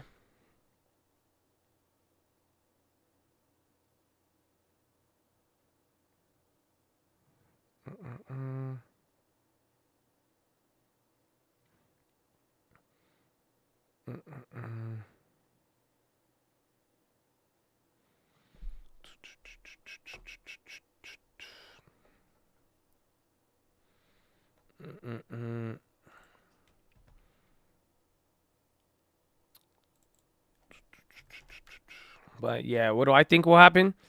I mean, nothing. What's it called? Nothing that would really make me. I don't know. I mean, the stocks. If you're below the age of 40 or 50, I mean, the stock market is still going to be one of the best investments for the next 10 to 20 years, without a doubt. So it's pretty much. I mean, I don't really think anything about this until Powell comes in. It's volatility. Clearly, something's changing. There's a lot of macro effects. There's a lot more going on around the world and what it's doing to currency. And I think it'll create opportunities and volatility. But, I mean, I'm not really, selling out. If you're your dad, I mean, he should probably, if we get more volatility or Powell confirms anything to the, negative side, or we really get confirmation. I mean, if you're near retirement age and you have gains, it's better to take out now, because you can't hold until the end, realistically. But again, it's like I don't make moves until there's real policy shift. If you're over 50, it's just more or less considering will you be willing to wait if there was a 2 to 3 year downturn, or even longer, would you be able to hold with your funds without needing it for retirement? That's about it. But even then, it's not, again. And if you're already positioned, if you're position value, I would reconsider that as well too. I would even, if you have a lot of value, you could trim a good amount. But if you're sitting in the best investments now, that's it. 10 years to make this back. Worst case scenario, but if you have value, again, dividends, I mean, you're collecting a dividend in that 10 year. Any 10 cap, you made your initial investment back in that period. But 10 years was the worst we've ever seen in the 1970s. So I think we're living in the 1970s now, but I think it's a little bit remixed. And again, some of the technological shifts and other things, I think it's going to make it a lot better. So it's not going to be as bad as 1970, but a lot of the same factors still exist. Take your profits and put it back on these dips if you're thinking the long term. Well, that's the whole problem. That's the market timing fallacy. So again, I don't pull money out of any investment unless I'm putting it into something else. If I either need money to live, if I need money to buy something, otherwise it doesn't make sense, because usually if you're going to go pull out your money, wait for the bounce. I mean, some people lost 5-7% just yesterday. imagine literally you sell out at 5%, and then you're like, oh shit, it bounced. And then you're like, okay, maybe it's going to come back up, and then you buy back in. We'll see in the month. I mean, you may buy back, you may say it's lower, then you're like, see, and then in one day it could bounce 5% again, 10%. It's just a really, really weird game. But when it comes down to thinking about, you know, what you're going to do with your investments, or if you're going to really liquidate, what are you going to what are you going to do with it? What are you going to buy with it? Usually is the best thing. I mean, to sit with cash is not really, you know, unless you need it. That's it. But again, what do you need the cash for? That's the best way to put it. But yeah, it's good. I only pull out for real estate.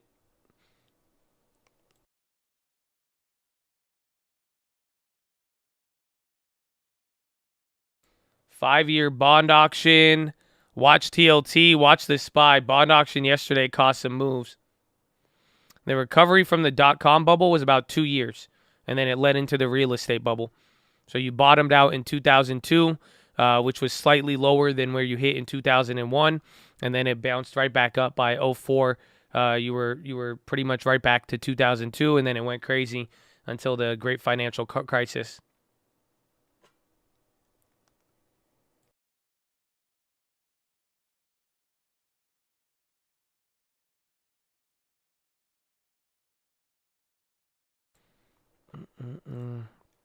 What do I think the next bubble is? Just going to be stagflation, inflation.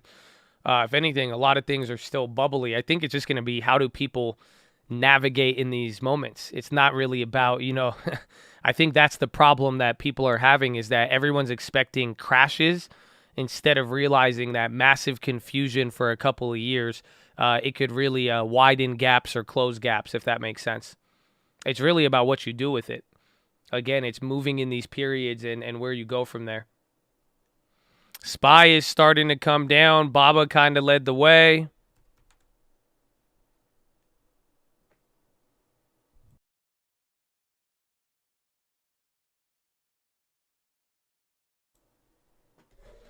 The bond auction came in lower. 1533 versus 1547. That was the pre-sale. So it's a little bit, there was a little bit more demand there for bonds. The PMI yesterday was bad, and again, PMI, it was a scary indicator because PMI has led the downturn, if anything. That has been the key.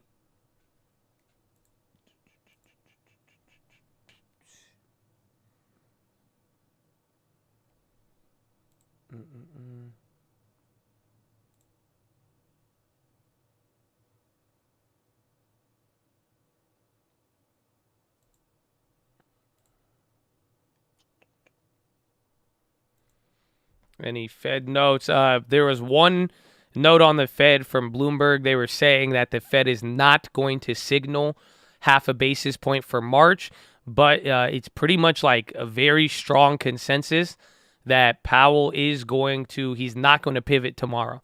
People are really thinking, people are expecting a very hawkish Powell tomorrow. That's the best way to put it. So right now, I mean, most people have been, I mean, you can see it in the market, shit. But most people are really geared towards Powell being very, very hawkish tomorrow. And that's kind of secured for now. Other than that, it's all about outlining the plan for the year tomorrow. He's not going to change rates tomorrow.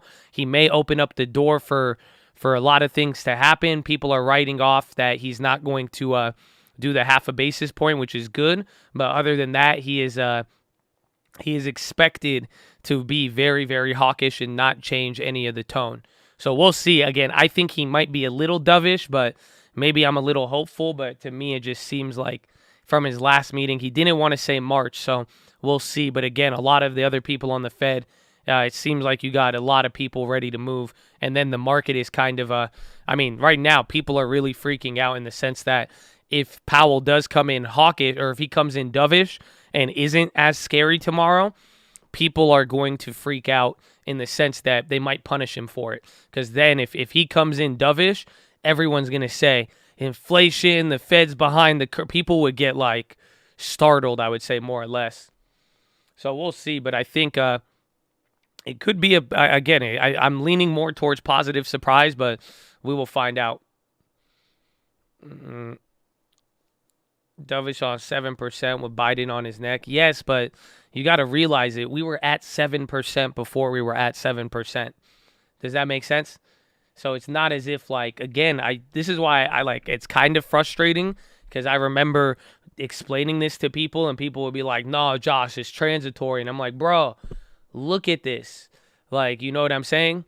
Like, I was like, look at this. Like, it's not like, so pretty much you've been at this, like, it just all of a sudden everybody wanted to react to what we were reacting to. Again, by literally middle of the year, you were at 5.3.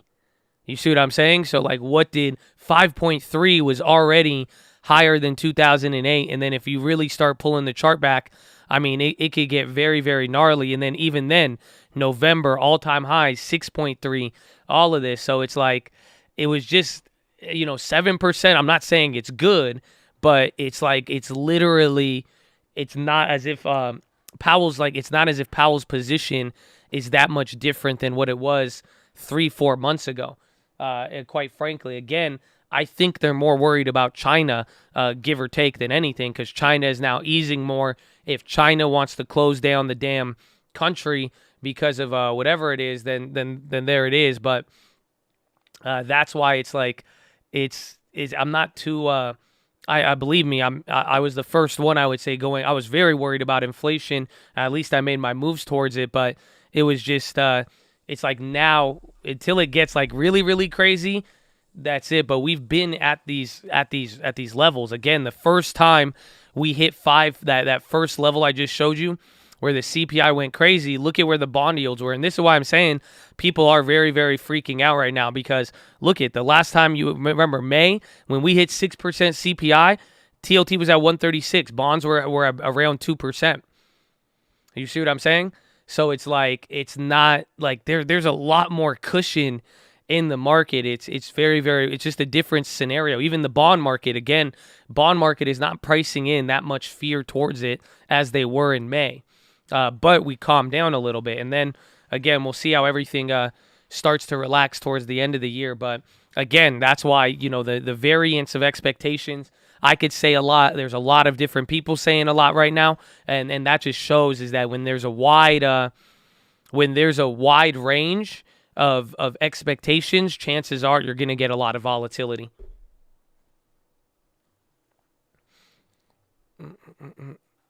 I feel like this is the last time before we admit inflation, too many factors.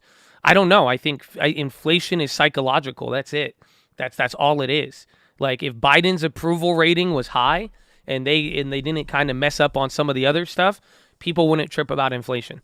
It's literally, as long as if Powell could find a way to string the market along, again, that's what happened. Inflation went from 2 to 4 to 5 to 6 until we hit 7%. It was massive, and the market ignored a lot of it just because by May and June, everyone was like, oh, lumber prices are going down. Nah, it's going to come down. It's transitory. That's it. Once you had everybody believing it was coming down, it came down. Or it didn't really come down, but people's attitudes and freaking out didn't happen. Now it comes right back up. People start to get a little bit worried about it, and then now people are talking about it again for some reason. But like I'm saying, it fits the narrative of, if the approval rating was a little bit higher, I think they would have a little bit more sway in calming people down. Inflation is psychological, dumbest thing you've ever said. Well, that's a direct quote from Jerome Powell, so blame that on him. Again, a lot of people, a lot of even research articles on inflation, even Milton Friedman, it's a psychological phenomenon. Go read about it, quote me. But it's, again, monetary supply is important, the amount of money, but psychology is very, very important to it. But thank you for your feedback. We do have merch. Thank you. Amen. This is Stock Market Live. If you need anything else, let us know.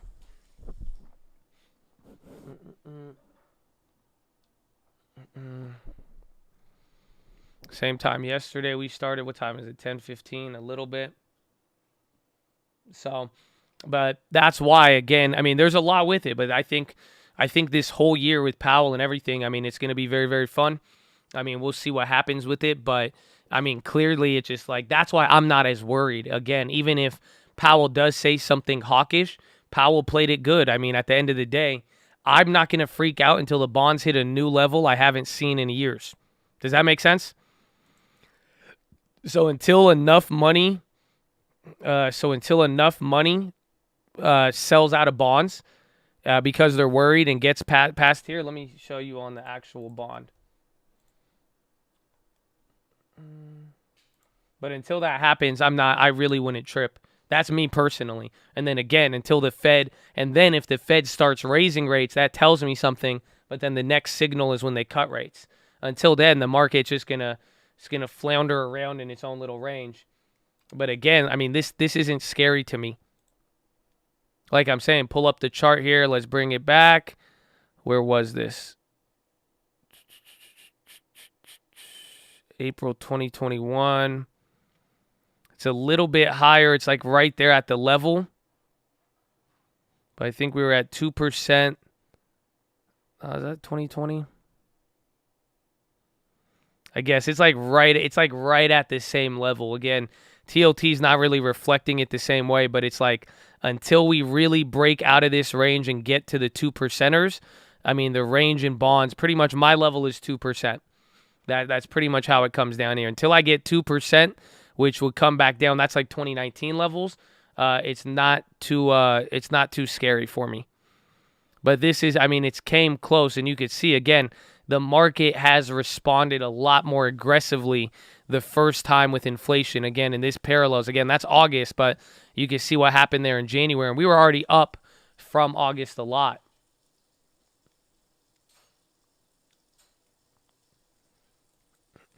SPY's coming back up here. Let me go to the bathroom. Make sure you guys are subscribed. We're live Monday through Friday, 30 minutes before open. Drop your thumbs up on the video. Follow me on Instagram at The Trading Fraternity. Shout out the long term. Just because you're younger, even if you're old, just because there's volatility, don't give up on the long term, baby. Don't give up on the long term. Oh, I hope they feel me. I hope they feel me. I'm going to go to the bathroom. Please hold. I love you. God bless you. Yeah, I'm in a cup. God bless you. If market goes up, we get good fifi, you know?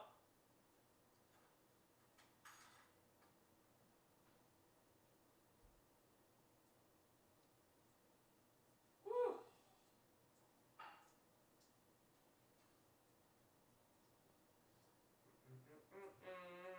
I'm in a cup.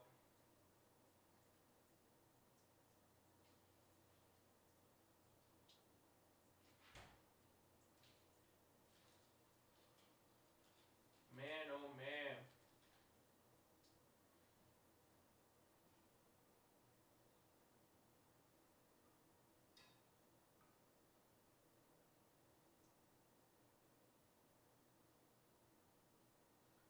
Woo!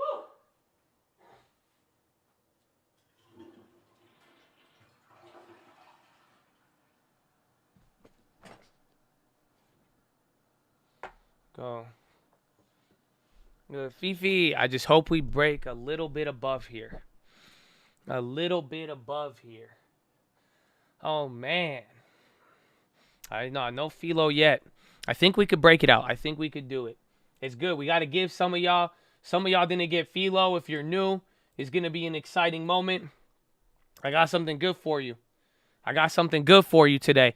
It's funny how it worked out. It's going to be a good one. We itching for it, baby. Oh man, it touches on. You read it, huh? Isn't it good? You read it? I thought, oh wow. I didn't even know you had a Bible. That's amazing. That's amazing. Let's go.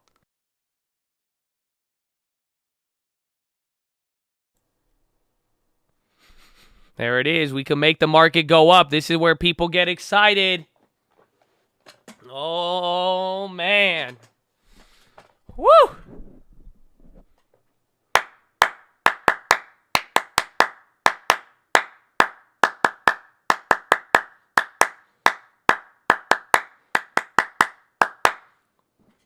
Ladies and gentlemen,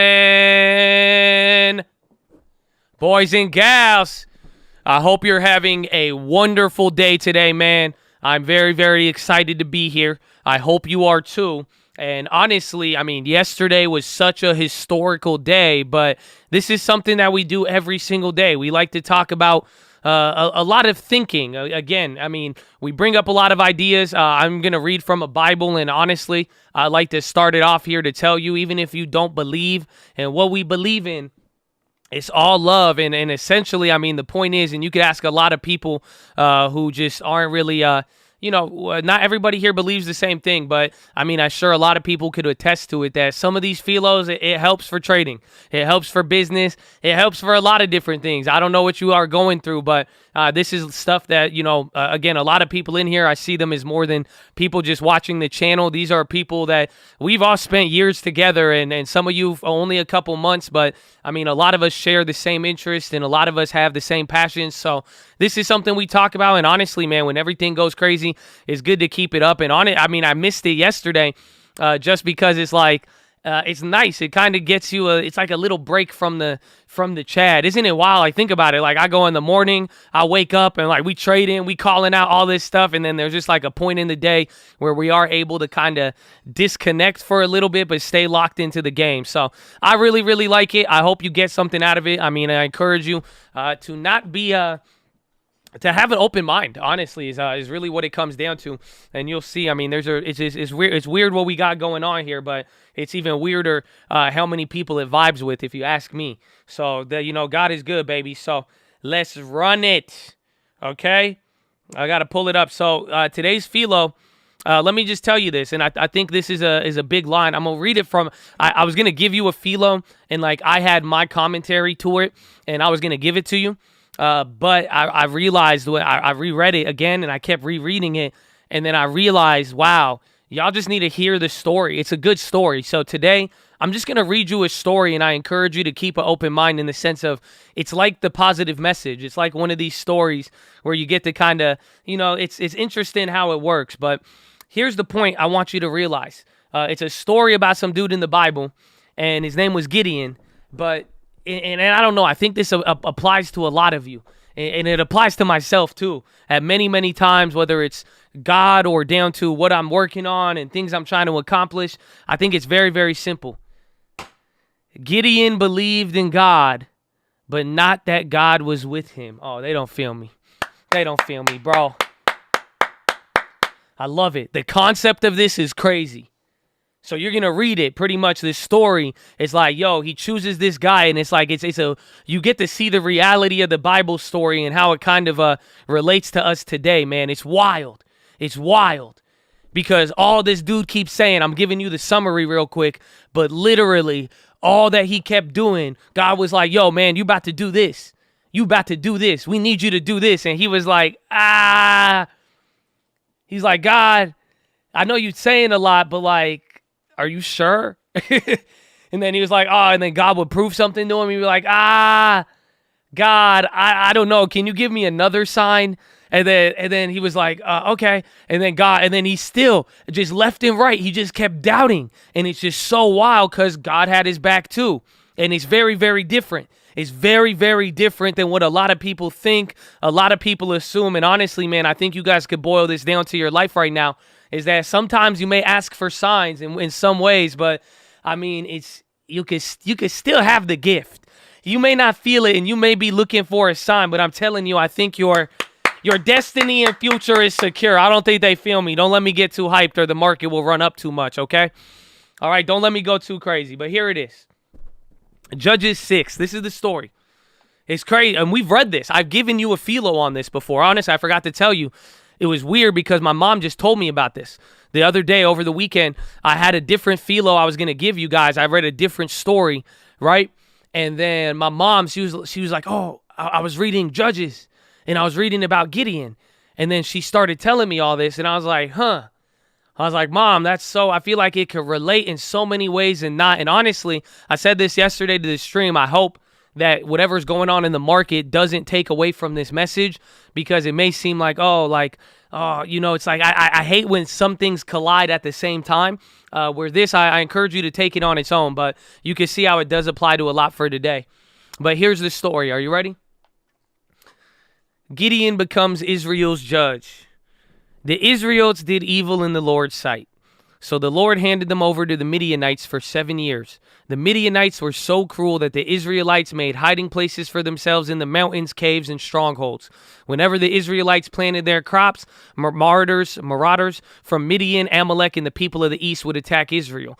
Camping in spy loves this. Camping in the land and destroying crops as far as Gaza. They left the Israelites with nothing to eat, taking all the sheep, goats, cattle, and donkeys. These enemy hordes coming with their livestock and tents were as thick as locusts. They arrived and drove the camels too numerous to count, and they stayed until the land was stripped. So Israel was reduced to starvation by the Midianites. Then the Israelites cried out for the Lord's help. When they cried out to the Lord because of Midian, the Lord sent a prophet to the Israelites. He said, "This is what the Lord, the God of Israel, says. I brought you out of Egypt, out of slavery. I rescued you from the Egyptians, from all who oppressed you. I drove out your enemies and gave you their land. I told you, I am the Lord your God. You must not worship the God of the Amorites in whose land you live in now. But you have not listened to me."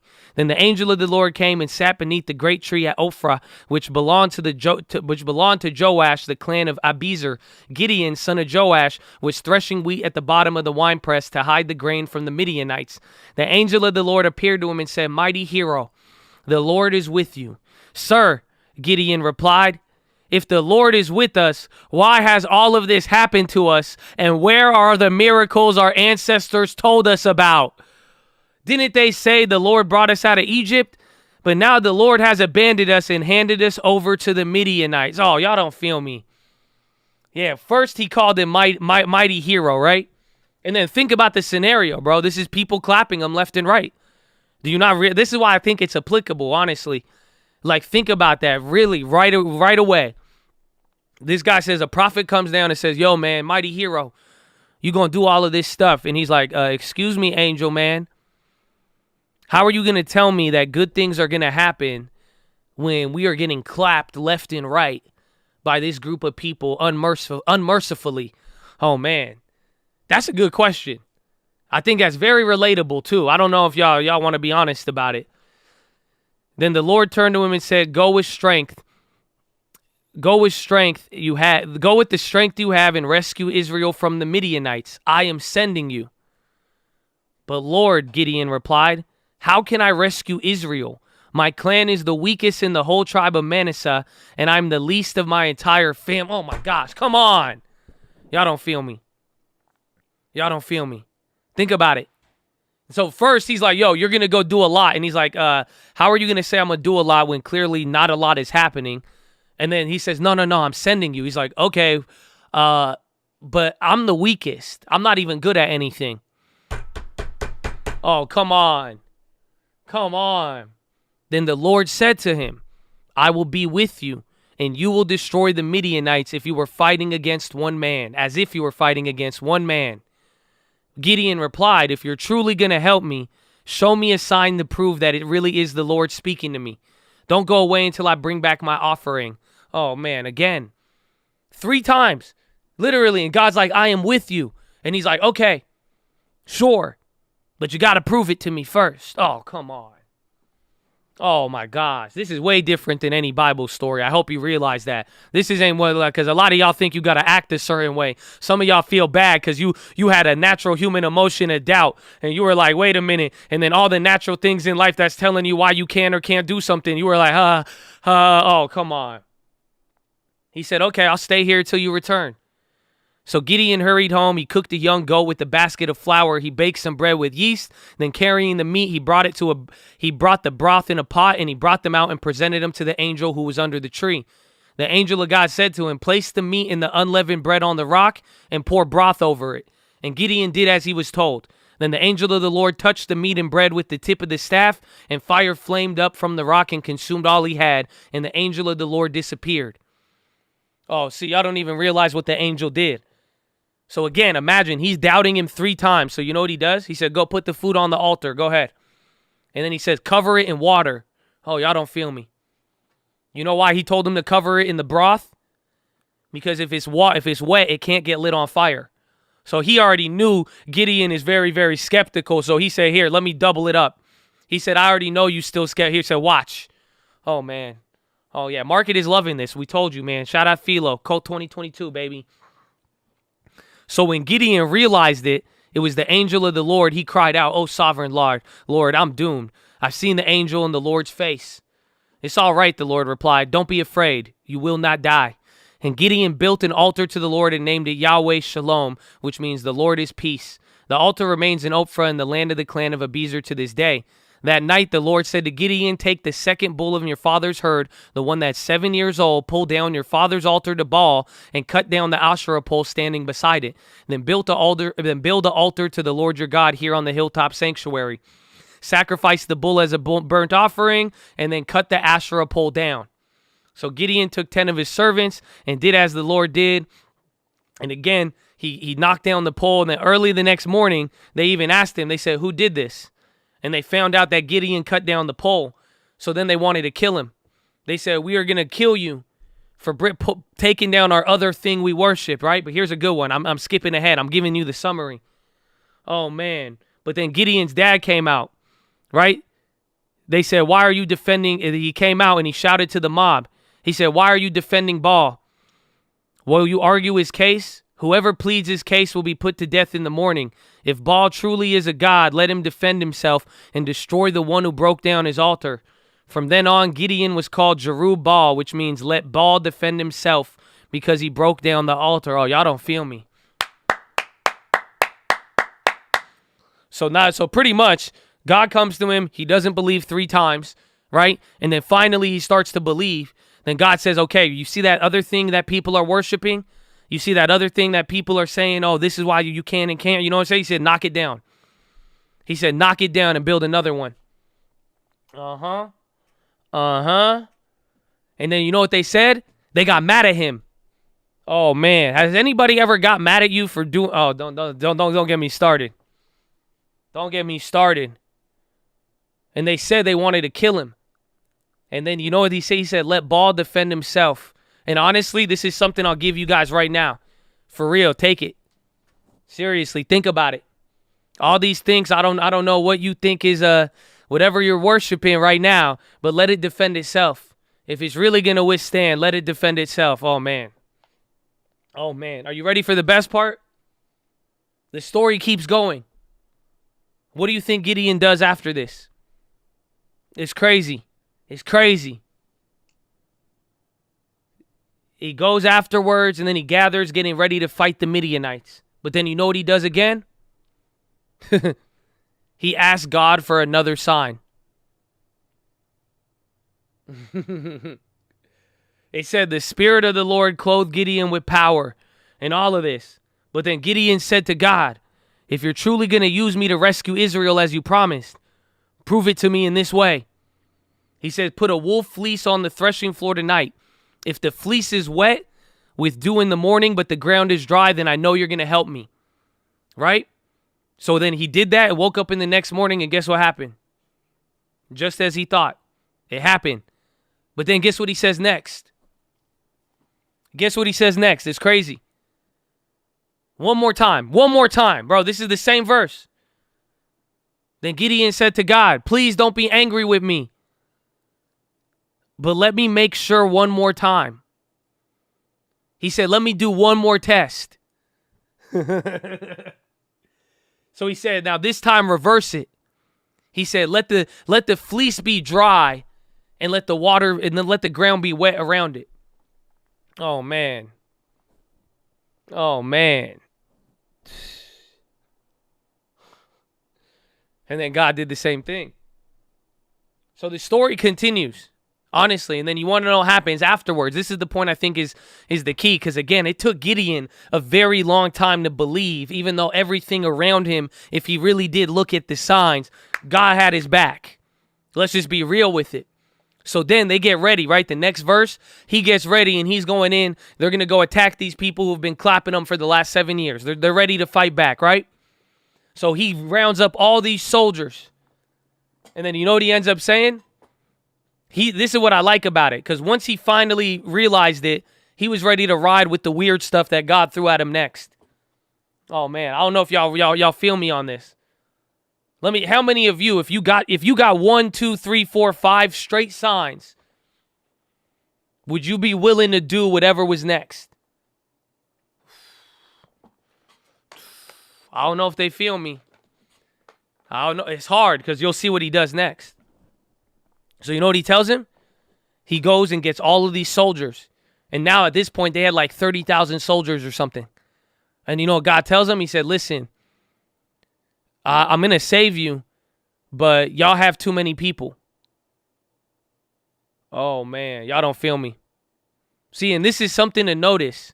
In the beginning, when he was like, yo, God, how are you with me when all this bad thing is happening to us? God made a specific point. He said, I'm with you. Oh, y'all don't feel me. He didn't say I'm with everybody. I hate to break that to you. That means some of you might have to vibe with this. Oh, y'all don't feel me. That's why sometimes you're like, wait, why isn't God doing this for my friend? Why isn't God doing it for them? Again, like look at the chat. Everybody, everyone's in a different position. Oh, you got your own personal relation. He said, I got you. That's why when you hear something, you got to apply it to you. That's why when I tell it to you, I'm applying it to me. He said, I'm with you. Oof. But then he says, he's like, bro, you have too many soldiers. He's like, great. Now you believe, you're all excited, you're ready to go. But then he tells him, he's like, listen, you have too many soldiers. If you guys go out right now and you win with this much soldiers, this much support, you're not going to give God the credit. Oh, y'all don't feel me? Y'all don't realize that? You know, when things are good and then you keep doing good, you don't really you don't really give credit where credit is due. Yes or no? I know I do that sometimes. I know I've experienced it too. I'm like, what? I'm like, that's crazy. You know, I see people, it's like they ain't really struggle on my, and then, you know, it's like, what? Oh, but it's funny how we are as humans. Isn't that crazy? This is written this is Old Testament, thousands of years ago. Isn't it weird humans were like that? Where if they got something too easy, they couldn't give credit where credit was due? Wild. Wild, if you ask me. But then humbling, because I'm like, damn, God, that's me. So that's what he tells him. He said, all right. You know what he told them to do? It's crazy what he told them. He said, let them know. He said, you need to have less soldiers. So tell any of them, hey, if you're afraid, turn back. So look at this. This is how God got rid of half the army. You know what he told them? He said, Gideon, tell everybody. Tell them it's going to be risky. Tell them it's going to be dangerous. And tell them right now, if you are afraid, go home. He said, turn back around. And half of them left. Oh, man, y'all don't feel me. Y'all don't feel. Honestly, I'll tell you the same things right now. You know that? That's what literally a lot of everything going on. I don't know what's going to happen, but I'll tell you right now. If you're scared, go home. For real. That's why if you want to give up on your future self, go home. That's fine. It's natural. Again, thousands of years ago, people were they were ready to, they had the numbers, they had a lot of good things, a bunch of stuff, and they were getting clapped day after day, year after year. But even then, when they said, yo, it's going to be dangerous, if you're afraid, go home. He didn't say can you fight, can you not fight, are you injured? He said if you are afraid. Oh, man. So half of them left. And then guess what God said again? See, this is what I'm saying now. You have to realize Gideon was doubting like crazy. And he's like, give me a sign, give me a sign, give me a sign. Then all of a sudden, God's like, yeah, get rid of half your soldiers. Okay, you still have too much. Still have too much. He said, now this is what I want you to do. Take the remaining soldiers and go drink water. Go to the watering hole where everybody's getting, not the earnings, but the watering hole where everybody's getting their water. Okay? And go tell the men to drink. And I want you to notice something about the types of men. He said there's going to be two types of men. One of them is going to get down on their knees and drink out of the stream as if they were a dog. Right? They're going to lick it up. They're going to lap it up and just stick their head in it. Right? That's the first part. Then he said the other ones, they're going to go and they're going to cup their hands. And they're going to with their hands, they're going to go into the water and they're going to cup it and they're going to drink from their hands. Oh, man. Oh, man. And then he said, here's what you do now. The people who are drinking straight from the water, tell them to go home. There was only 300 people left who were drinking from their hands. He said, that's all you need. Again, now think about it. To go from doubting to now God, he's like, all right, you finally believed. And God says, I'm going to cut you 97%. And you are going to achieve the goal with 97% less than when you first started believing. Oh, man. That's crazy. He turned it into damn Sparta. And funny, you guys even got it.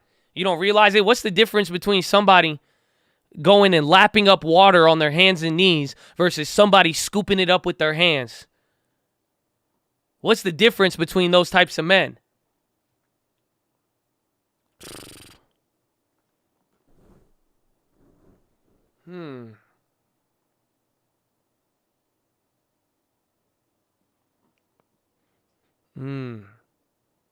That's the patience. That's the humbleness. You can say a lot of things. A lot of people who read the Bible and interpret it, they talk about this one a lot. Because it could mean a lot of different things. At the very least, it showed a little bit of patience. It showed something different because a majority of them weren't doing that. So it's just something to think about with the narrow road and the conformity and everything else. Just keep that in mind. But then what happened? He took the 300 and he defeated them all. End of the story, happy ending. But do you see the point of it all? It starts with God was with him even when he didn't believe. Even when he was skeptical. He believed in God, but he didn't believe God was with him. He knew I was Israel. He's like, yeah, I knew I'm here. I know you said this, God. I know what it is, but you mean to tell me you with me right now? It's just very hard to see, sir. And then what's the other part? You can still get the job accomplished even when you have a lot less. And that's how the story played out, baby. And that's the whole point of it. All of it. Again, what Gideon, he was a different type of humble judge. You know that? Because I read you, remember Samson? He was one of the later judges, and he was crazy. The dude was messing with hoes. He was killing people. He was like, it was a just total 180 to Gideon. And it's crazy how it works in both instances. So some of you may have a Gideon spirit. Some of you may got Samson. I don't know, right? Some of you got David a little bit. Some of you got Joseph in you. Oh, yeah, don't feel me, man. Come on. You see what I'm saying? And that's why, keep reading and you'll see how things go. But this story right here, it just, I don't know, just how it all played out. It really spoke to me with it. And it really highlighted that, yo, man, there's probably a lot of things in your favor and a lot of things that have your back, and you may not realize it yet. And just because the current situation around you may be clapping you, you may not really see it, but one day you will. But then again, the next step of that is learning how to deal when you get cut back and being able to operate from that. And I hope you realize, as the book shows, that's a position of strength. Again, because if they operated from a position where they had all the strength, the end result would have been weak. The end result would have been no real change. The end result would have been literally you would have got your outcome, but it didn't change what got them into that trouble in the first place. So I hope you guys are ready. And I hope you're ready at the stage 1, and I hope you're ready at stage 2. I hope you're ready at stage 1. You know what I'm saying? Like when you go in stage 1, right? You getting clapped and you're like, Josh, I can't believe your positive shit. You know why? Because look at my life. Look at what's going on. Look at what I just lost. How are you going to tell me things are going to get good when I've never had an opportunity in my life? That's stage 1, my friend. You know that? And you're like, I know there's something good, and I've heard that cliche shit, but that's stage 1. Then stage 2, after you get past stage 1, are you gonna be willing to operate when it gets cut back? And can you operate? And do you realize the strength of that? And then on top of it, will you have the patience? You know what I'm saying? Will you be one of the people to go and lift it up to you and hold it in your hand? Whew.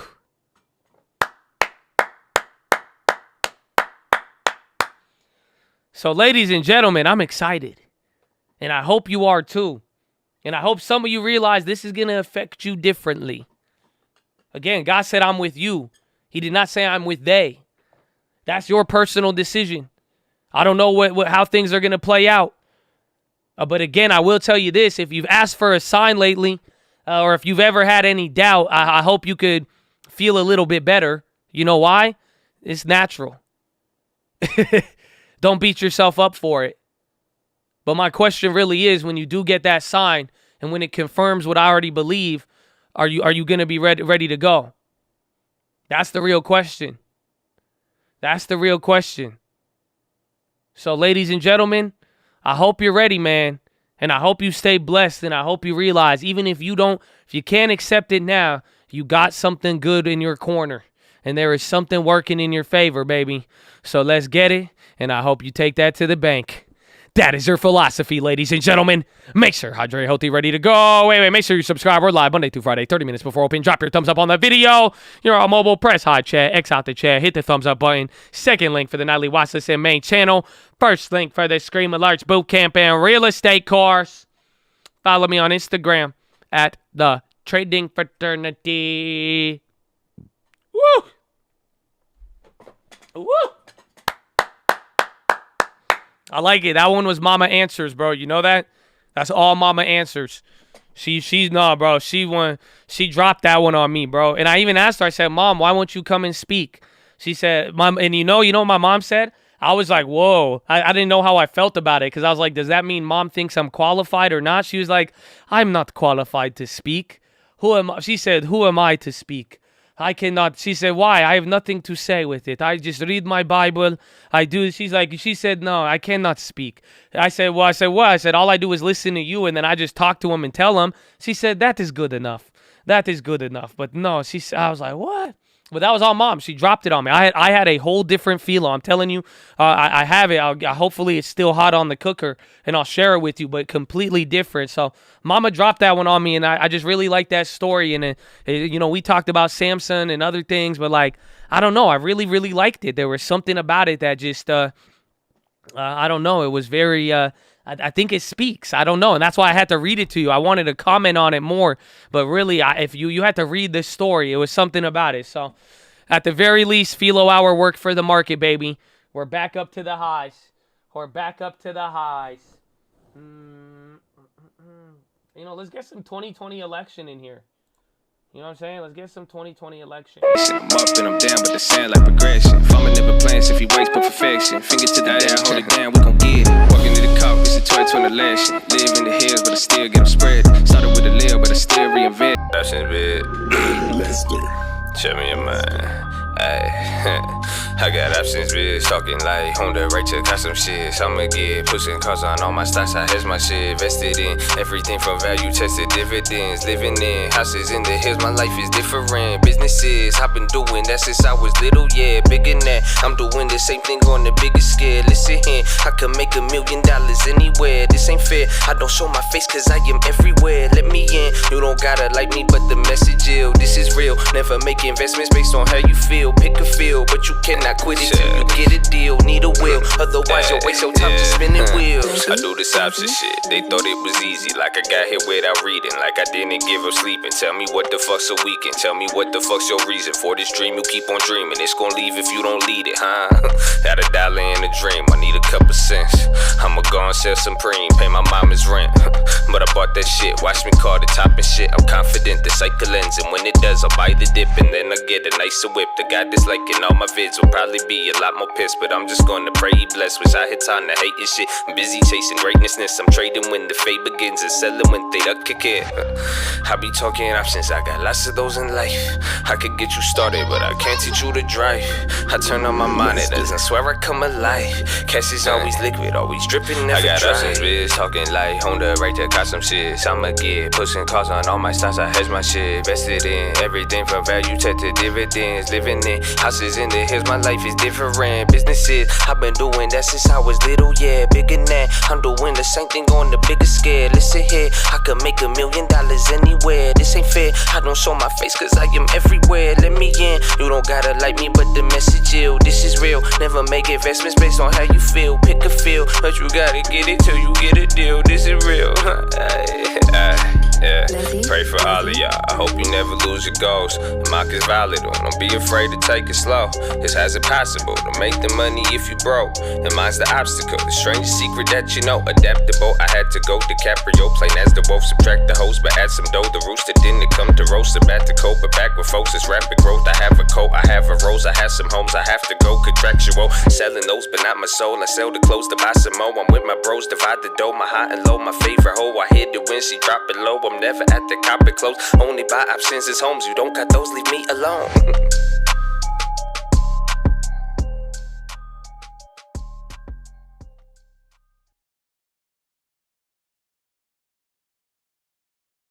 Woo! I can get you started, but I can't teach you the drive. The market is in drive, baby. Welcome back, ladies and gentlemen. Welcome back. Everything is ripping now. That's it. We are getting into still down 1.5%, which is wicked to think about. So we're getting close to the up here on the SPY. The SPY is the leader. The Dow is actually about to go green. Tech stocks are the one that are struggling, but we got a couple of moves there. So again, the Texases went up. The Microsoft puts from this morning surprisingly are holding value on that. That's why I was willing to hold them for a little bit. So we'll see till close. That one's going to be an interesting one. The TXNs are moving up there a little bit. I think even the Teslas came up. Yeah, the Tesla calls are back up. Tesla puts dropped 40% now. So that's actually good. Where is Tessie?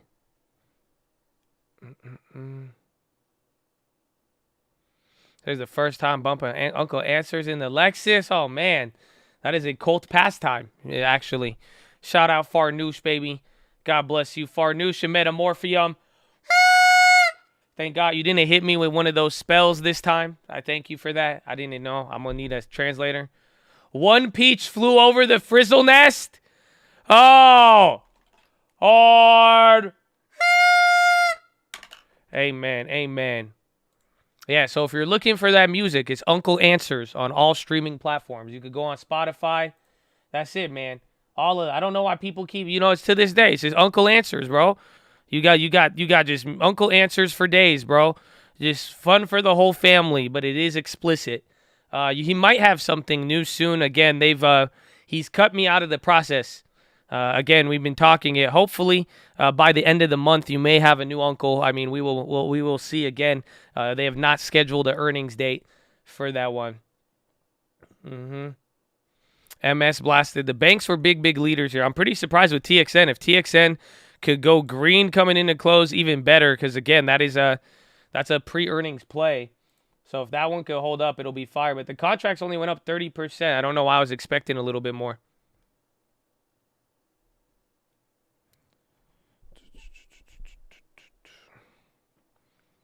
Nigel about to get out of Australia for earnings. Oh, the Microsoftian. We will see. We will see. Still a slow week. I guess he usually comes out at the Apollonian. He's a real big guy, but Microsoft could dictate a lot. So we'll see. Again, I don't know. I mean, Nigel has been I don't know if he sees the state of the animal kingdom since the last time he was here. He's going to be devastated. You realize that, bro? Last time the animals were thriving. There was food everywhere. It was great. That was just 3 months ago. If Nigel, I don't know if he's seen the animal state lately. I haven't talked to him, so he might be mortified, bro. He's gonna But again, he knows the nature of them a little bit more, so we'll see. But honestly, I don't know. If the market's too crazy, Nigel, I might have to get you that data. They were eating each other's lunch, and then they all just turned on each other. It was savage. The SeaWorld market, like just orcas eating each other. Oh, man, that's vicious. The feeding hole is in trouble, man. The watering hole, hey, be careful. We'll see. We'll see what happens. Fake market pump, maybe. Again, I think that's just going to be on everybody's mind for the next 2 weeks probably. But even right here, I mean, we're not back up to yesterday's close. We're still not even up Again, we were above yesterday's close, so the day before that close, I mean, we're not even there, but we're close. But, I mean, small caps are still doing bad. So is tech. We got pre-earnings. Again, the earnings this morning were still a mixed bag, too. So everything is still on the table. Again, 50-50, Habibi. But Powell be a driver, but Microsoft here today, too. I mean, that is definitely going to get some things moving. Tesla calls. I already have a call on Tesla, but I'm going to sell it before Tesla reports. So I have a Tesla play. It's already up 7%, and we bought it when the stock was higher, surprisingly. But I will sell out before earnings. I'm not going to hold it. Or if there's like a 20% chance I end up holding it, but I might want to roll over to another one because I do have a put play on Tesla. So that is good. I did not sell TXN. TXN we're still holding. That plays up 44% from the morning. So it should be up a little bit more, but again, with post-earnings, we'll see where this ends up. I'm holding it for now.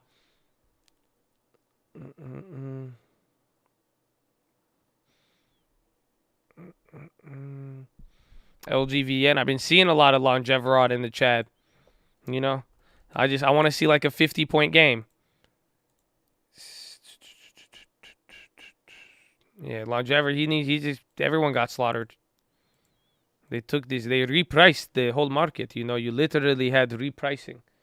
They said, okay, we don't give you this price. Instead, this is your new law. You know what I'm saying?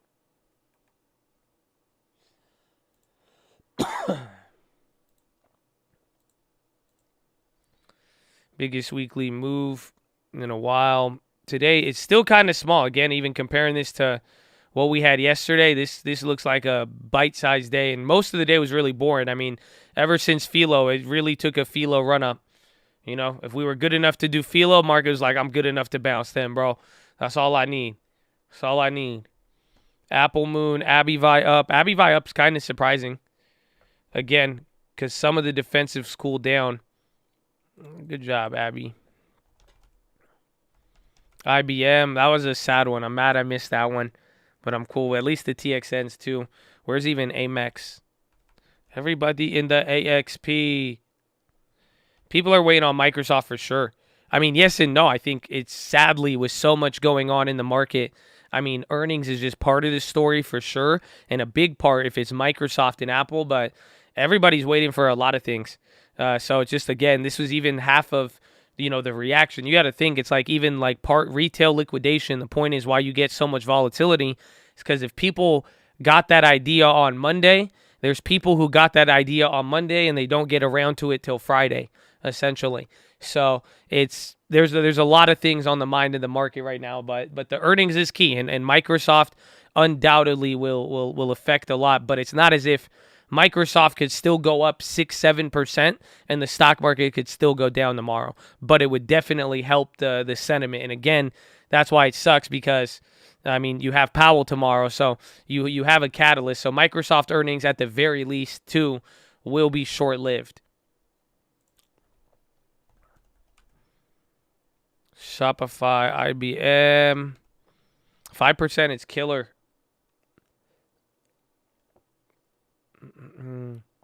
The TSNs, I don't have any TSNs. I have TXN. And we're still holding those. It's like fluctuating between like 30 and 50%. Again, it is a weekly. But they have earnings today after hours too. So, I mean, it's a smaller play. We'll see if we could get some for free. But also, I mean, this is part of the volatility run up by end of close. I mean, some of the earnings plays, like even Microsoft, we'll see, even in the midst of all that, the Microsoft puts, they're down, but they're high on the ask. So the spreads are widening. We'll see how it plays out from here.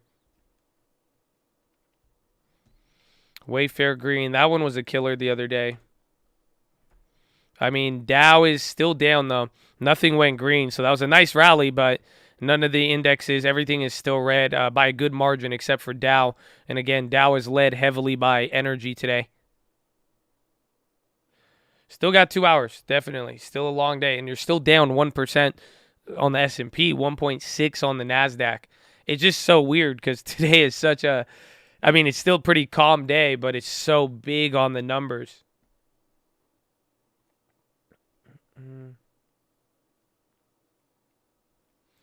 Let me see IBM's report. I mean, IBM's cloud doing good. Either they ate some of Microsoft or it was just an overall shift to cloud. But depending on what happened with IBM, the other stuff, you could get a little bit, but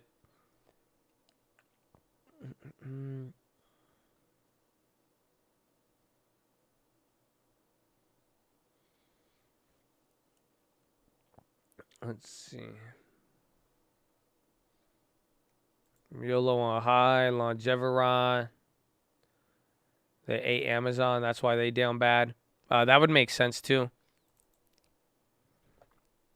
But IBM, and maybe even then with Amazon down a little bit more.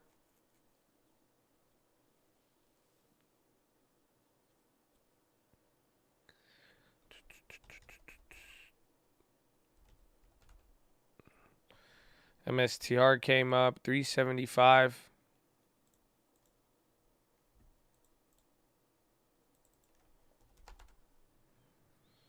Longeveron pop in. I want to see Tesla.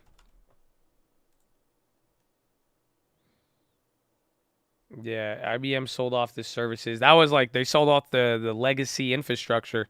So no more IBM old school computers. And then Red Hat, I know that was bad. It's good, but I think Microsoft Cloud is the only thing that could save them for this earnings. And then what's it called? But then they have really high estimates. That's the thing about Microsoft is that the estimates for Microsoft are not weak. Like it's really, really good. Again, they've had all of the earnings last year were pretty much on fire if you think about it.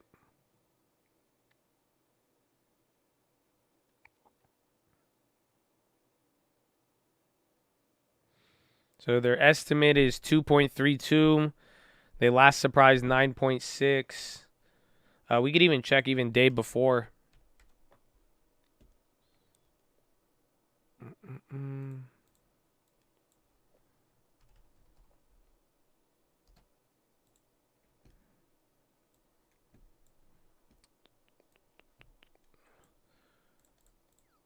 So one day before. Is that today? So they barely moved before. What is this? Trailing 12 months. Last time they surprised 9%.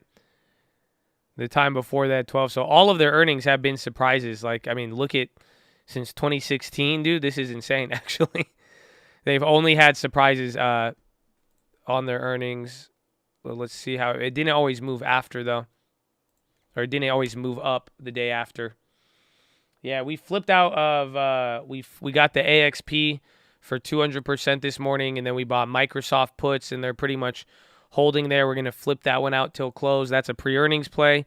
And then we got Texas calls that are up, and then riding out the other plays from yesterday. And then a lot of the puts started to come down. The Tesla puts dropped the most, 43%, but we only had one of those contracts. And then the Tesla calls, but we didn't make, those are the only new plays we made today. But let's see. So last time they moved 4% up after earnings. The last two quarters. Last October they dropped 5%. Last July they dropped 5%. January they did 1. More quarters than not they go up the day after. But even then 5%. Last July they barely moved.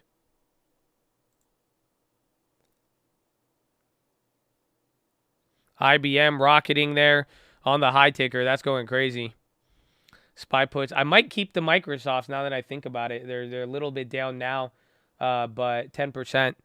But I'm thinking maybe because I also have the other calls, but I think Microsoft could get cucked, but I think if there's any earnings to actually get a big move here, I think Netflix already showed us it's probably going to happen in one of these. SPY's even getting a little bit steam right there. Again, Dow is still down just above 0.1%, almost 0.18.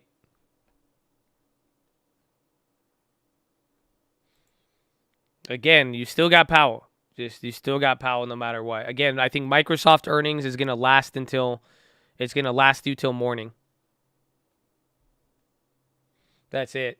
It's just like, because again, till right at 11:30 Pacific, 11 Pacific, even an hour before, it's over. That's all. And then you can factor it into the reaction. And then on top of that, just don't forget there's still going to be another day after Powell, another 2 days before you really even see how the market feels. So just get ready for volatility. And today was one of those days. The contracts ain't really want to move too much.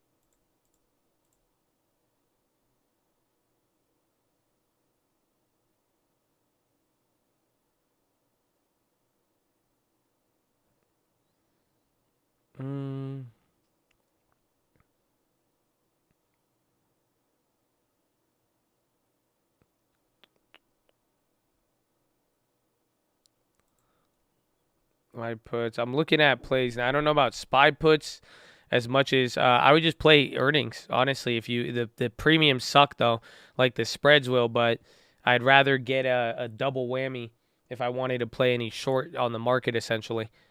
So you could play a post earnings or even a pre earnings. Otherwise, again, I mean, the market will move, but you're not. We're not going to know really the stability or security until Powell talks.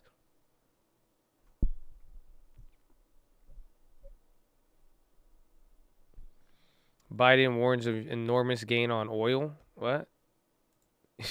Biden's like, I bought calls, bro. That's it.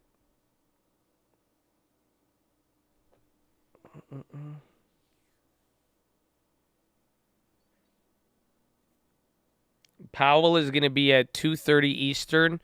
The actual report comes in at 2, and then we will have the pre-written statement tonight. We will have it on the watch list. So we'll know the pre-written statement by morning. Again, the report will come out at 2 Eastern, and then 2:30 is the press conference where we'll take questions and elaborate beyond the pre-written statement.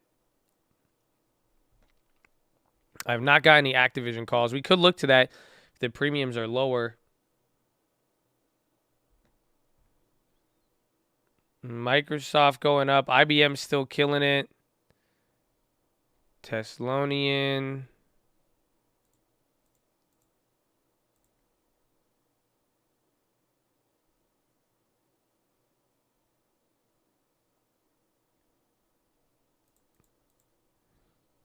I wonder what these are worth now.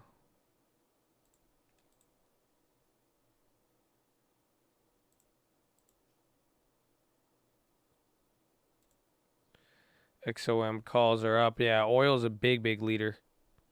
They killed it today. Oil is going to be more volatile again.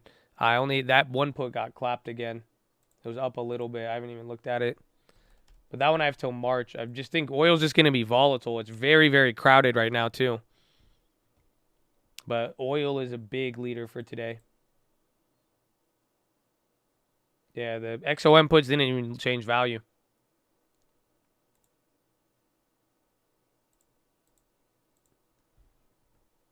SPY going for another high. I'm looking at some plays right now. Again, we got a couple of the other earnings plays ready to go. IBM, we didn't get that post earnings, but that one was a killer. We're getting ready for TXN. We have Microsoft.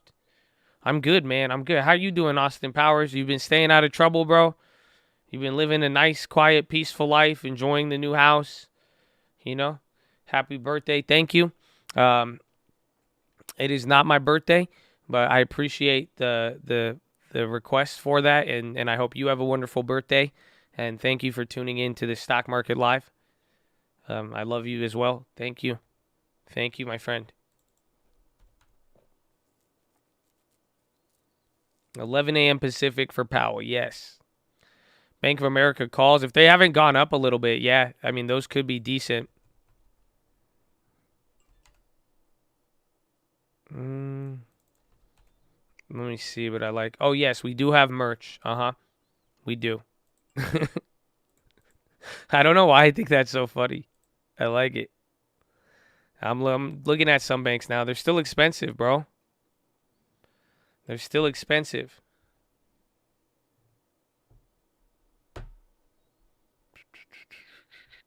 SPY is moving up. I'm looking at some of the banks because, again, that could have they're about 25%. Not too bad.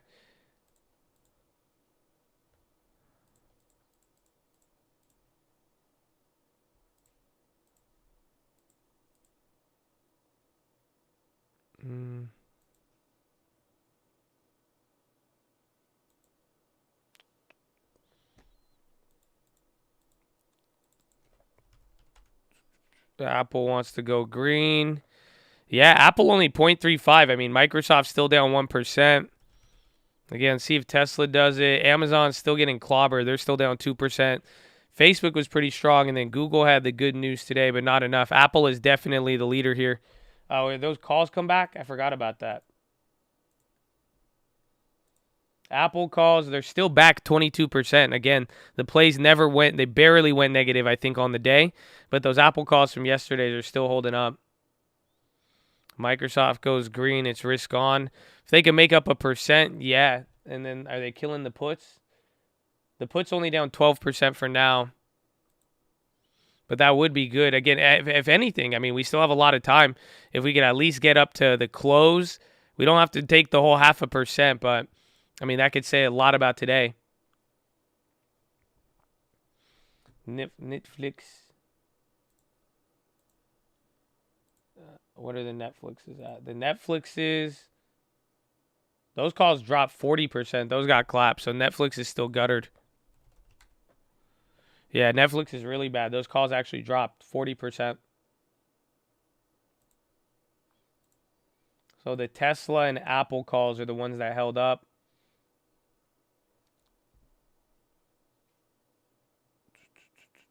Wearing the cold polo to my showings yesterday.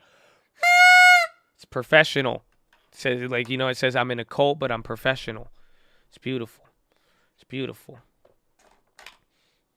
I've been cold lately. I've been walking too much sweater. I honestly wear the sweaters too much, bro. And I even wear the Make Volatility Great Again one. I wear that. I feel bad because I don't want to mess it up. But man, I wear the shit out of that thing.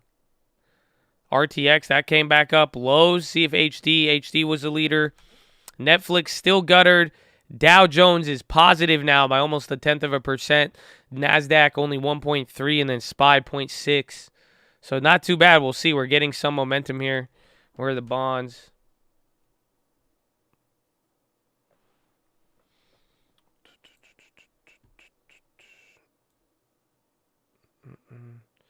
Tesla calls up 7 now.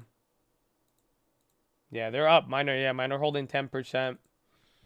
The question is, do we get the Tesla puts? I want to see, but those isn't that one play that play was ridiculous. That other Tesla that we hit, that was literally $100 into $1,600. But then I was like, I'm even looking at the contract to like see the pricing, and I'm like, dude, this thing is still holding up $300. So it was a crazy move in earnings effect. But like that one, and again, remember, we had 3 of them. We sold up the first ones at 100%, but we top ticked it at 16, but then it's still holding $300. So I'm like, the premiums are up. The ones that we rolled over to yesterday. So remember, I got the 550 put. That one's down 40%, but we made that one free. So we'll see. And then we still got the calls are holding up nice, but it's just the premiums are really, really expensive.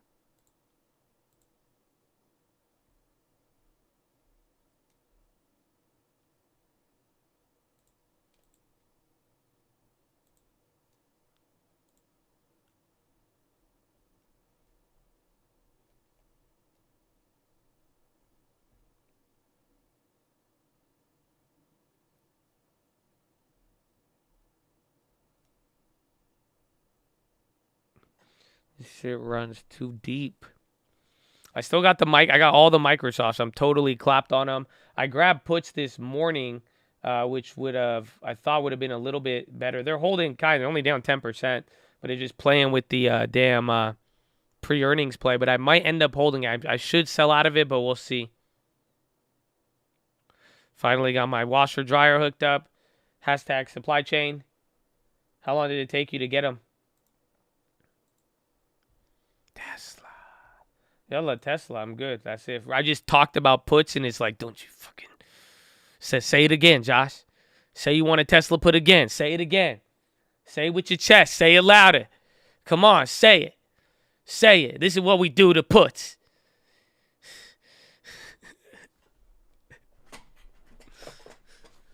That's good. That's good, man. Airbnb looks sick. It doesn't. That's emotions. You know what I'm saying? Like, you're a human. The Airbnb don't give a fuck how it look. You know what I'm saying? Like, the chart, like, Airbnb still, like, they got back to work. They don't get, you know what I'm saying? The chart doesn't look anyway. It doesn't represent anything. Sometimes it's disgusting. I know what you're saying, but at the end of the day, it's all emotions. It's all emotions. It's all emotions. Only we could look at something sick. Yeah, Tesla's on one. Literally, right when I said put, it just said. They got really offended by that.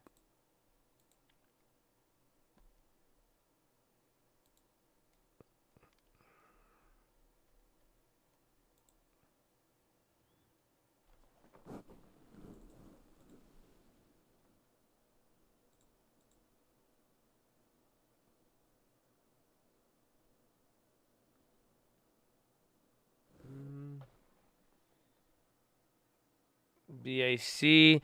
The banks are decent too. I might wait. I want to see as we get into the pregame for Powell. I was looking at a couple. Again, there's a lot of other, what's it called, you could get into. There's a lot of other, what's it called? There's a lot of other banks. There's a lot of good choices here with earnings. So just keep that in mind. The Microsofts, the other ones are down. Remember, dude, these went positive like a week ago. So where I'm heavy on all of these. There's $1,000 left. We've already taken a brunt of the loss. That's why I think I might even end up writing them, but I don't know if I need to take the puts. Why do we go positive? Nothing. No reason. If anything, there's a couple of negative headlines regarding Ukraine, but nothing too insane right now. This was just kind of the momentum, but we're still down bad. I mean, it's still down 1% on the NASDAQ, so this is a bounce, but it's just taking us back up to opening. At the very least, the bounce kind of failed, but it didn't totally fail, and now it's kind of getting back up. If we go neutral with a big pivotal earnings today, I mean, it's not too crazy, but the range itself, I mean, it's already spoken a lot, I think.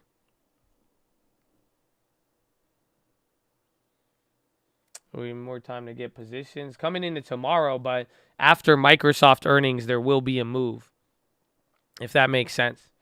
So, like, after Microsoft earnings, it is going to premiums are going to gap up like they did yesterday. So, like, you know how we woke up and things were up 400 or down X amount even after Tesla or even after Netflix. So it's like just keep that in mind.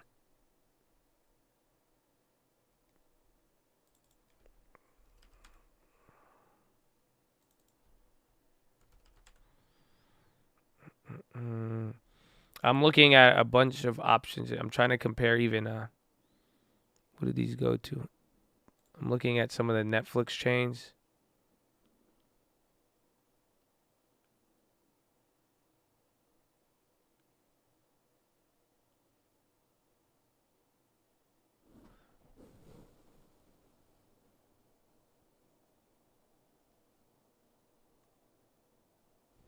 So what I have to multiply? 3. So $1. I'm comparing Netflix to Tesla, essentially. And I'm trying to see I'm just giving a rough estimate. So essentially, like, Netflix is 3 times smaller in price. So I'm assuming, like, I'm trying to compare what the contracts look like relative. The other, we're up almost 20% on that Tesla play, though. Again, remember, I have the call still. But I don't even think we're up to that Friday level there. But this is a good level to come back up to. SPY is still going. Dow is up under a quarter. But, I mean, nothing is really safe yet. The numbers just still look ugly. So we could flip at any direction at any moment. Or even then, even if we kind of chill out up here, it's just not. It's just very interesting.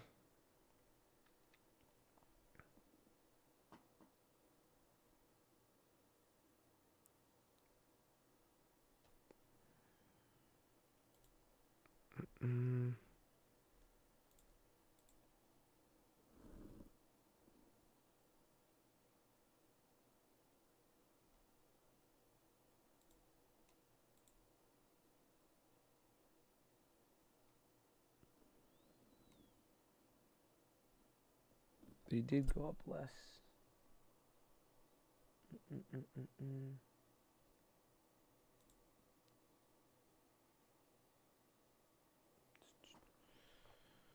What is even Microsoft sympathies? Pretty much Apple, any of the chip makers relative to demand, even IBM, even Amazon. I mean, there's everybody really.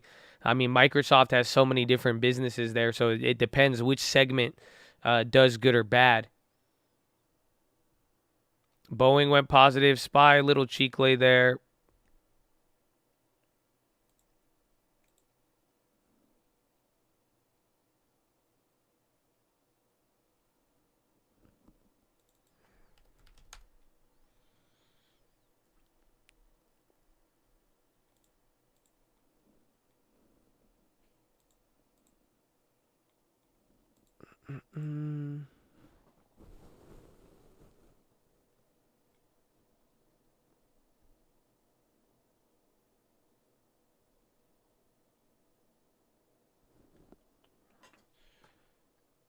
HSBC is looking at Citibank, Mexico. Interesting. HSBC might buy it. I'm still holding the TSX. Y'all just fucking up that ticker so hardcore every time. Y'all be like, yo, Josh, you got TSX. Y'all got TNX. Y'all got TXXX. TXR. Yeah, we still have it. We still got it. Pre-earnings. I'm going to sell that one before it closes for sure. I feel you, though. I feel you. It happens. Believe me.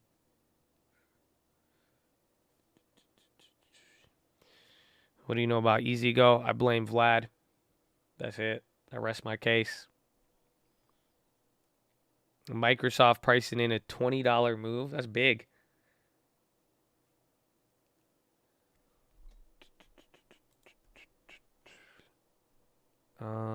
What do I get?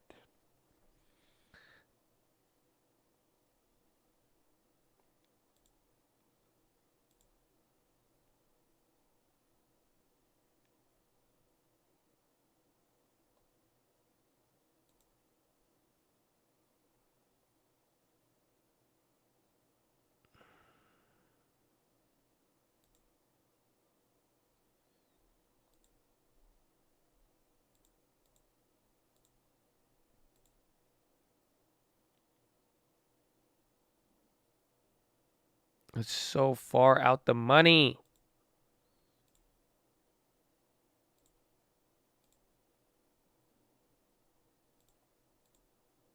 Oh, SPY getting another candle again. I'm still shopping here.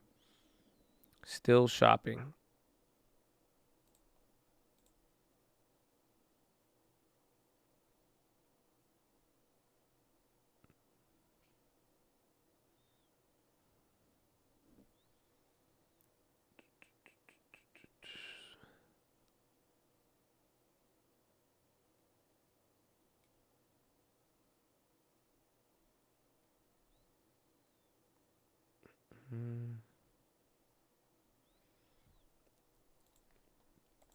PBR. How is even his energy still going?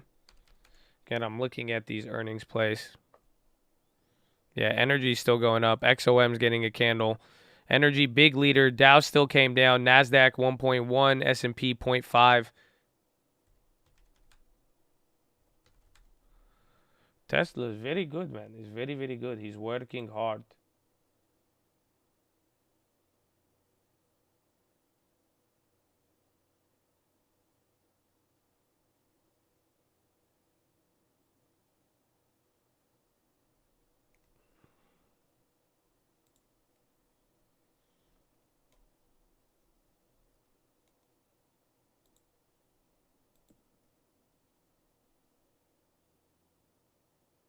How much would that be? That'd be the same amount of money. Any news on Disney? No. Do they bounce? They're doing way better than Netflix. I think maybe that's just the only thing. They just still have earnings to be able to save them. That's about it.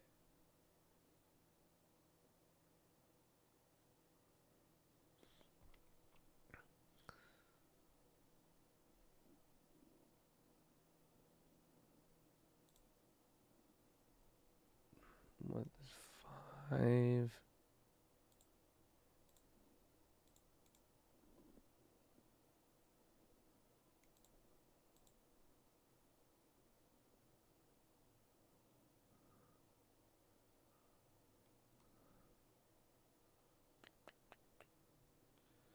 People are realizing it's holding up. All of this is still at the top. Again, that's why even for some of these earnings plays and then what I'm holding, I want to wait a little bit. All the premiums are very, very weird.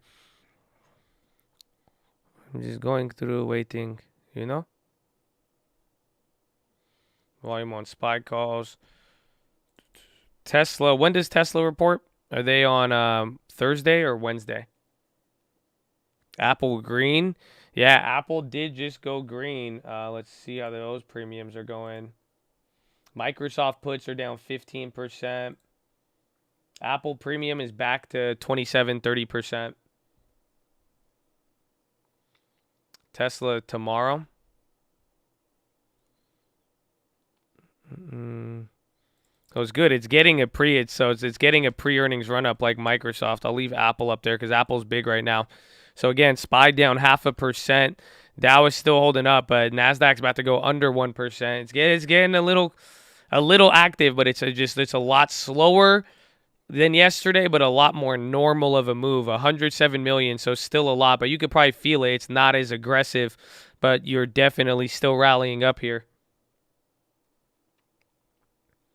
Energy Department approves 13 million barrel loan from oil reserves to 7 firms: Shell, Trafigura, Phillips, Macquarie, Chevron, ExxonMobil, and BP.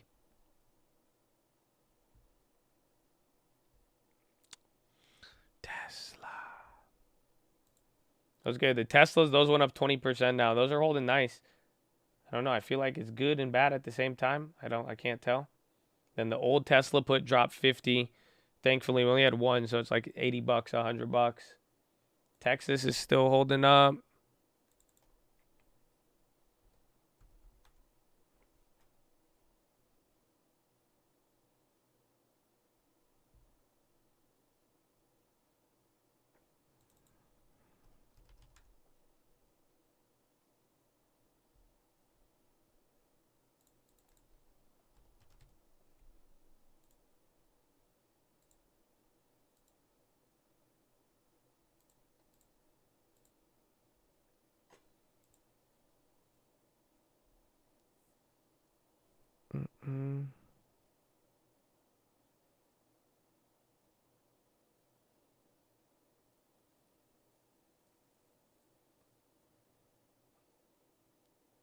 Let's see.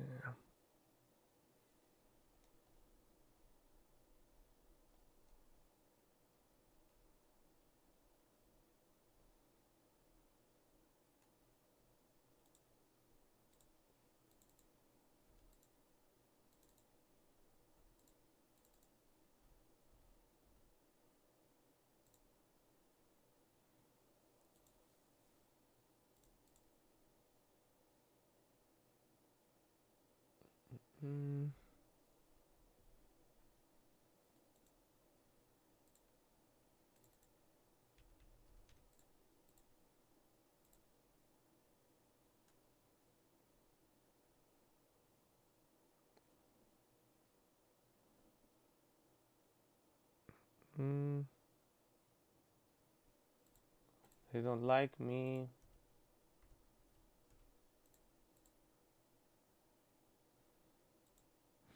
"24 hours till Powell Owl." Okay, feel me.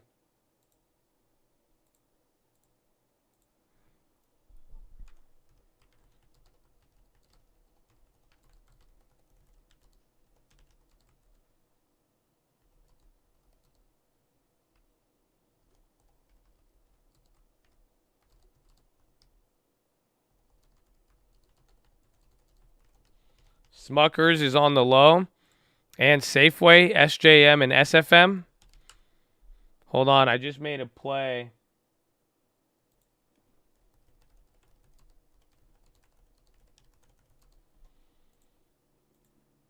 I stand to get proposed Tesla to ally and senator.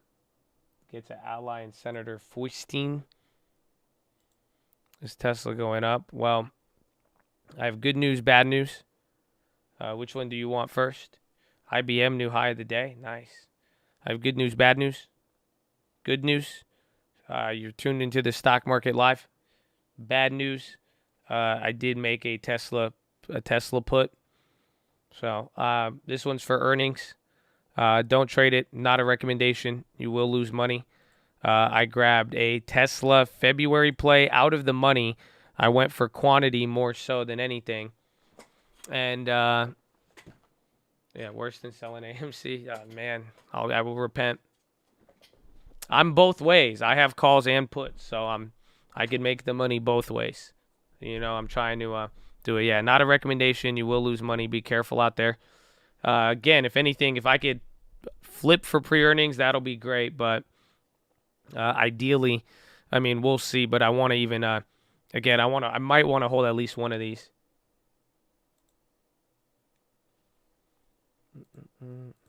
Calls, got it. Yeah, if the calls are good. Calls are good too. I'm up 15% on the calls. So I said I'll take advantage of some of the puts. We made money on cashing out of the puts. So, you know, I think we could get a little bit of both ways in this environment. And I think it's a good environment to do it in.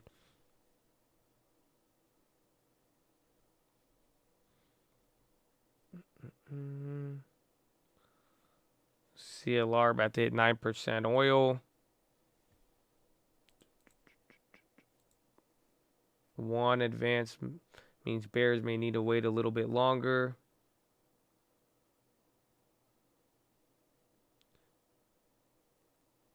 Oh, shit. China is the next Chinese New Year next week. Huh. That could be good. That means it might be slow.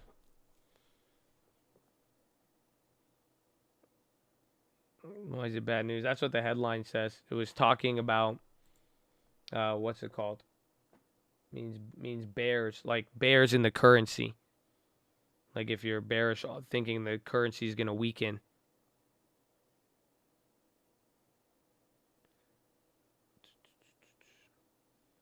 Massive traveling. Yeah, but it's but China markets like they stay closed.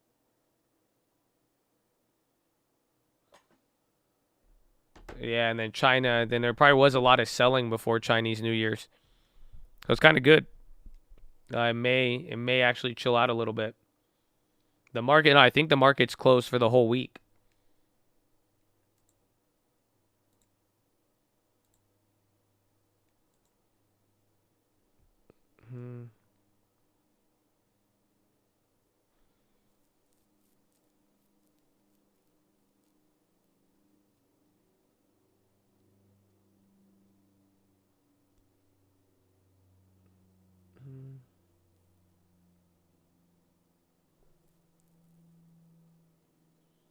Will they get New Year's money? They might, I think. They get the little red envelopes, actually. IBM is killing it. Pre-Powell put. If anything, I would just focus on the earnings. Again, I think that's why I'm like, okay, maybe if I hold some of these earnings plays, it could kind of, it could count as exposure there on even both sides, so I'm not too against it. But that's the only, like, if it has a double whammy, I'm with it. If not, I mean, you just run the risk of Powell being volatile, and then that's it. If you're wrong, you're wrong.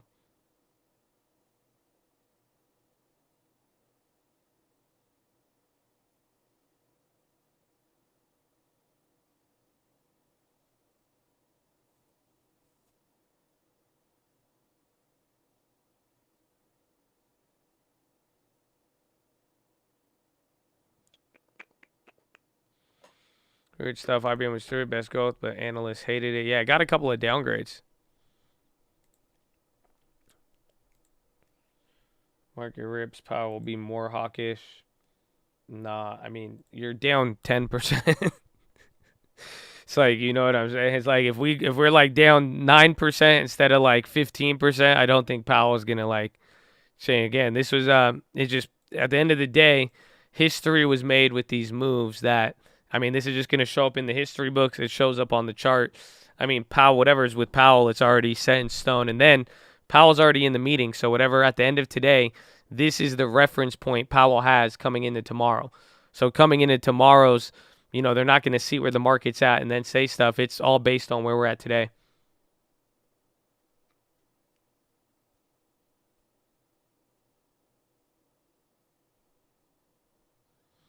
And the sell-off's more about bankers talking 4 to 6 in balance sheet. Yes, I think he might. I mean, again, a lot of people don't. A lot of analysts do not expect him to weaken. I mean, the point is why he wouldn't come in dovish is because now he's hawkish enough that if he does want to leave himself options, it might help. Pretty much, if the market's not totally going to collapse and he has the market thinking 4 to 6, why not let the market think that for a little bit, and then worst case, you pull it back in 6 months or 3 months. But at the same time, he may, if this is too bad for him, he may come in and say, you know, only 3 hikes versus not.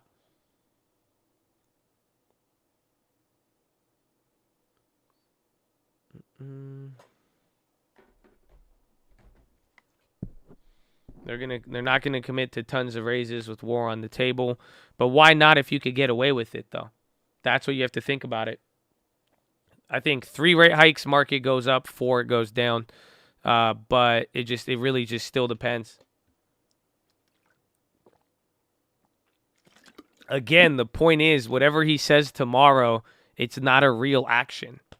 So at the end of the day, he could be hawkish or dovish, but literally at the end of the day, nothing changes, essentially. It's not the live meeting. It's not even, everyone's pricing in March minimum. Nobody is pricing anything else besides that. You didn't get the Tesla one? That is weird. You should have got it. See if the next one comes in or not. Lines bursting. Cat went up 8 points. A lot of things are actually moving on that one. Apple up 0.1%.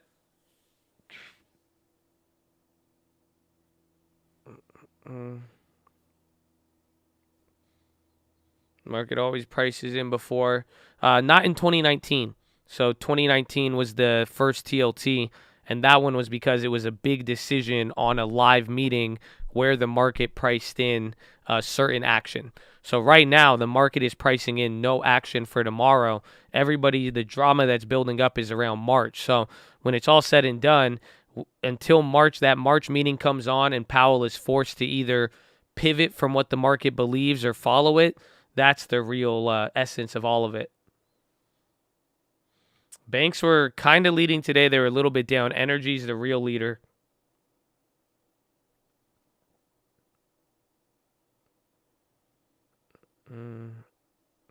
So SPY is going up more. You're getting a new high on the day, only down 1/3%. NASDAQ up almost, or Dow up almost 1/3%. And then NASDAQ now below 1%.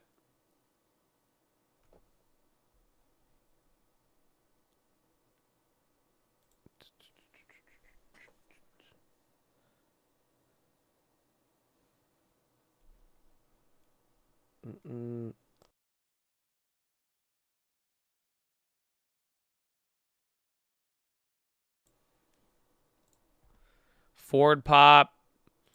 Tesla coming back up.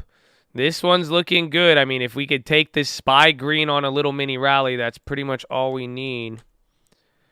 TXN coming up. What other earnings were there? Kimberly-Clark. I know J&J. J&J did good. Amgen, they started to lift up. Airbnb. There you go, you Airbnb. Why you be like this, huh? Come back to this level. It's good for you, Habibi. Come on, Tesla, new high. Put same price. The call back to 20. Apple calls are up now on the day. So we got 33% on those. That one's smaller, but that one's actually still holding pretty nice. Yalla, Apple.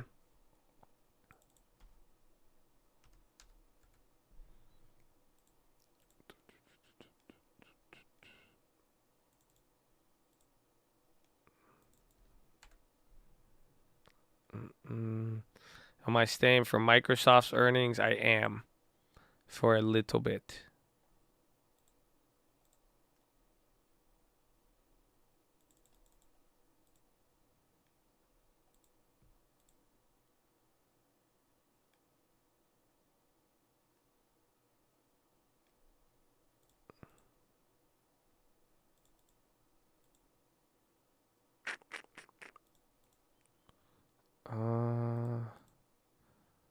I want to do it, but I don't want to do it. It's actually kind of ridiculous.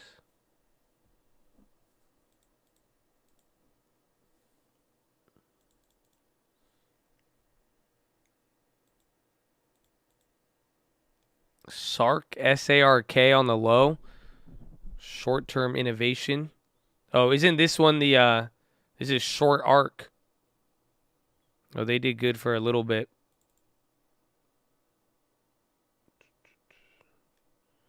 Yeah, that's the arc short. I was like, that sounds familiar. Everything's going now. Again, high ticker is really, really moving. It is gassing, green light. Disclaimer, it may turn around. Again, we don't want to offend anybody. But it's still moving. Again, I'm really just looking if we go positive. I think we are at Friday's close, so this is good. So now you're fighting to get the gain of yesterday, and we still got an hour, 15 minutes left, but you are at least at the Friday close. So as long as you could hold this level, like 438.50, this is like a good point to hold. That's more bullish than not. Yeah, TXN, we're already in the TXN. They're up 50% now, so we're riding that one out. Turnaround Tuesday. What does it even mean? What does it even? It's just like because it works so well, works so well. But yeah, I'm still holding the TXN. I'm gonna flip it probably towards the end of the day.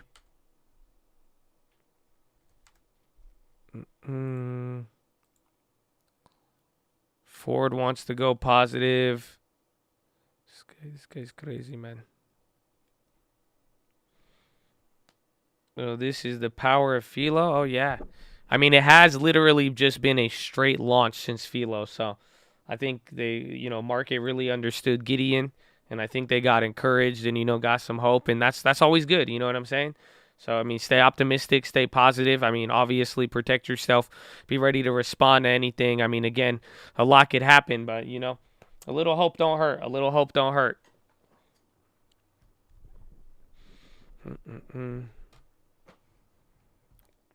So here it is. ARK is going up. PayPal now too.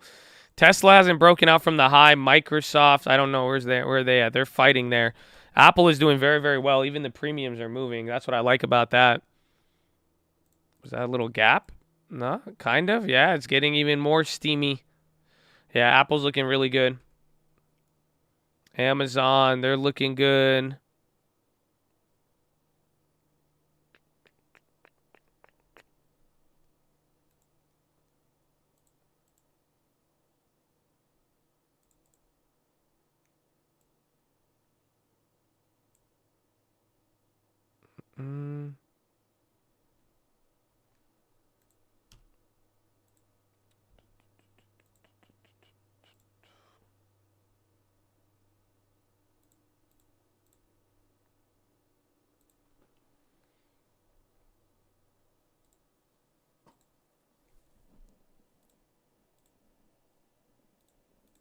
What were those going for?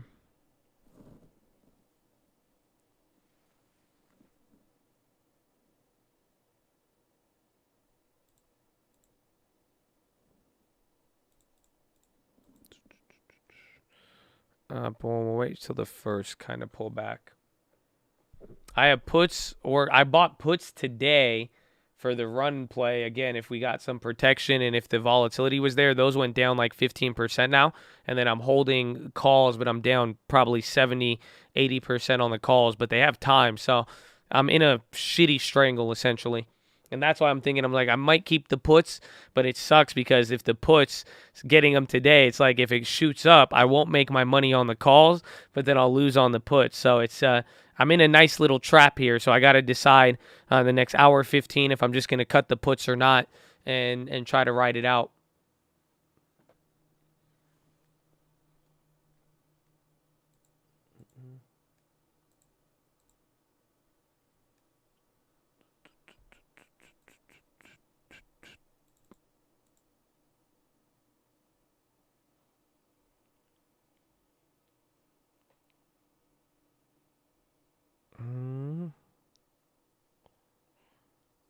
Amazon, it's all going up still.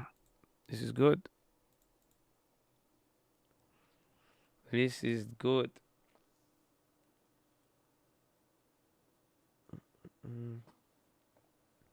It sucks. I want to make one more play, but I'm just trying to keep Powell in mind. That's the only downside. Because, again, I like the play so far. I mean, the Apple, we got smaller plays able to work. If anything I have is earnings. I'm looking at a non-earnings play, essentially. That's why I'm debating.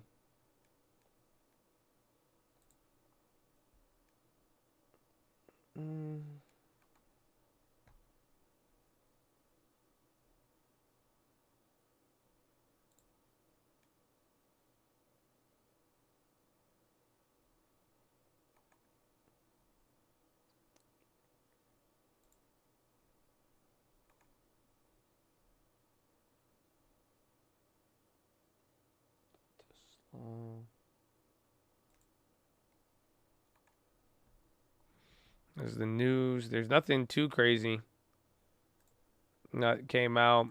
The line bulls need to hold. We're still above Monday's low on the S&P, but recent price action suggests a lot of ground could be made up in a very short time these days. The level around yesterday's low held on the top side through the spring into early of 2021 and then formed support for the rest of the year, including Monday. Traders would give you reasonable odds we will go back to test this week's lows given the current state of volatility in the market. Lots of places the spark could come from: an overly hawkish Fed, dropping consumer sentiment later this week, or reduction in personal income and the spending that follows. That said, the market moving events coming up could easily provide upside momentum, making the test of Monday's lows a rear view mirror event, at least for the time being. So here, I'm going to get you the picture. This is the pretty picture regarding, they're talking about pretty much this was the level we talked about when we hit it yesterday. Again, at the very, very lows. This was from July pretty much. So some people say we tested again, but some people are saying now this might be the shorter term bottom here for a little bit, but clearly they're referencing the rest of the volatility or events that exist this week. Apple, look at Apple, man. Very strong, you know?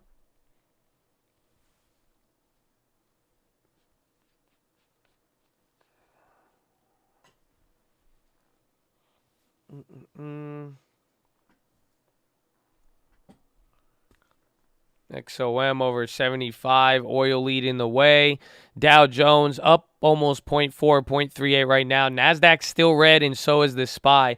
We need a quarter point on the SPY to get back to yesterday, but we are above yesterday's Monday's close or Friday's close. I can't believe it's only Tuesday. There it is.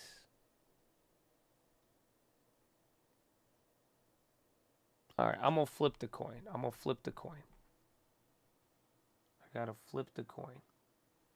I have to flip the coin because I want a non-Powell play, but I don't know if I should play it before Powell. Actually, no, I'm going to wait. I have enough. I'm going to wait a little bit. I got to give it a little bit more time. No coin. I want to, but I'm like, I just know it's better to wait. It's just, I know it deep down. I just know Powell is still volatile and there's still enough exposure. Oh, it feels too sus.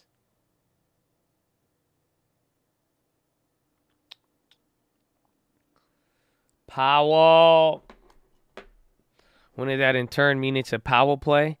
Not necessarily. It's just the volatility and the options.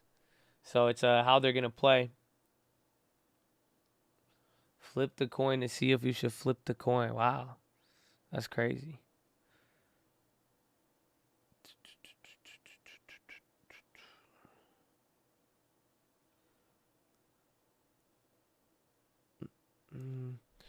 Chiefs. Apple's still going. I just want to see the SPY. Less than a quarter now. S&P is moving up. There's Microsoft. I don't think the calls are going up.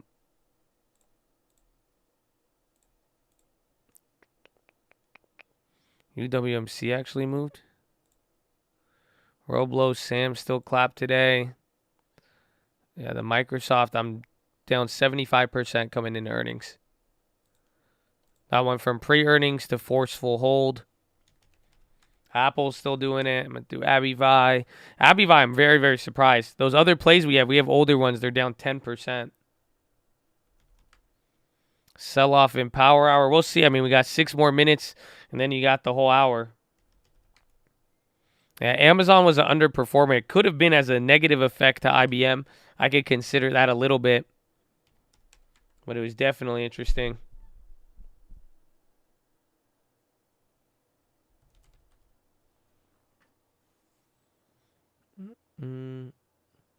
Microsoft, I think, is pricing at about $19 for earnings. It's a very, very big amount. It's like 7% or something, and then the last couple earnings, they've moved about 4%.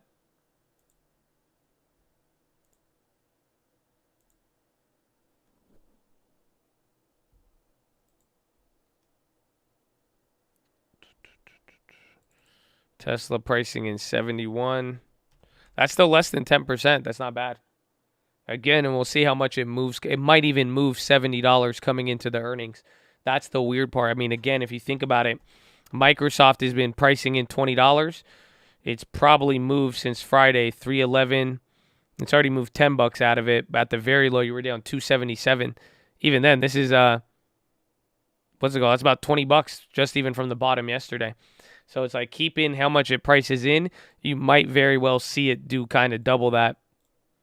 But SPY is going now. You are only down 0.1%. It is about to go higher than yesterday, even at the close. Some stuff is still red. Again, it's pretty lopsided today because now energy is leading. So you're not getting the same hits as yesterday. But so it's not like everything is moving. This is a lot calmer than yesterday. Again, yesterday was a vicious bounce. Everything got bought. This is primarily led by oil. The NASDAQ is still red. So it's like one at a time. But you could probably see the industries are going to be hideous. It should still be all, it should be a choppy chart. Where is it? Yeah, so some things came to life. Financials came to life. Again, healthcare, energy, real estate. Some of the tech did, but still pretty ugly overall, as you could see. With SPY's going down only 0.05.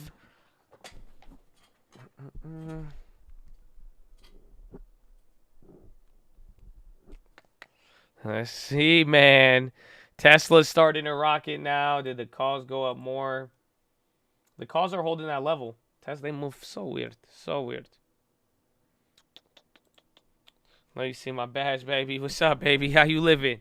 How you living?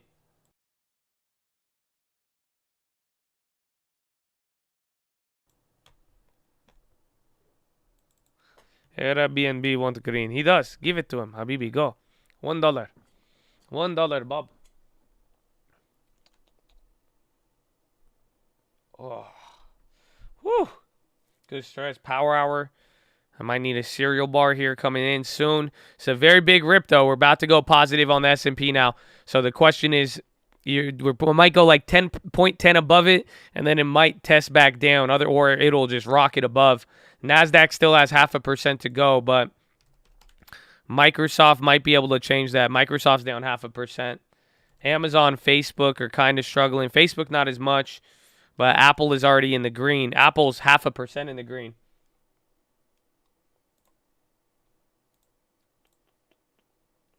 Where are the Apples at?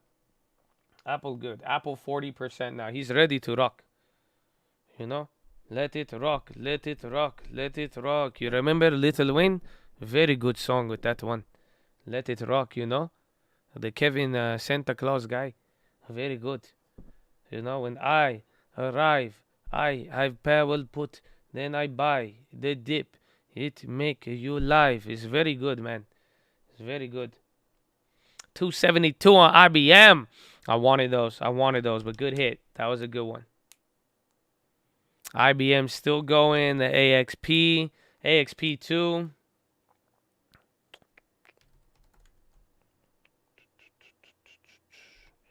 Microsoft, Facebook. High ticker is gassing. Again, it could change, but it is gassing. It is gassing. It erases losses as dip buyers resurface. That is a headline right now. That is a headline. S&P erases losses in breaking red news. Literally says dip buyers resurface.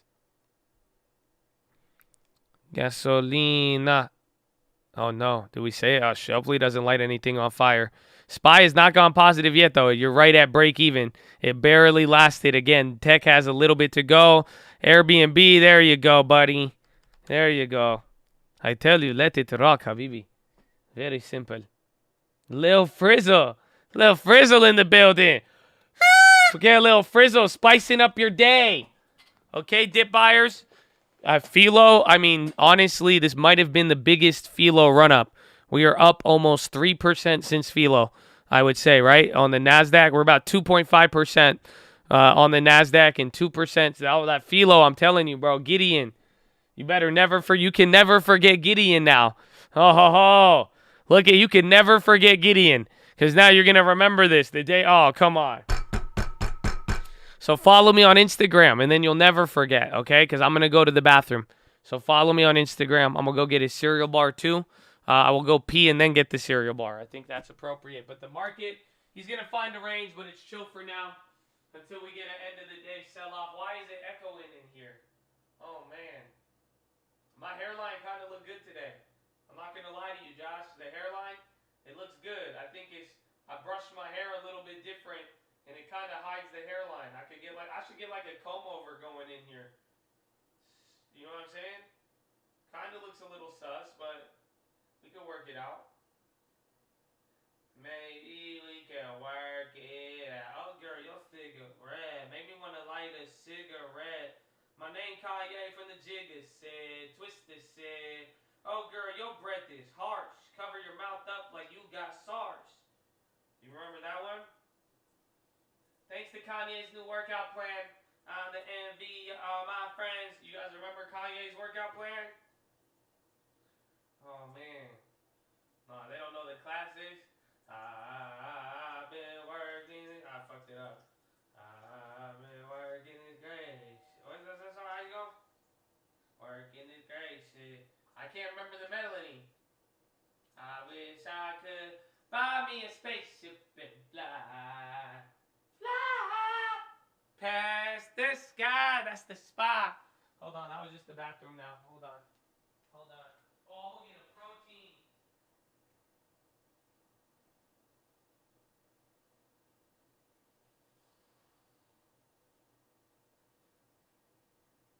All right.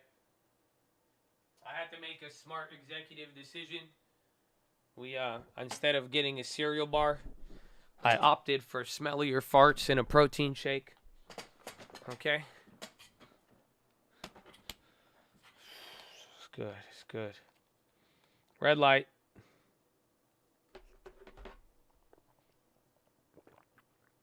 The Frizzle workout plan. You're going to make me choke on my protein, bro. Don't make me. I don't want to do that, bro. Amen. Amen. Amen. Amen. Hold on. I need to down this now. We got to see. Oh, it's good.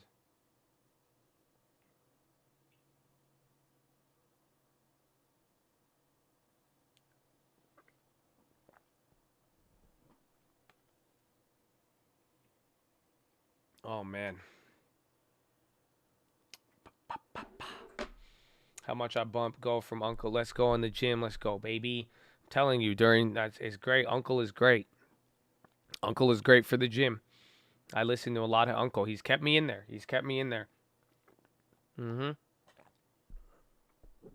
Here, let me mute it. I'm about to just down this. I need to just down it. Okay? I love you, but I don't know. I can pull the mic away a little if you want. You can hear a little for some of you who are into that.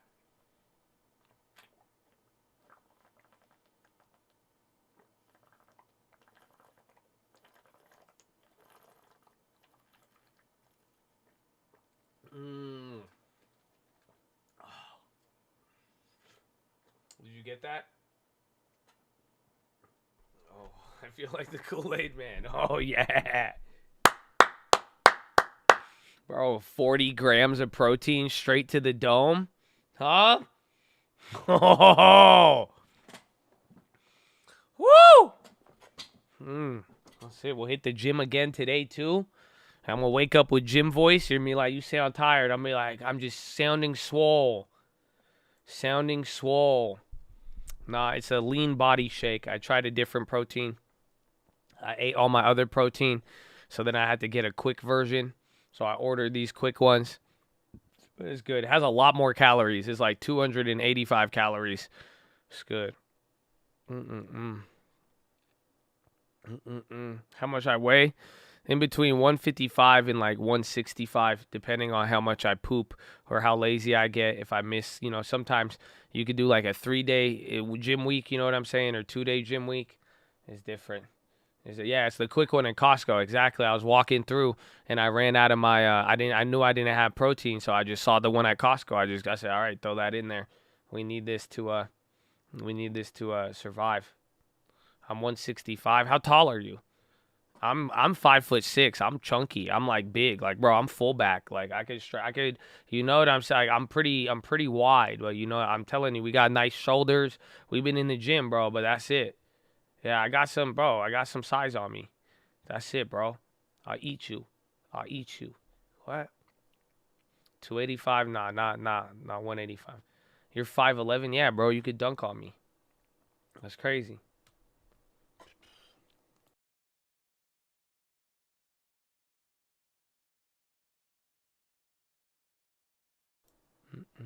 You 120? Jeez, bro. That's crazy. 120? You should have a 6-pack. You should have an 8-pack. You should have a 12-pack. Go get it. That's it. That's what I would do. I wish, though. I wish I was 120. I need to do core, and I need to just not eat for like 6 months.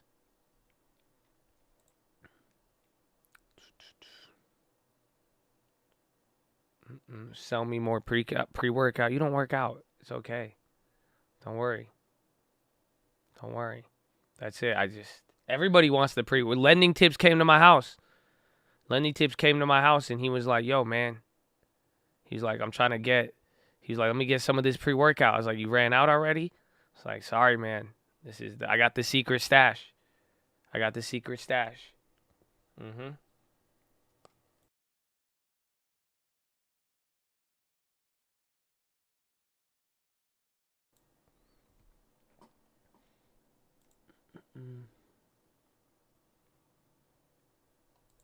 Press P-workout gets you tingly. I know. I only take like a quarter scoop, bro. It's crazy. It is crazy. Man, some of y'all, if you're above 6'2", like stop, okay? You guys are way too tall for this conversation. You know what I'm saying? And you could hurt us. You could hurt any of us in here. Not only emotionally, but like I wouldn't want you to like accidentally try to like shake our hands and then break our arm or something. Okay? Well, just calm down.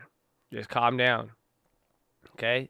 Or let's start a backyard football and basketball team. Why are we playing around? Honestly, we got way too much size in here. Honestly, some of y'all need to get real estate license, and I really believe that. All of you should get real estate. The other half of y'all, you need to join Josh Answer's basketball camp. And I'm going to teach y'all how to box out, slide the feet, pull up from the three-point line, and hit a free throw, bro. Because some of you, we got some natural talent on this side, it seems like. I got way too many 6'5" or 6'7" in here. Are you serious, bro? I'm telling you, we could probably get more rebounds than the Nets. Come on, I'm telling you, we could get in there. We got a height advantage.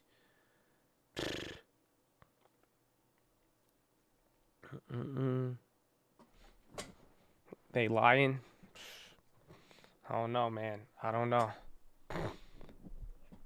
You see the 7'1" guy? Yeah, go through the airport. I saw that. The 7-foot guy going through the airport. And honestly, I was like, man, maybe I don't want to be 7 foot. But everyone was looking at him all crazy. I was like, why'd they do my guy like that? But you know he could box out. He could dunk. That's the only thing I equate to with height, if you haven't noticed. So I hope none of you feel bad, because all I equate it to is basketball. So that's all that really matters, you know, at the end of the day. So if you could dunk, that's great. But shout out to the people boxing out too. You know what I'm saying? Because you could box out a little bit better. That's good. That's all we got. Do you wear booster shoes? Nah, but I saw my homie. I haven't seen him in a while, and this guy was my size. I haven't seen him since I haven't seen my friend in like maybe like 3 or 4 years. I've talked to him on the phone and stuff, but like he's out in the Bay. He knows I hate the Bay. I don't go out to the Bay, so I saw him when I went to the Bay. Oh my gosh, bro. This kid was like 5'9" or some shit, bro. I was like, what? I was looking up at him. I was like, what? I said, this is crazy. He said, Matumbo Frizzle. No. Horn. Man, these are back-to-back pretty hardcore frizzles. I like them. Did he get the surgery? Nah. Bro, he was just wearing shoes. And I was like, you got booster shoes? And he was like, nah. I just bought these expensive designer shoes that naturally lift me 3 inches. Bro, like, you know those, like, I don't know what they were. They were like Balenciaga or some of those, like, just like weird, like, sneaker future. You know what I'm saying? Like Kanye wearing ass motherfucker. You know what like, it's just like a weird, like, I don't even know what shoe it is. I know it's expensive. It's like $1,000. I don't know. It's just like, it just looked like it was, but it made him like 3 inches taller, bro. Like straight up, it made him 3 inches taller, bro. The McQueens. Yeah, something McQueen. No, McQueen. That's what of course, I remember what it vaguely, I went shopping a little bit afterwards and I checked to see if they had my size. But but like, it was the McQueen. I knew it, but I don't like it's ugly. I don't like it. I wasn't there. It looked good on him. He pulled it off. He had it it was the McQueen. The damn, what's his name? The car. Damn cars. That's all you say McQueen, I think Lightning McQueen. Heart of a child, baby. Yeah, that's all I know. I was like, ka-cha, ka-cha, ka-cha. That's all I knew, but it made him 3 inches taller, bro. He was huge. It was crazy. I was like, maybe. But I was like, man, I don't know. Eventually, they're going to find out. So that's at the end of the day. No, don't worry. Yeah, it's 3-point. Bro, he was huge. He was my height, and he wears them, and he looked, he went from point guard to shooting guard real quick. Again, that's it. You could pull it off. I don't know. I just couldn't feel. I don't know if I could feel like it just doesn't work. I just know. I just couldn't do it. I couldn't do it. My pair comes next week. No. But no, that one was surprising. But that was cool, though. I didn't know that. But some people get the lifts. Feel free to get... Honestly, man, are you ready? Just do whatever makes you happy. Okay? Whether you're going to get the shoes, you're going to get the lifts, you go to the gym, you get the surgery, you stay short, you stay tall. It don't matter, man. Just whatever. Just you can smile in anything. Oh, they don't feel me. Is 5'9" tall to you? Again, it only depends on their stats. You know what I'm saying? Because if you 5'9" and you can't catch a rebound or box out anyways, you get the fuck out of here. You know what I'm saying? But if you got 5'9", bro, and you boxing out, you playing D, you know what I'm saying? You slapping the backboard too. That's what that's all that matters. It's all about the stats when it's all said and done. That's all I'm going to boil it down to.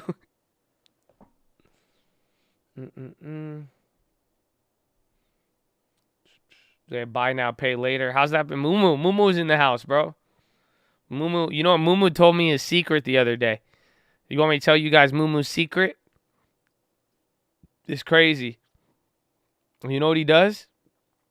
And Muumu told me he comes into the chat and he just says bear trap or bull trap just to see how people react. That's it. So there you go. From a grade A troll himself. He literally just comes in and he says, depending on the market, he says the opposite with trap, and then that's it. That's it. He just gets everybody tripping out. I was like, wow. I said, you are literally like Bahu, and both of y'all are lazy as hell. That's crazy. That's amazing. Honestly, I don't even know Bahu like that. Okay, so I can't even. So all I know, Bahu, where the fuck is Bahu? Bahu's already checked out. I said, Bahu is the only dude I don't know where I kind of roast him a little bit. So, Bahu, I love you, man, and thank you. We are the Stock Market Live. If you have any complaints, questions, you got offended, anything of that nature, you could email or reach out to us through various methods. But we are the Stock Market Live, and thank you for tuning in, and we have merch. Okay? I'm barely waking up, Bahu infamous. I mean, I believe in it, man. I just hope they put in the work, man. That's it. But Mumu, it's almost Mumu's birthday. He asked me, he's like, what are we doing for my birthday? I was like, dude, it's your birthday. I said, I don't know, but good luck with whatever it may be. I said, happy birthday. Yeah, I said, you know what I do on my birthday, Mumu? You want to know what I do on my birthday? I wake up at 6 in the morning and I scream, Mumu. Okay? Don't ask me about what's a birthday. It's a birthday. This guy, bro. Mumu wants for Mumu's birthday, he expects it to turn from the scene from Aladdin, where everywhere like Prince Ali. That's what he thinks his birthday's supposed to be. They brainwashed him. They got him, man. He's too stuck in that. I don't know why. But he really thinks, he was like, bro, he's like, oh, I want the elephant. I want, he's like, bring me the girl dancing with the thing and the trumpet. I want all of them. Get the old guys with the hats too. Yeah. Get Ummu. Yeah, please. I'm like, dude, relax, Prince Ali. Calm down, dude. Now, all this birthday means is you're getting older. Okay? Now it's just another year from when I told you about the long term. Okay? That's it. But Mumu turned his life around, bro. Mumu turned his life around. This dude, he ain't listened to one thing I said for like 7 years, bro. He ignored every single solid piece of advice that would have made him a billionaire for 7 years. Ignored every single one of it, bro. The minute he comes out to Cali and then gets to drive in a Lambo, the dude did more work in the 2 weeks riding in a Lamborghini than he did in the whole 7 years. I don't know what happened, bro. I said, that's amazing, bro. I guess everyone's motivated differently. I don't know. It's just it was amazing. Bro, I'm telling you, Mumu never sent me a deal in his life. He got me like maybe one deal. Maybe. I don't even know. And then that's it, bro. That's it. 2 weeks later, bro, Lending Tips is hitting me up. He's like, yo, have you seen this Mumu deal? Mumu sent me like 7 of these deals. And I'm like, what? That's it. Even Lending Tips started calling him Mumu Cardone. That was his name. That's it. Mumu Cardone all of a sudden. He came back. He was ready to work. He had real estate deals. It was crazy. It was crazy, bro. That's crazy, man. He quit Twitch. He was like, he's like, I gotta get focused. That's it. I gotta get into this. The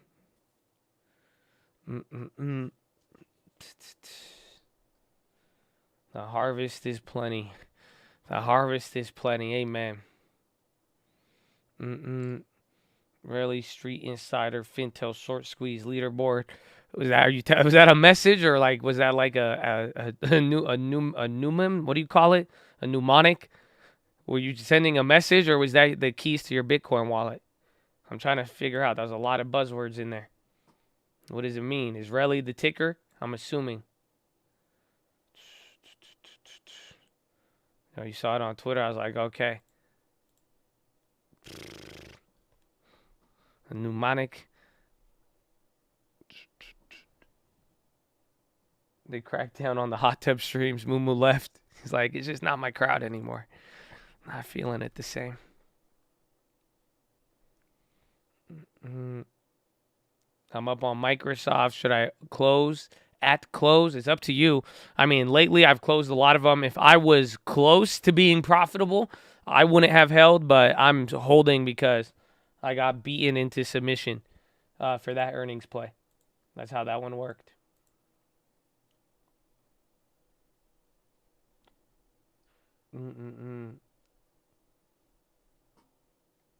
Bro, Chad, damn, Chad. I got a 6'5" selfie. You know that? Chad, he just looked tall, bro. He looked good. Look at this, bro. He looked good, but he looked tall as hell, bro. Like, you can't even, like I'm so short, I can't even make it look like that. Like, if you took the camera low, there would be so much wall space behind me. What the hell? Bro, look at this.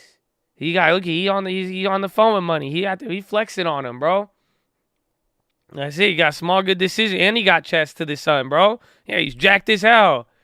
This is it. I'm telling you, this is the team I'm talking about, bro. We would run it. I'm telling you, we would take anybody. I'm just saying, Chad. We would take. We're peaceful. We are a peaceful cult. We are a peaceful group. We could take anybody, though. I'm just saying. We are very. I'm telling you, put us on. Whether it's basketball, UFC. I'm telling you, you can stack us against the comparable set, bro. Like, come on, like, bro, give me like Goldman Sachs versus the Chad, bro. Oh, we would fuck them up. Oh, they don't feel me. They don't feel me. You take any of them, bro, any of them, who anybody want, but we're peaceful. You know what I'm saying? And choose love. And you are so powerful that you should choose peacefulness. You know what I'm saying? It takes more strength to not clap than not, okay? You see, lucky, amen. God is good. Finger to the sky. Who's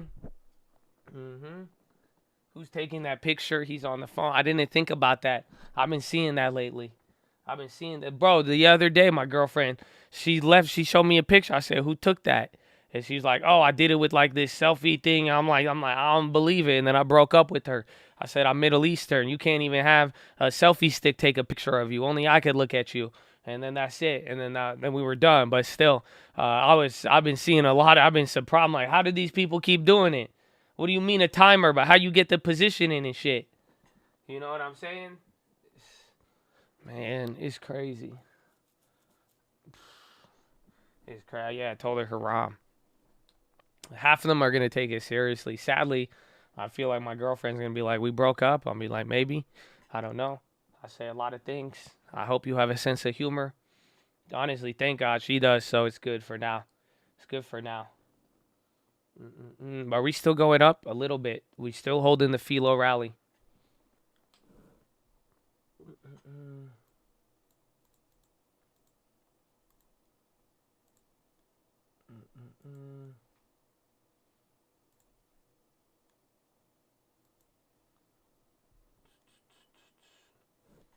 Yeah, selfies are hard. I don't know how to take selfies, bro. You know that? Like, that's like part of the reason why I don't post them. Not really, but you're lucky. Because, like, I don't even know. Like, do you know that? Like, I bet half of you guys don't even know how to take selfies.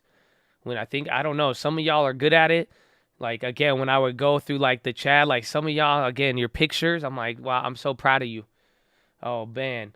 Otherwise, like, I take selfies like an old dude. Like, that's it. Like, I'll take selfies. Like, you know how, like, you'll see, like, the 50-year-olds and, like, it's just, like, a little, like, weird. Like, I look older than I do when I take a selfie. It's so bad.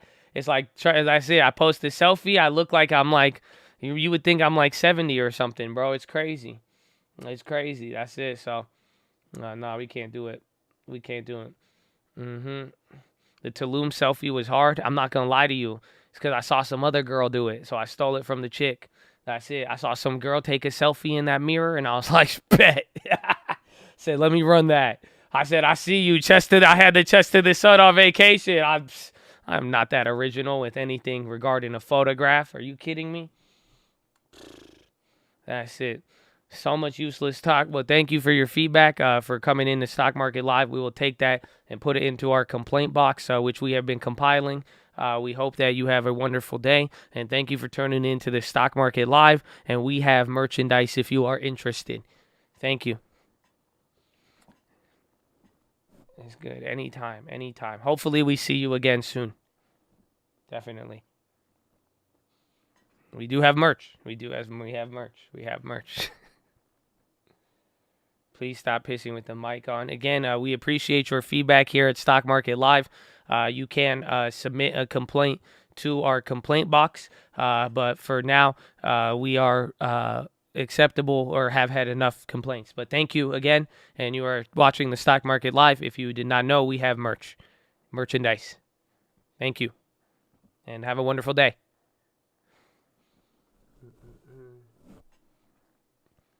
Yes, you can contact Mumu for complaints. He is the one to contact. He will field all of them.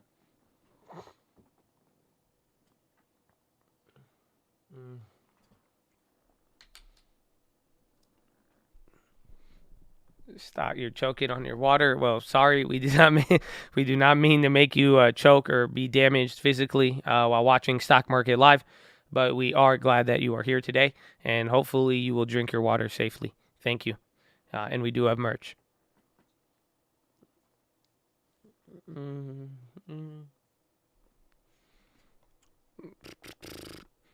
That'd be crazy, bro. I gotta stay safe out there. Stay safe. SPY coming down. Let's see if we go neutral after being up. 30 minutes left. We burned nice 30 minutes there we burned 30 minutes there with not too much happening. So again, we're still in no man's land for the most part, but you are above Friday close, which is a key, I think. No, you came down. So 4385, that's the level. You're at 437? No, we need 438. And get ready, Microsoft after hours. We'll get some liquidation.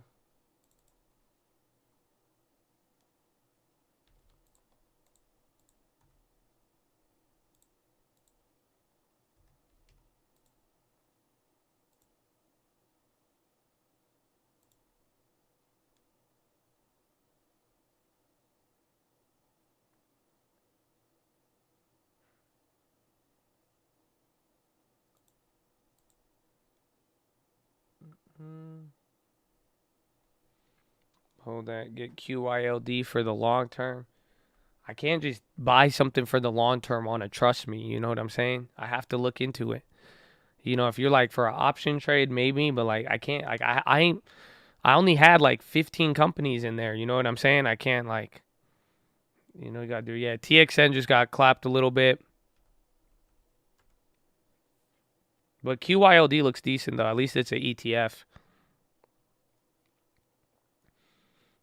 Big drop on the SPY, kind of. I mean, it's different than what we've seen, and it's continuing the drop after we kind of peaked over there. That was 439. Bro, these ranges are huge, but everything is red again. Dow is red now, and then so is the S&P still. So Dow's fighting for green.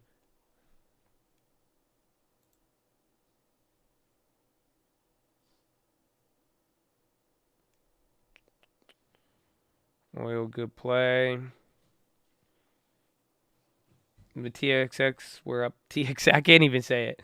It's up 70, now 20. Yeah, probably less because the spreads.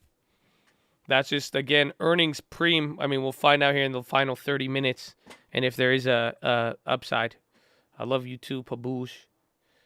Biden escalating. NASDAQ to report.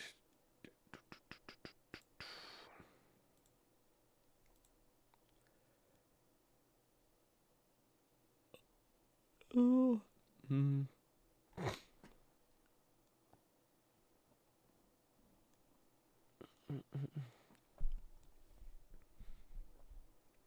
We're looking in ETFs. I just want to read though. That's it. I just want to read. How long should it take to sell contracts? It depends if you're trying to get it. Depends how much you're trying to get, and then depending on the spread. If the spread's tight, it should sell relatively instantly. And then if you put it at the bid, it should sell, again, relatively instantly.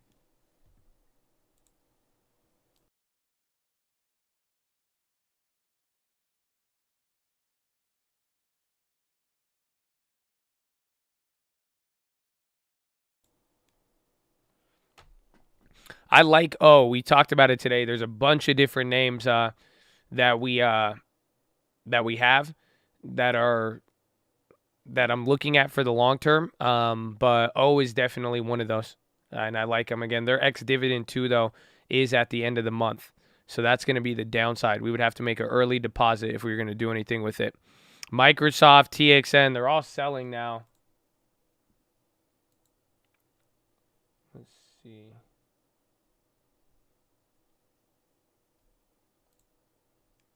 The puts are still down. The puts from today are only down 8% after all of that.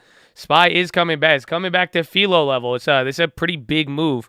439 to 435. I mean, you just lost 4 points from the top. You are back down now almost 2% on the NASDAQ.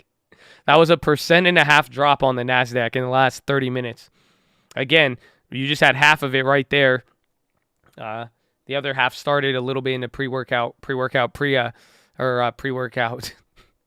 into power hour. Spot. I like Spot. I was looking at Spot again.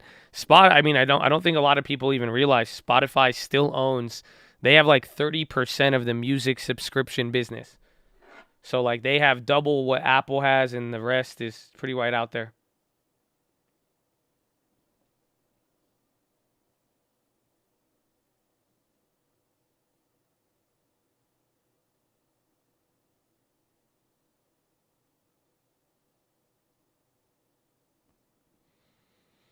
You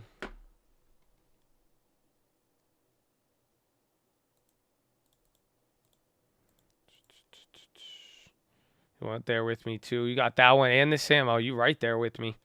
That one I'm not as mad holding. Sam is actually like, that one was a clap Spot.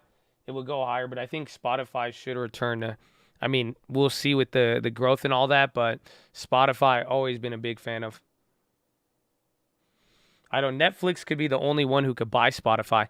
No one else can, because everybody like Amazon and Apple, since they already own, whoever buys them would take up so much of the streaming business. So Netflix is the only person who could really buy them.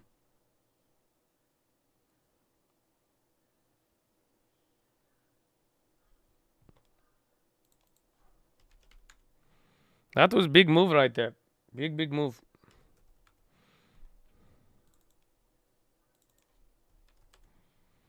Walmart, XOM, 4.8. Google has Google Music. I think they're only like 7% of the market. I think there's an infograph on it.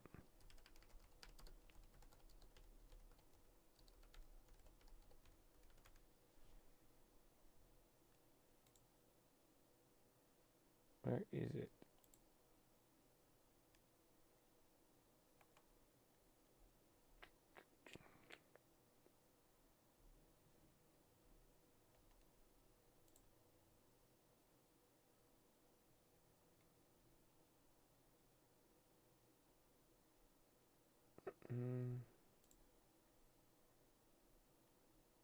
Yeah, here it is.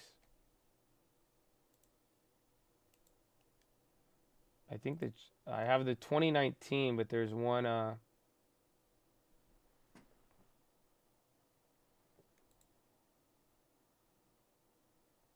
It's similar from 2019.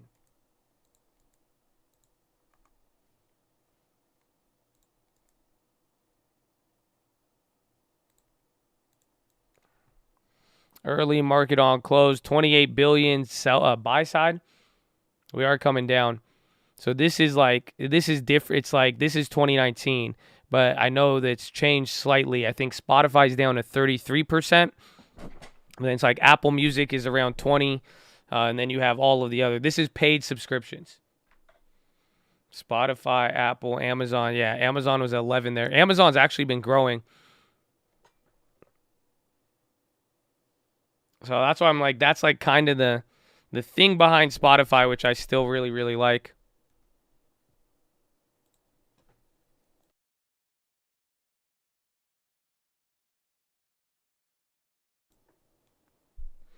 Amazon has streaming. Amazon has everything. Other is just everything else.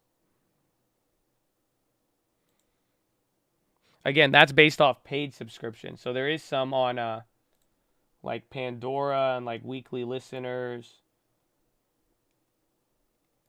See, like there's this. This is in Q2. Wait, this is what? That was 2016. So there's like different like streaming platform, but that's not counting the paid users.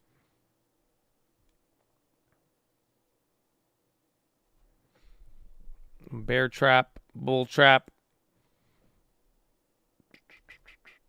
Every chart, yeah, there's a lot of correlation. Again, this is the volatility. I mean, we're going to see pretty much what happens here with Microsoft earnings. I mean, that will definitely be the key. Those puts pretty much came right back to life. They're down now 4% or break even, depending on the spread. The TXN just came down. That was amazing.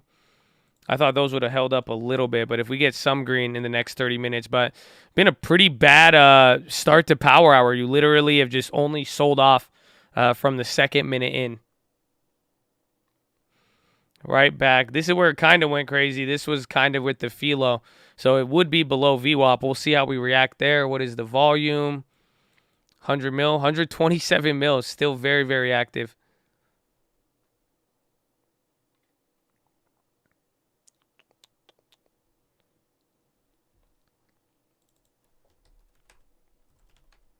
Some are better than others, though. Like Amazon's good. Your thoughts, 100 shares of Roblox or Apple. Apple will give you more safety, given the fact that it's, I mean, it could still come down with bad earnings. It might drop another 10, 15% on an abysmal earnings, but Apple is going to always be solid, and you get a little bit of a dividend. Roblo is if you want growth. So it's like if you're willing to take more risk and go for growth, I mean, Apple isn't going to triple. Roblox could triple in the next couple years. You see what I'm saying? But then Roblo can also go down 50%. Apple, it's going to take a lot more to go down 50%. Oh, yeah, we said Gasolina. The PHILO made it go up. Gasolina. I said, oh, man. Those TXNs, those just went 60% to break even. Well, that was nice. That was very, very nice of you. And the Microsoft puts came up.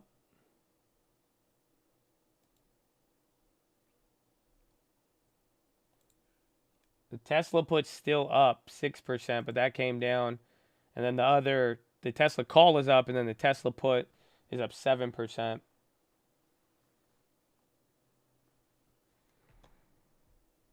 Just don't spill your coffee, I know. Michael dropped his play. Microsoft 24240 puts. He in the game. I'm in the game like EA. The ones I got today. February 18th. Yeah, I'm further out the money on those. And then mine are February 18th, though, too. You're on the weekly. What growth for the long term besides Roblo? Airbnb, Uber, DraftKings, Overstock, and then Big Commerce, but I don't like Big Commerce. I think I'm gonna hold the Microsoft puts, honestly. I just think it's or I may trim it in half. I don't want to go too much because it's like if they beat, I'll make up some money on my calls, but I won't. I'll still be down. But then it's like if it beats, I don't want to double be down.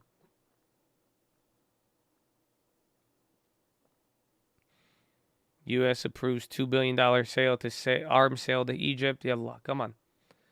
Would you buy in Cleveland? Yeah, I like Ohio. I mean, I bought a different part of Ohio, but I mean, with the last 6 months, I've gotten at least one house there. I think. And then I think Lending Tips grabbed another one in Ohio too. I'm not too sure. Face Ripper inbound. We'll see. It's a bounce a little bit above VWAP, but if it doesn't hold this, it's gonna do this and kind of start to plummet again. So we need a real bounce to kind of come alive here.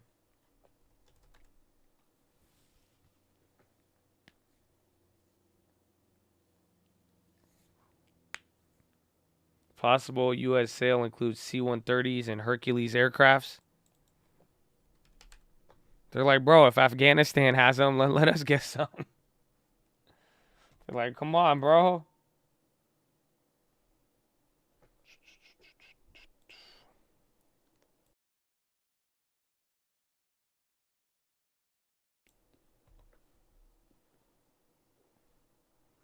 Ohio rentals have great returns, yeah. And I think that's what a lot of people forget about is that, like, you know, we talk about properties and getting houses and, like, you know, you could transfer a long-term into a house, but people worry about the cost to uphold it. You know you could buy houses already rented and that they should pay for the mortgages there depending on how you get it. And depending on how you qualify, or if it's a second property or commercial, you could qualify the rental as part of your income.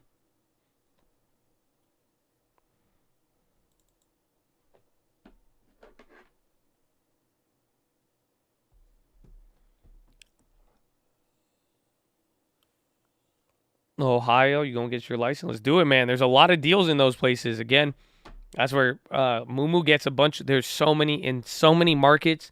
There's a lot of available deals. It's crazy, especially if it's not like super expensive. I mean, you can find some pretty cool deals, and just good cash flowing properties.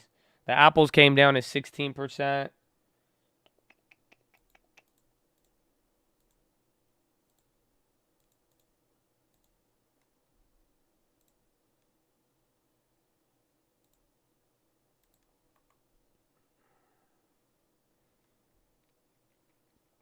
Hertz say it's actively receiving Tesla 3 rental cars across the country. Uh-oh, they got a delivery? Uh-oh, Tesla might remember that Tesla Hertz deal was right here. I think this is the Hertz. You're at the Hertz level. Are they giving an early signal to it?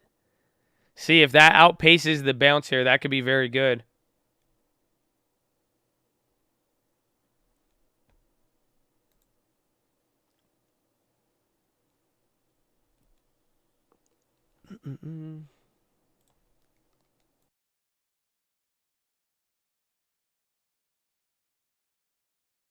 In the Bay, we've already received 1,000 already. You work for Hertz.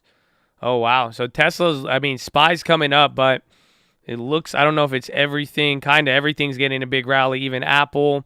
Amazon, not as much. Microsoft got some. Again, let's see if it's kind of like the bid buys that we saw coming into yesterday.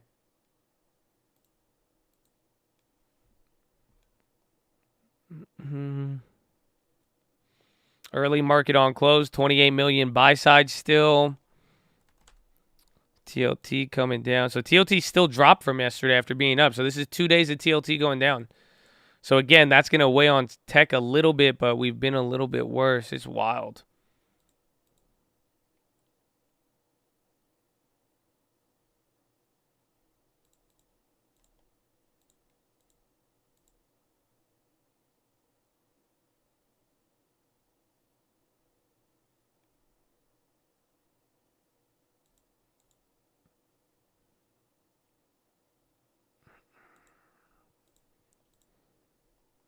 It's not all at once, but it's coming in batches. Let's see if there's a follow-up. There may be an update on that on the Tesla earnings. I forgot about that. That could be a very, very big bright spot. But again, little pop and drop here. Big volume, 20 minutes left. Dow is barely down right now, 0.01. SPY is still down over 0.5%. And NASDAQ 1.6 down.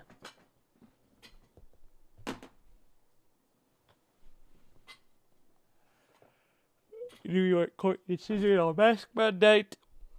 Buy the whole dip. Just buy a house. Buy a fucking house. I told you to buy a house. How come no one listened? But yeah, a lot of things going on. Again, 1.6 on the NASDAQ. Buy a fucking house. Go right now. Stop fucking around. Get a fucking house. You need it. Dow about to go positive.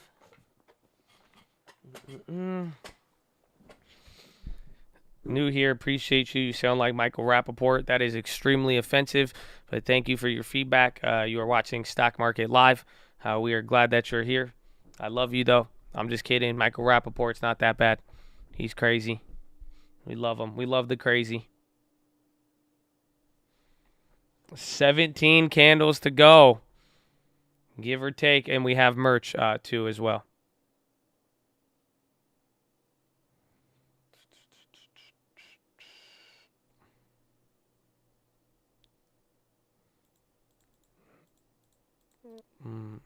Our merch. I'm wearing some now, but we do have a link in the description, and it's in the description of the Stock Market Live, which is here. And we're glad you're here today. Thank you.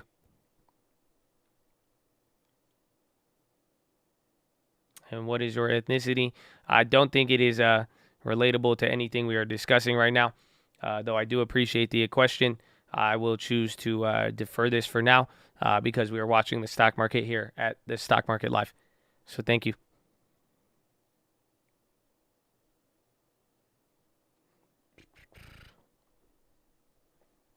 Oh, we have merch too.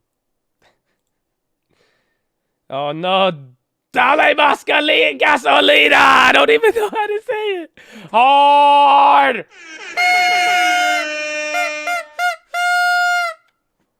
Oh man.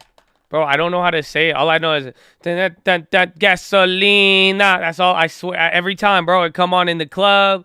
Even then, bro, if I'm like, you know, my homies will look at me and like I know they speak the language, and I just go with the loudness in the room. I go that gasolina. You know what I'm saying? Like I could get with it. I could party with y'all and everybody. I don't know what the fuck they saying. I'm just the gasolina. I think you know you talk a little quiet like then then I come in with it.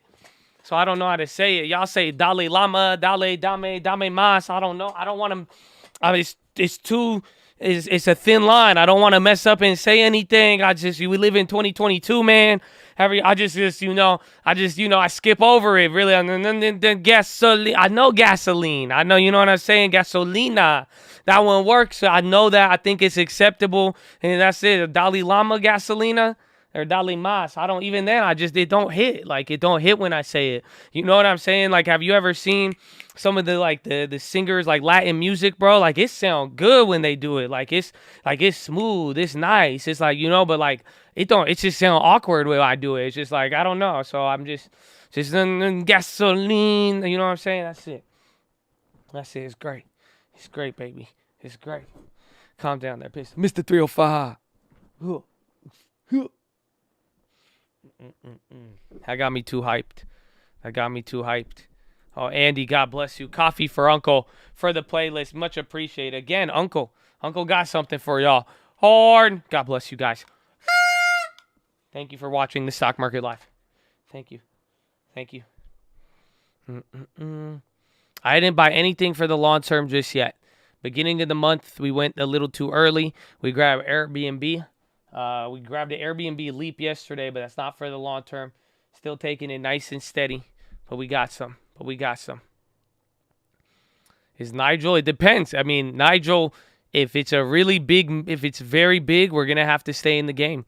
I don't think I could take it. I don't think I could bring Nigel out if it's like a crazy earnings report and we got to analyze a lot. You know what I'm saying? But if it's depending on how we'll see what, you know. Again, it's hard to keep him back sometimes, but again, I don't know if he's going to be devastated if he sees just the animal kingdom, just what's happened as of late. As of late, he would be destroyed. Peep SLR Standard Lithium. I know a lot of the materials or commodities have gone down. I want to see if there's what's it called? Aluminum place, but I don't know much about that one. What is Nigel? I mean, hopefully you'll get to see. Maybe you will, maybe you won't. I don't know. Nigel is I don't know how to even explain it.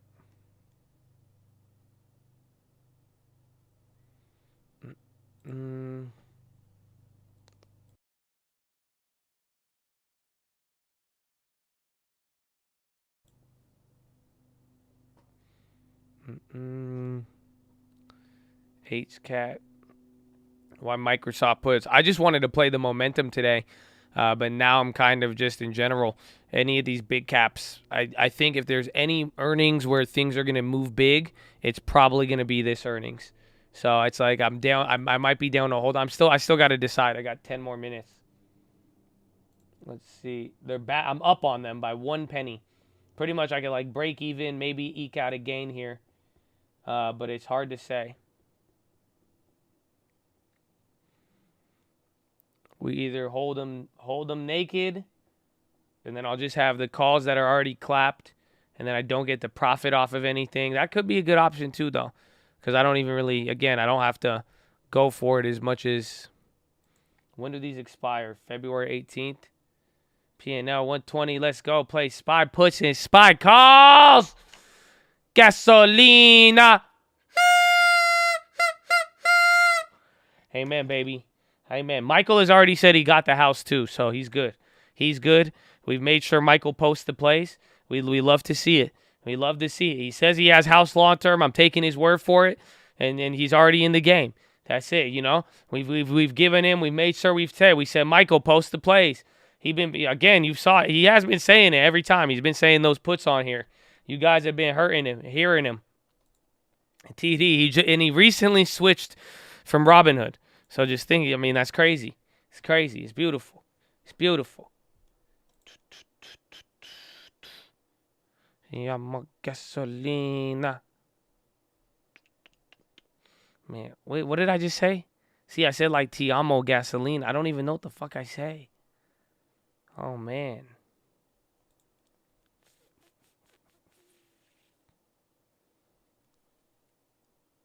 We do have merch at the Stock Market Live. We do. What did I just say? Right? I just said something gasolina. I think I said my name is Gasolina. Te amo gasolina. See, that one works with me. I don't know why. Mr. 305.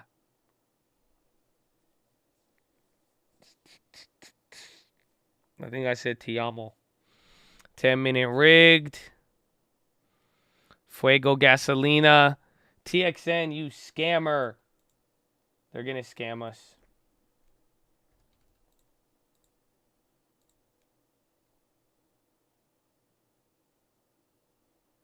Let's see. We got 15 minutes, but it might go crazy.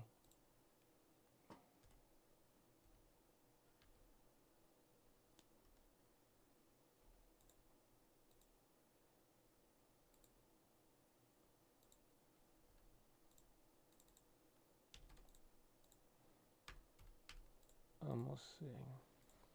Even for the Microsoft. I might just put in a crazy offer, and if it fills it, I'll take it.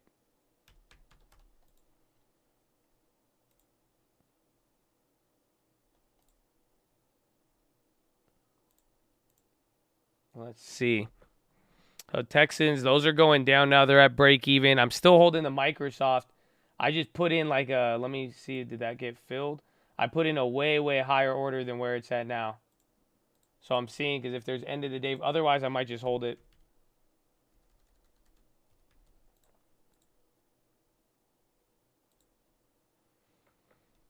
Dogecoin, the SPY's coming down pretty quick. We might be at VWAP again. Microsoft will be at the lows coming into earnings, so it's pricing in $19, and then wherever it goes from there. I had a put in the morning that we got.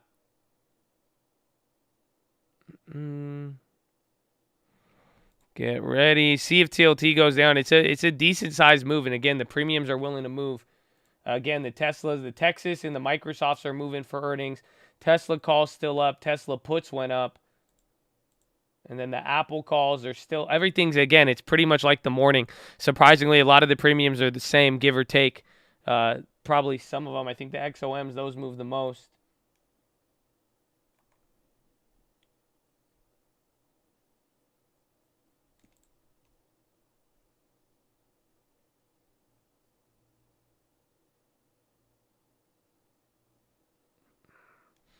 Sympathy to Microsoft, pretty much everything. Yeah, the Tesla puts up 14. So you see now, it's like we still got calls that are up. Those calls should be up like 5%, 3%. But now we got massive size on the puts. We'll see. Again, size just contracts, not necessarily dollar amount. Market on close, 1.2 sell side. What just happened? 8 minutes left, but market imbalance shifted. Again, that's not good for the algos. Again, when you see that, that means there's going to be there might be a bigger movement there if we are going to stay trading in that and there's no real other volume coming in. He's holding. We're still at 10%. Yeah, that's not good at all towards the end. That's a big flip.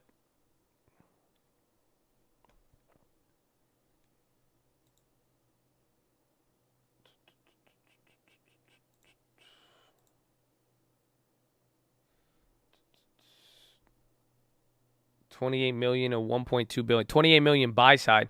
So that means it was very light, but somebody came on the sell. That means there was probably a big, big sell side that just messed up the imbalance. Everything's coming back down on it. Even Apple, again, Netflix, and some up. Netflix was already trashed. Netflix is going lower. Jeez.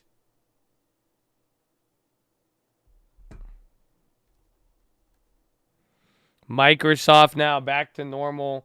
I didn't get filled. I put in the options pretty much 20-30% higher than where they're trading. So if we get filled with that end of the day activity again, watch here coming into the close.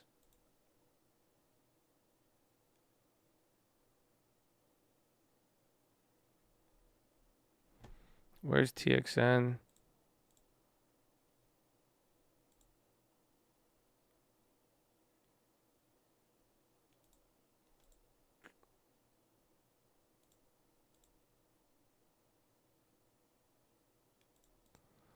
You know, I think I might just hold the TXN.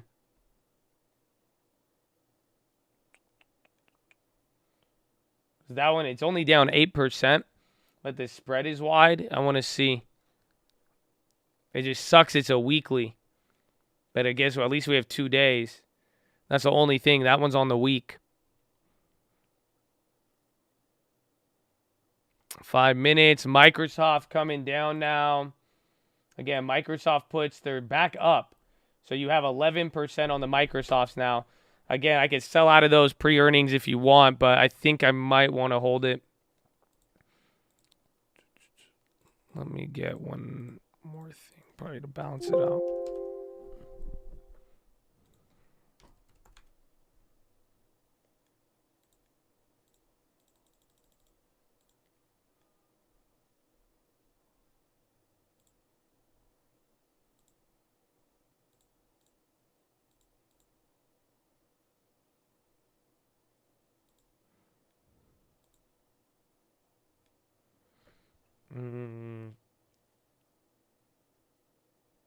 Now we'll hold. Where's the volume earlier?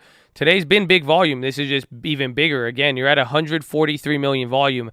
At some point, this would have been some of the bigger volume days you would have saw all of 2021. Again, today's range was just absolutely huge. JP Morgan ripping. Let's see. Wells Fargo's still up. Citi, Morgan Stanley.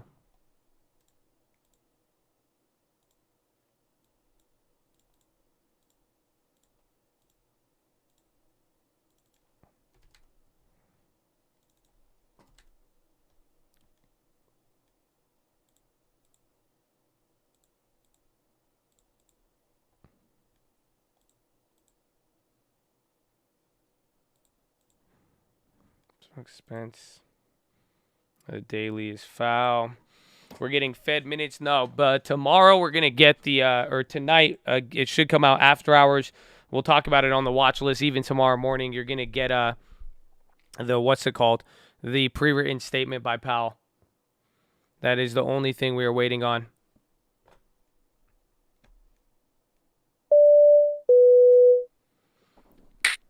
All right, ladies and gentlemen, we're making our final approach. As we make our final approach, if you guys are holding on to any bags, please stow them in the overhead bins above or firmly beneath your seat. We'll be coming through the aisle with the trash bag if you'd like to dispose of those bags. But as we make this final approach, we're going to be landing here to the second link terminal. Second link terminal in the description. That's going to be your nightly watch list and main channel layover around 5 p.m. Pacific time. And then we're going to be taking off promptly around 6 a.m., 6:10 out of sunny San Diego, California. So we make this final approach in the San Diego International Airport. It is about 66 degrees and sunny. Looking like a beautiful day out there for you to enjoy your vacation. And fortunately, we are no longer under COVID guidelines, but please make sure you exit one row at a time and show a little bit of love in the GG on the way out there. But as always, we appreciate your guys' business. If you're interested in your Colt Wrap Rewards program card, please flag down your flight attendant and we'll get that to you as soon as possible. As always, thank you for flying with the Colt and hopefully you have a wonderful evening.